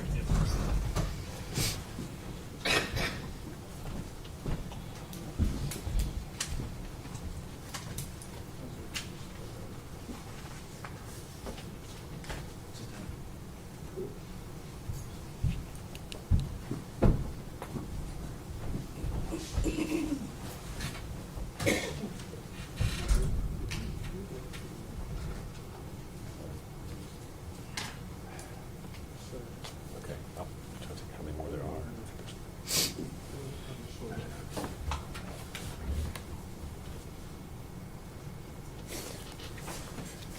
I'm going to hand you up, I think, was about 40 more photos. Okay. Have you look through them and see if you can identify what those are photos of.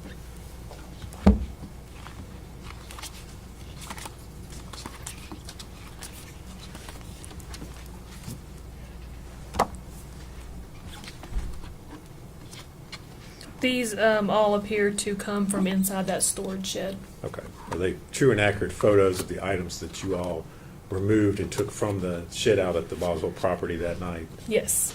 Okay. Judge, introduce them individually. I think that will take us numbers 143 through 181. Okay. I know it takes a long time, but I try to keep a list. Okay. So later Okay. in the trial, we have to go to a specific Okay. photograph. All right. You want me to just have her go through them Just the way individually? you were doing. All right. That's fine. All right. Start back up, Lieutenant Gilliam. If you would, from the first photograph there, tell me what you're looking at. It's going to be another medicine syringe. Judge, we move to make that 143. 143. Actually, if there's no objection, they'll all be moved in as their respective number, so I don't have to, you say 143, and I have to say it They're all gonna be full exhibits. Just read the number when you get it. Okay. So you'll know what it is. Okay. That way, and I can keep writing it down. Okay. That's fine. Next photo, please. It's going to be a pink bottle with various brown stains on it. We move to make that 144. Next photo. It's various baby clothing, cloth bibs, and a toy rattle. We move to make that 145. This next one's going to be just a closer view of those exact items I just described. The same picture, just 145. zoomed All right. in. And we move to make that 146. Next photo. Just various bottles and the caps of bottles. Move to make that exhibit 147. Next photo. A little Mickey and Minnie sweatshirt for a baby. Move that in as exhibit 148.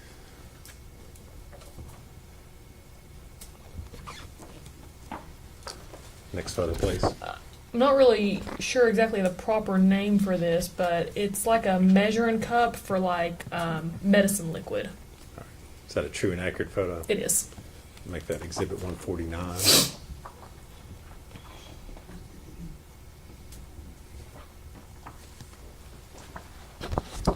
Next photo.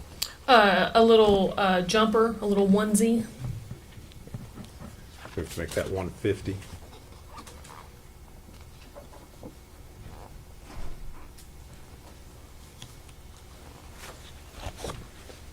Next photo. The pillow that I described in the first set of photos with the brownish stain on it, that's going to be that pillow removed from the shed. A picture of it. We have to make that 151.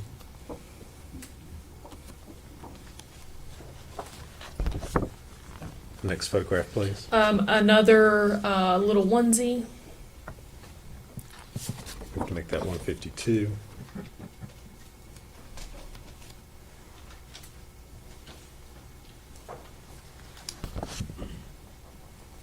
Next photo. This is another onesie covered in what appears to be dirt. We have to make that 153.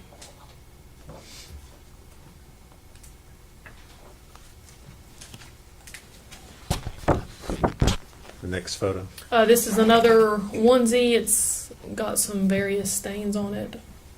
We have to make that 154.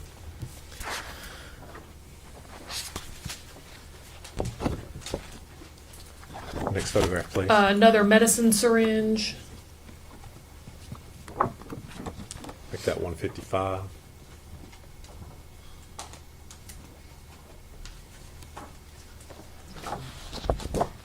Next photo. This one's going to be another onesie. It's black in color with Gypsy Princess on it. 156.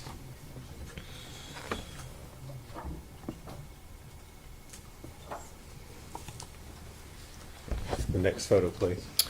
This is going to be medicine. It looks like it's prescribed to Evelyn Boswell, and it's some sort of ointment. I can't pronounce the name of the ointment. All right, is that a true and accurate photograph of what It you is. collected? Be exhibit 157.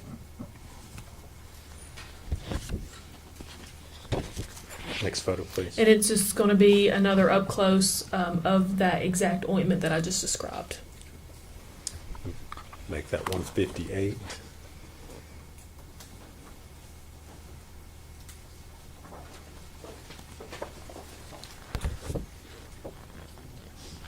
Next photograph, please. The tube of the ointment was brought out of the packaging, and that's what this is going to be a picture of. It looks like it's supposed to go in the eye.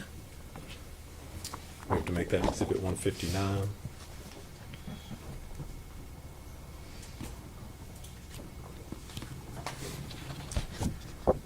Next photo, please. It's going to be a sippy cup. Move that as 160.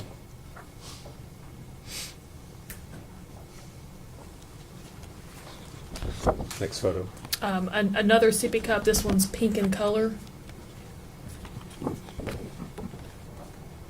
make that 161.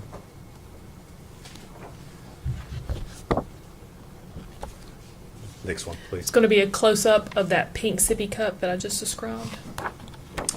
Move that as 162.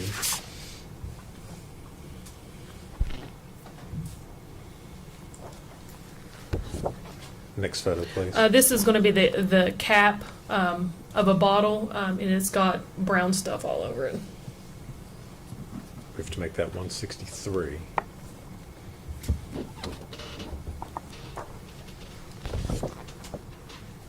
Next photo. It's going to be a passy. Exhibit 164.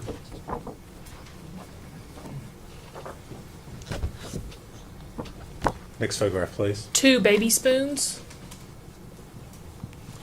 Move to make that 165.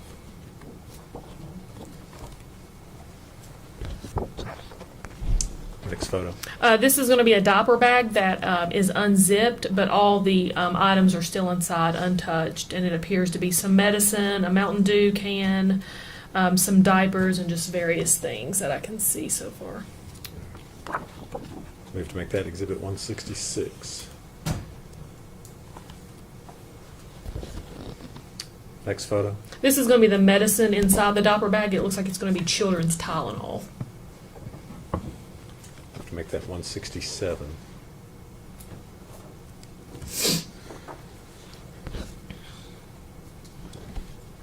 Next photo. It's going to be close up of the children's Tylenol in the diaper bag, and it looks like it's got some food and a cloth towel around it with some stains on it. Move to make that 168.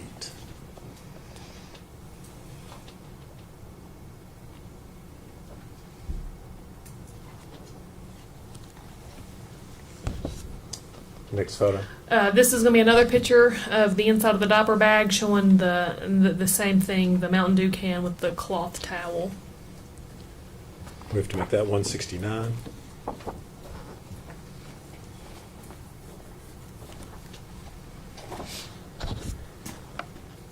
Next photo, please. This is going to be a children's spoon, and on one end of the spoon it is got black residue on it. We have to make that number 170.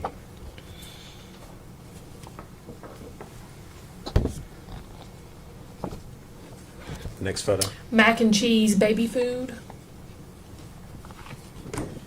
Move that as exhibit 171.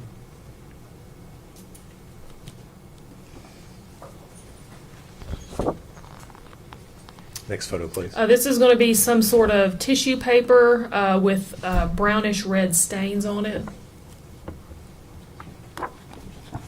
Move that as exhibit 172. And next photo. It's just going to be another angle of the tissue paper with the brownish red stain. Move that as exhibit 173.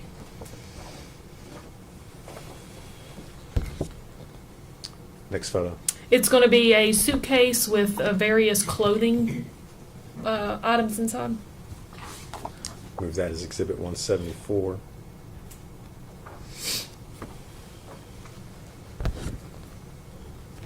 Next photo. It's going to be a red wagon, and inside the wagon there's a baby doll, some baby shampoo, wipes, and a suction.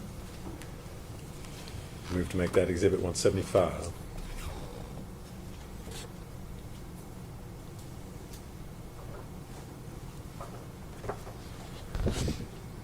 Next photo. This is going to be a picture of the items beside the wagon inside. And it's got clothing, a car seat. It looks like a little bunny rabbit, teddy bear type thing.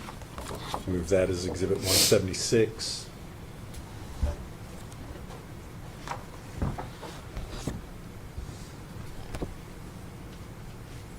Next photo. This is going to be inside of another diaper bag, and it's stained with brownish, reddish type substance.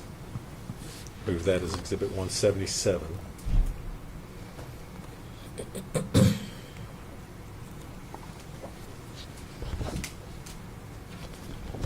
Next photo. This is a cardboard box, and inside the box is several white bags. Move that as Exhibit 178.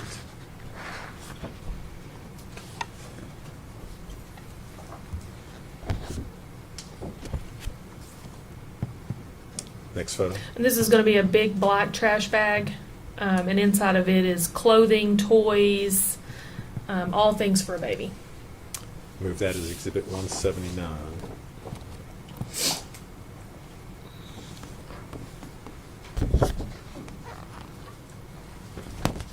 Next photo. It's going to be 5 tubes of diaper rash cream.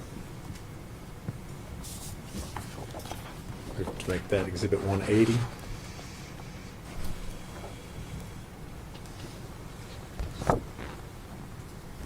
Next photo. It's going to be a Mickey mini blanket with a brownish red stain in the middle. Move to make that Exhibit 181.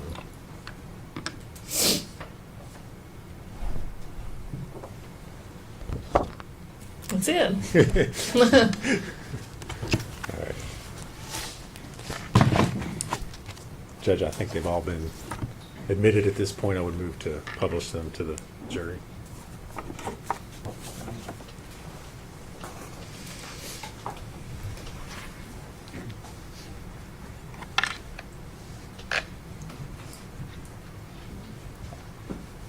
Take the Gilliam, I put up what's been introduced as Exhibit 101. What are we looking at there? That's going back to the very first picture. It's going to be outside the shed when the door was opened, exactly how the contents were when the door was opened, untouched. Okay.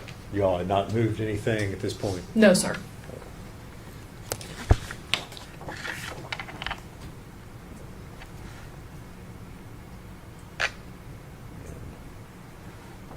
.102. Contents inside the shed. I believe that's a swing type thing and some various clothing items.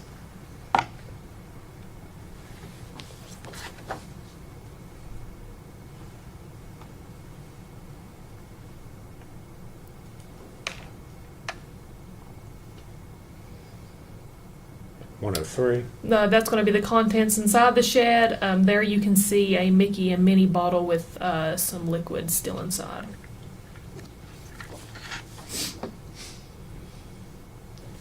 .104. And that's going to be a cardboard box with clothes and a bag on top.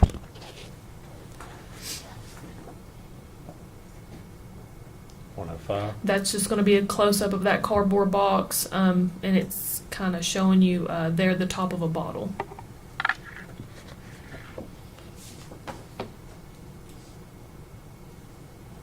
.106. Again, it's zoomed in on the top of the bottle.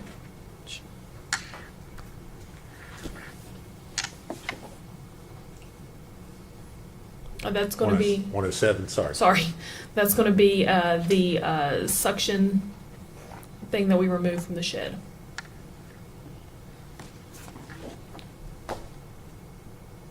.108.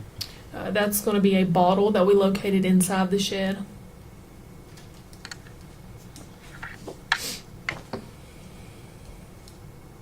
.109.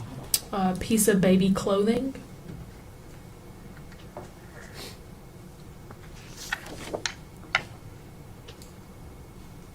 .110. And that's going to be a onesie on the floor of the shed, along with a pillow there on the left-hand side. Are those the items that are sitting below the pillow? Can you tell what those are there? Looks like diapers.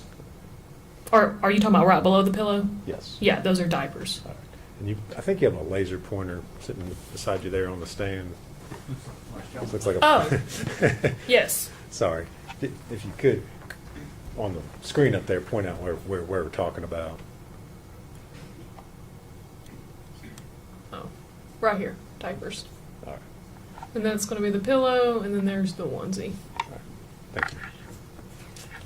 And Exhibit 111. That's the onesie I described, and these are the stains that I talked about. 112. It's going to be the pillow with the brownish stain, and then a blanket.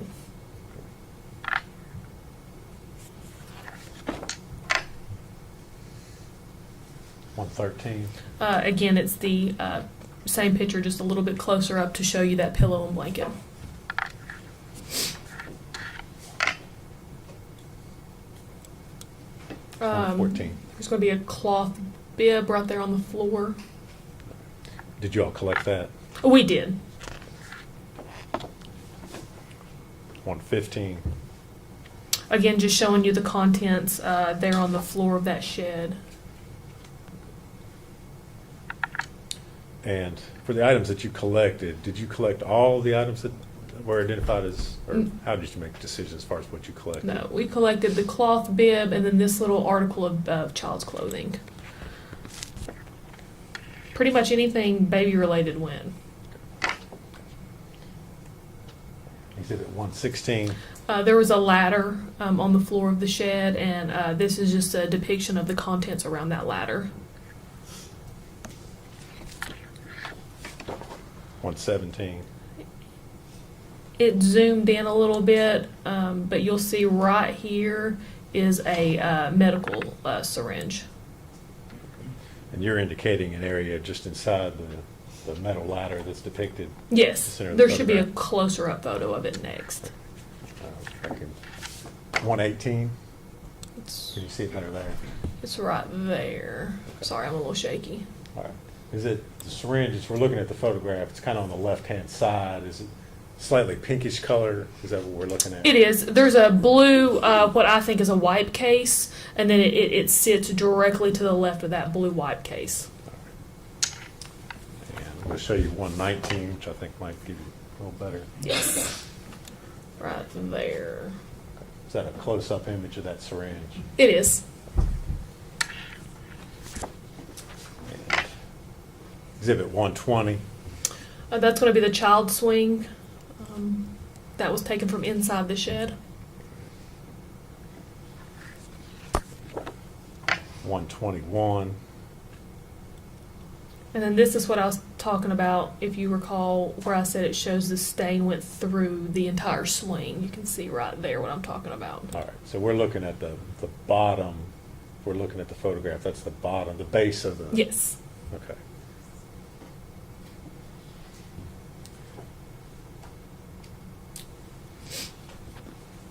Exhibit 122. It's going to be a Mickey Minnie bottle. Did there appear to be any sort of substance inside the bottle? There appears to be some milky, whitish looking liquid just shy of the bottom of the cup. Exhibit 123. That depicts a little bit better where the liquid is inside the cup. Exhibit 124. This is going to be the onesie that was on the floor of the shed. I see a stain on the cuff there of the arm, the collar up here, and then of course right toward the bottom. And looking at that same item, I believe, Exhibit 125. Yes, that's going to be a close-up of the stain. And is that, you lifted the flap there on the bottom of the outfit, is that what we're looking at? Yes, that's exactly what it is. Exhibit 126. Just various baby toys. Number 127. A medicine syringe.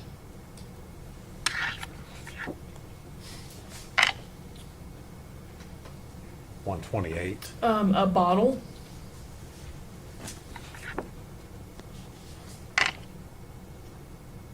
$129. Child pants.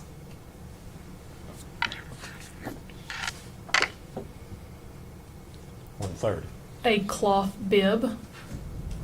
And again, all these items you all found inside the shed, is that correct? Every item, yes, was taken from inside the shed. Number 131. Another article of baby clothing, and then there's a stain. I believe it's right there. Let me show you 132, which may give a little better view. Yes, Is that that's the that exact same article of clothing where the stain is right there. Exhibit 133. Baby shorts.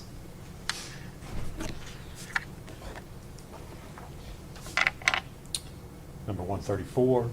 The top of a bottle.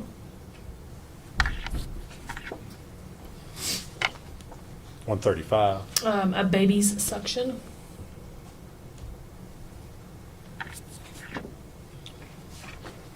Number 136. A blanket. And these photos that are taken of these individual items, you all have removed them from the shed. Is that correct? Yes, that is correct. And took them back over to, it looks like, to the sheriff's office to photograph them. Yes, they were in our evidence. Number 137. That's going to be a white trash bag with various blankets inside. All right. And showing you 138. Is that the same bag of blankets there? That's going to be the contents inside the bag, yes. All right. So you've removed them from the Correct. the bag at that point. Number 139. Just a child's toy, little bear. Exhibit 140. Pants. Was it the condition of the pants when you found them? Were they turned inside out like that, or did Yes. you all manipulate them? Okay. Yes. How they each show in the picture is exactly how we found them. Exhibit 141. A cloth bib.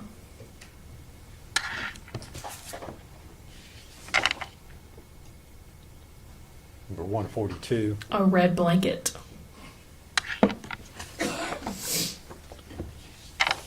143. Another medicine syringe.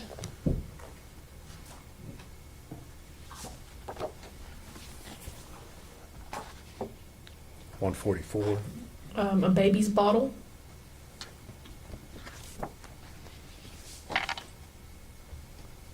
Number 145. Just various articles of clothing. I think there's a blanket, a little toy rattle. And all these items were found together. Yes. And show you 146. That is just going to be a close-up of those items, just a little bit more in detail. You can see what appears to be a sock there with some stains on it, like a little bow headband there. Just a close-up. All right. Exhibit 147. Various bottles and their lids. 148.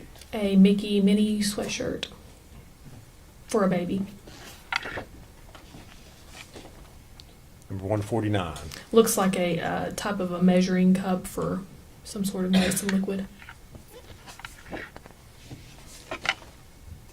150. It's going to be a onesie.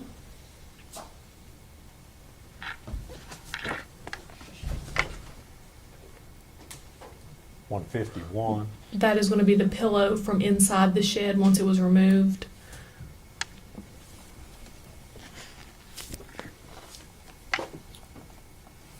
Number 152. It's another baby's onesie.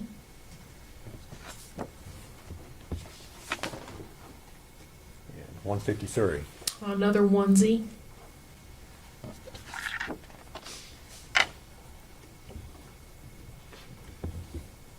$154. And that's going to be another onesie with various stains. You can see it toward the collar here and then more toward the bottom. Number 155. Medicine syringe.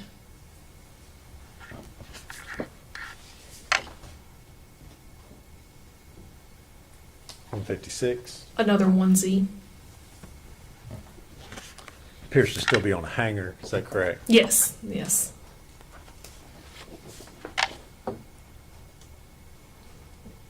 Exhibit 157. That's going to be the eye ointment. 158. The ointment removed from the box. 159. A close-up of the ointment tube. All right. It looks like it says it's erythromycin Yes. ophthalmic ointment. Yes.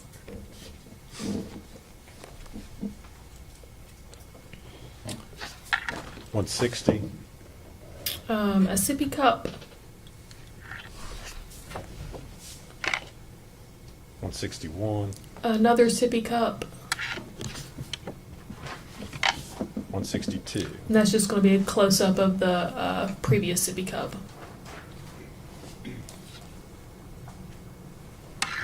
163, That's going to be the lid of a sippy cup and just shows the various stains on it, the blackish brownish stains.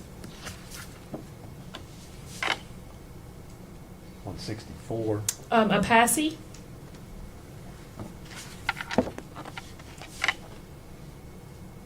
165, 2 baby spoons.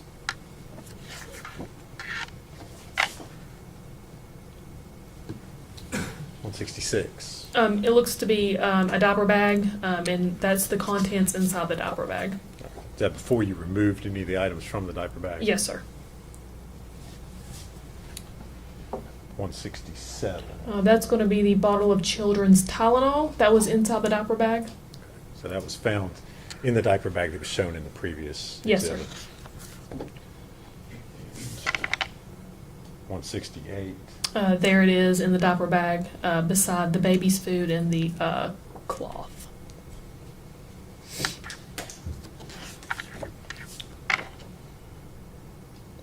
169. Just another angle of inside the diaper bag.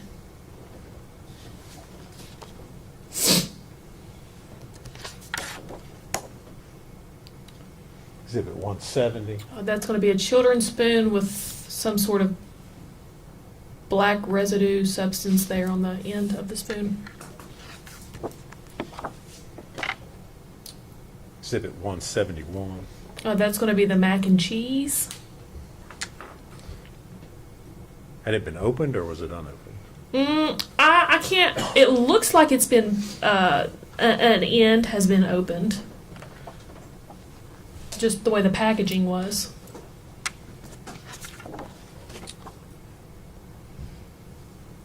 Exhibit 172. That is going to be the piece of tissue paper with the brownish red substance on it. 173. And that's just another angle of the exact same tissue paper with the brownish red substance.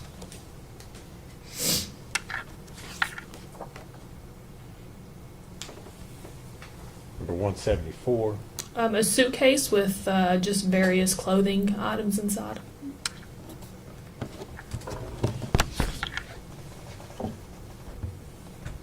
175. That's going to be the red wagon. As you can see, there's baby shampoo here, a suction, some wipes, a baby doll.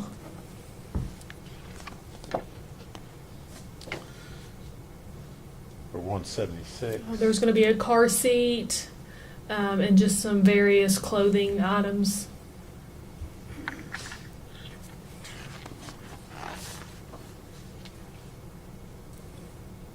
Number 177. The inside of another bag that we found from inside the shed with some stains there on the side.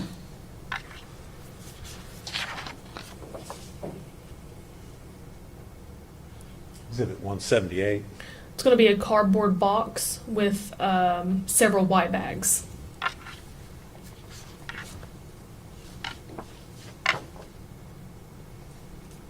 Exhibit 179.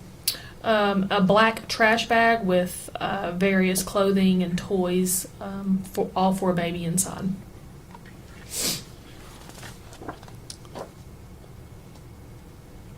Number 180. The 5 tubes of diaper rash cream.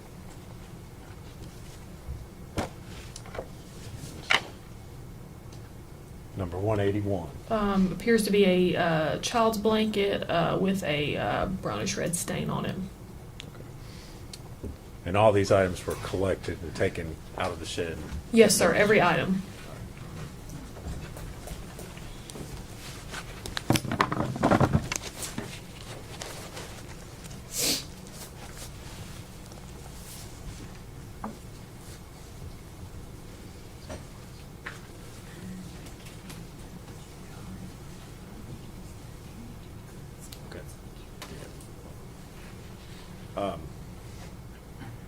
Detective Gilliam, you testified earlier about the interview that you did with Ms. Boswell over the sheriff's office. Yes. Sheriff's office located here in Blumpville, correct? Correct. That's Sullivan County? Yes. All right. The property that you went out to search, Tommy Boswell's, is out on Muddy Creek Road? Yes, Muddy Creek is in Blumpville inside Sullivan County. All right. If you would answer any questions that Scott had for you. Y'all come up here a minute.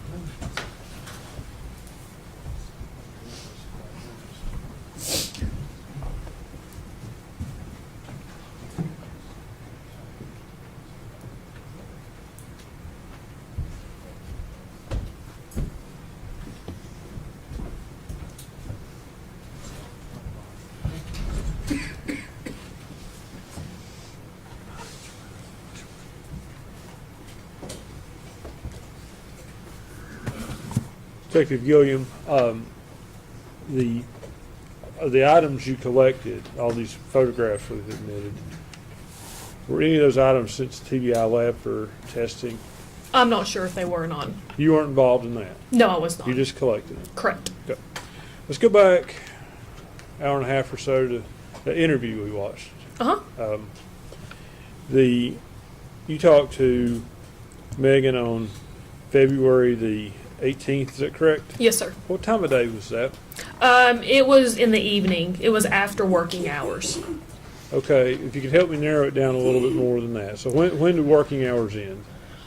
Between 4 and 5. That interview probably took place around 6:30, maybe even 7. Okay.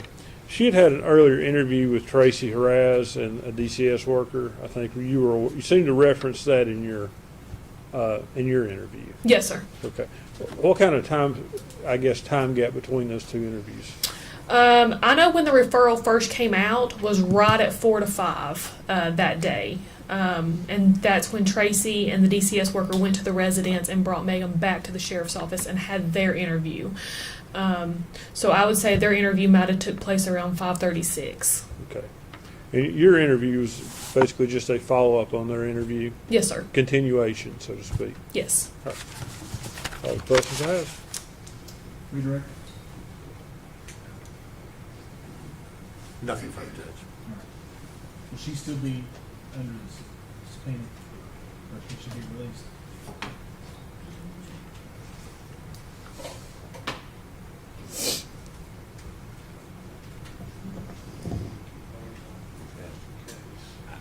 We'll keep her under subpoena, Judge, but she can be released at this time. You'll still be subject to subpoena, so don't, you can leave the courthouse, but make sure you're available. Do not discuss your testimony with any other witness or allow any other witness to discuss their testimony with you. All right? Thank you. All right, ladies and gentlemen, we're going to stop right there for today. You're going to get tired of hearing me with admonitions. I'm just going to tell you that now. You're not to communicate with other jurors or anyone else regarding any subject connected with this trial. You're not to form or express any opinion about the case until it is finally submitted to you. You're to report promptly to the court any incident involving an attempt by any person to improperly influence any jury member or a juror's violation of the court's admonitions. You're not to read, watch, or listen to any news reports concerning this case. You're to decide this case solely on the evidence introduced in this trial. You can go with the officer. Everyone please stand.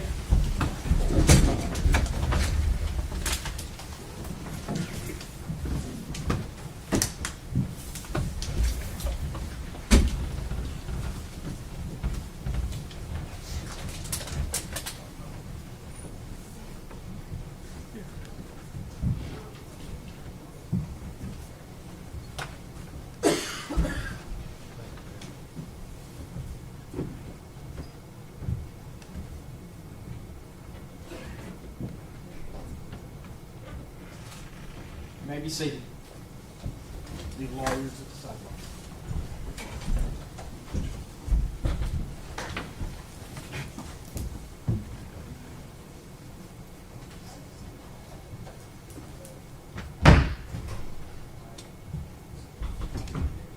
So you can duck.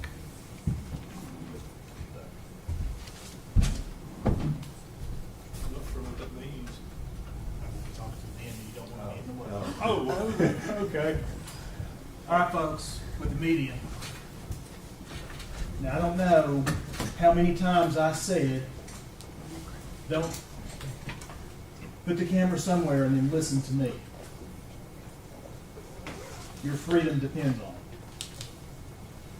it. I don't know how many times I said, leading up to this trial and the first day of this trial, that you're not to zoom in close-ups of the defense lawyer, his client, his computer, or the same for the state. Now, I get a note from my assistant just a moment ago that you're zooming in on Mr. Scott's laptop to the point that you can see exactly what he was doing. That's an absolute violation of Rule 30. It's an absolute violation of this court's order. And I'm going to tell you right now, I'm going to give you one warning. If it happens again, the media will be excluded from the rest of the trial, and you'll find yourself in jail. Now, I know that there was another person in here running the camera earlier today. At least I thought there was another person in here, not you. No, sir, it wouldn't. I don't think that would be the case. Okay. You talk to whoever else is going to be operating that camera, and you had better heed my warning. Okay? And if I did do that, it was inadvertent. I wasn't trying to shoot anything on the computer screen. Well, I'm going to tell you right now, People. my assistant came in here, and she wouldn't have done it. And I told her to have the feed up in there and be monitoring it, because I'm worried about the jury, but now I'm worried about attorney-client privilege. Okay? Don't let it happen again. Now, we'll be in recess till, I think we're going to start at about, do y'all want to start at 10 or 10:30? I was thinking 10:30 to about 4 tomorrow.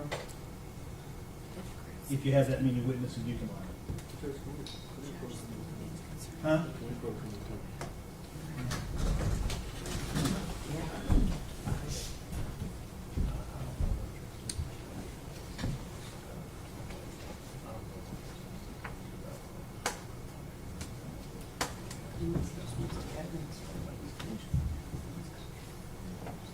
No, it's already been. That's what it's on the website. Okay, all right. I just wanted to make sure that that was not going to be for that. Just, I understand, so much her water has it up, has it. So you quickly changed it up. All right. We'll start back at 10:30. That's tomorrow morning. Court stands in recess. So,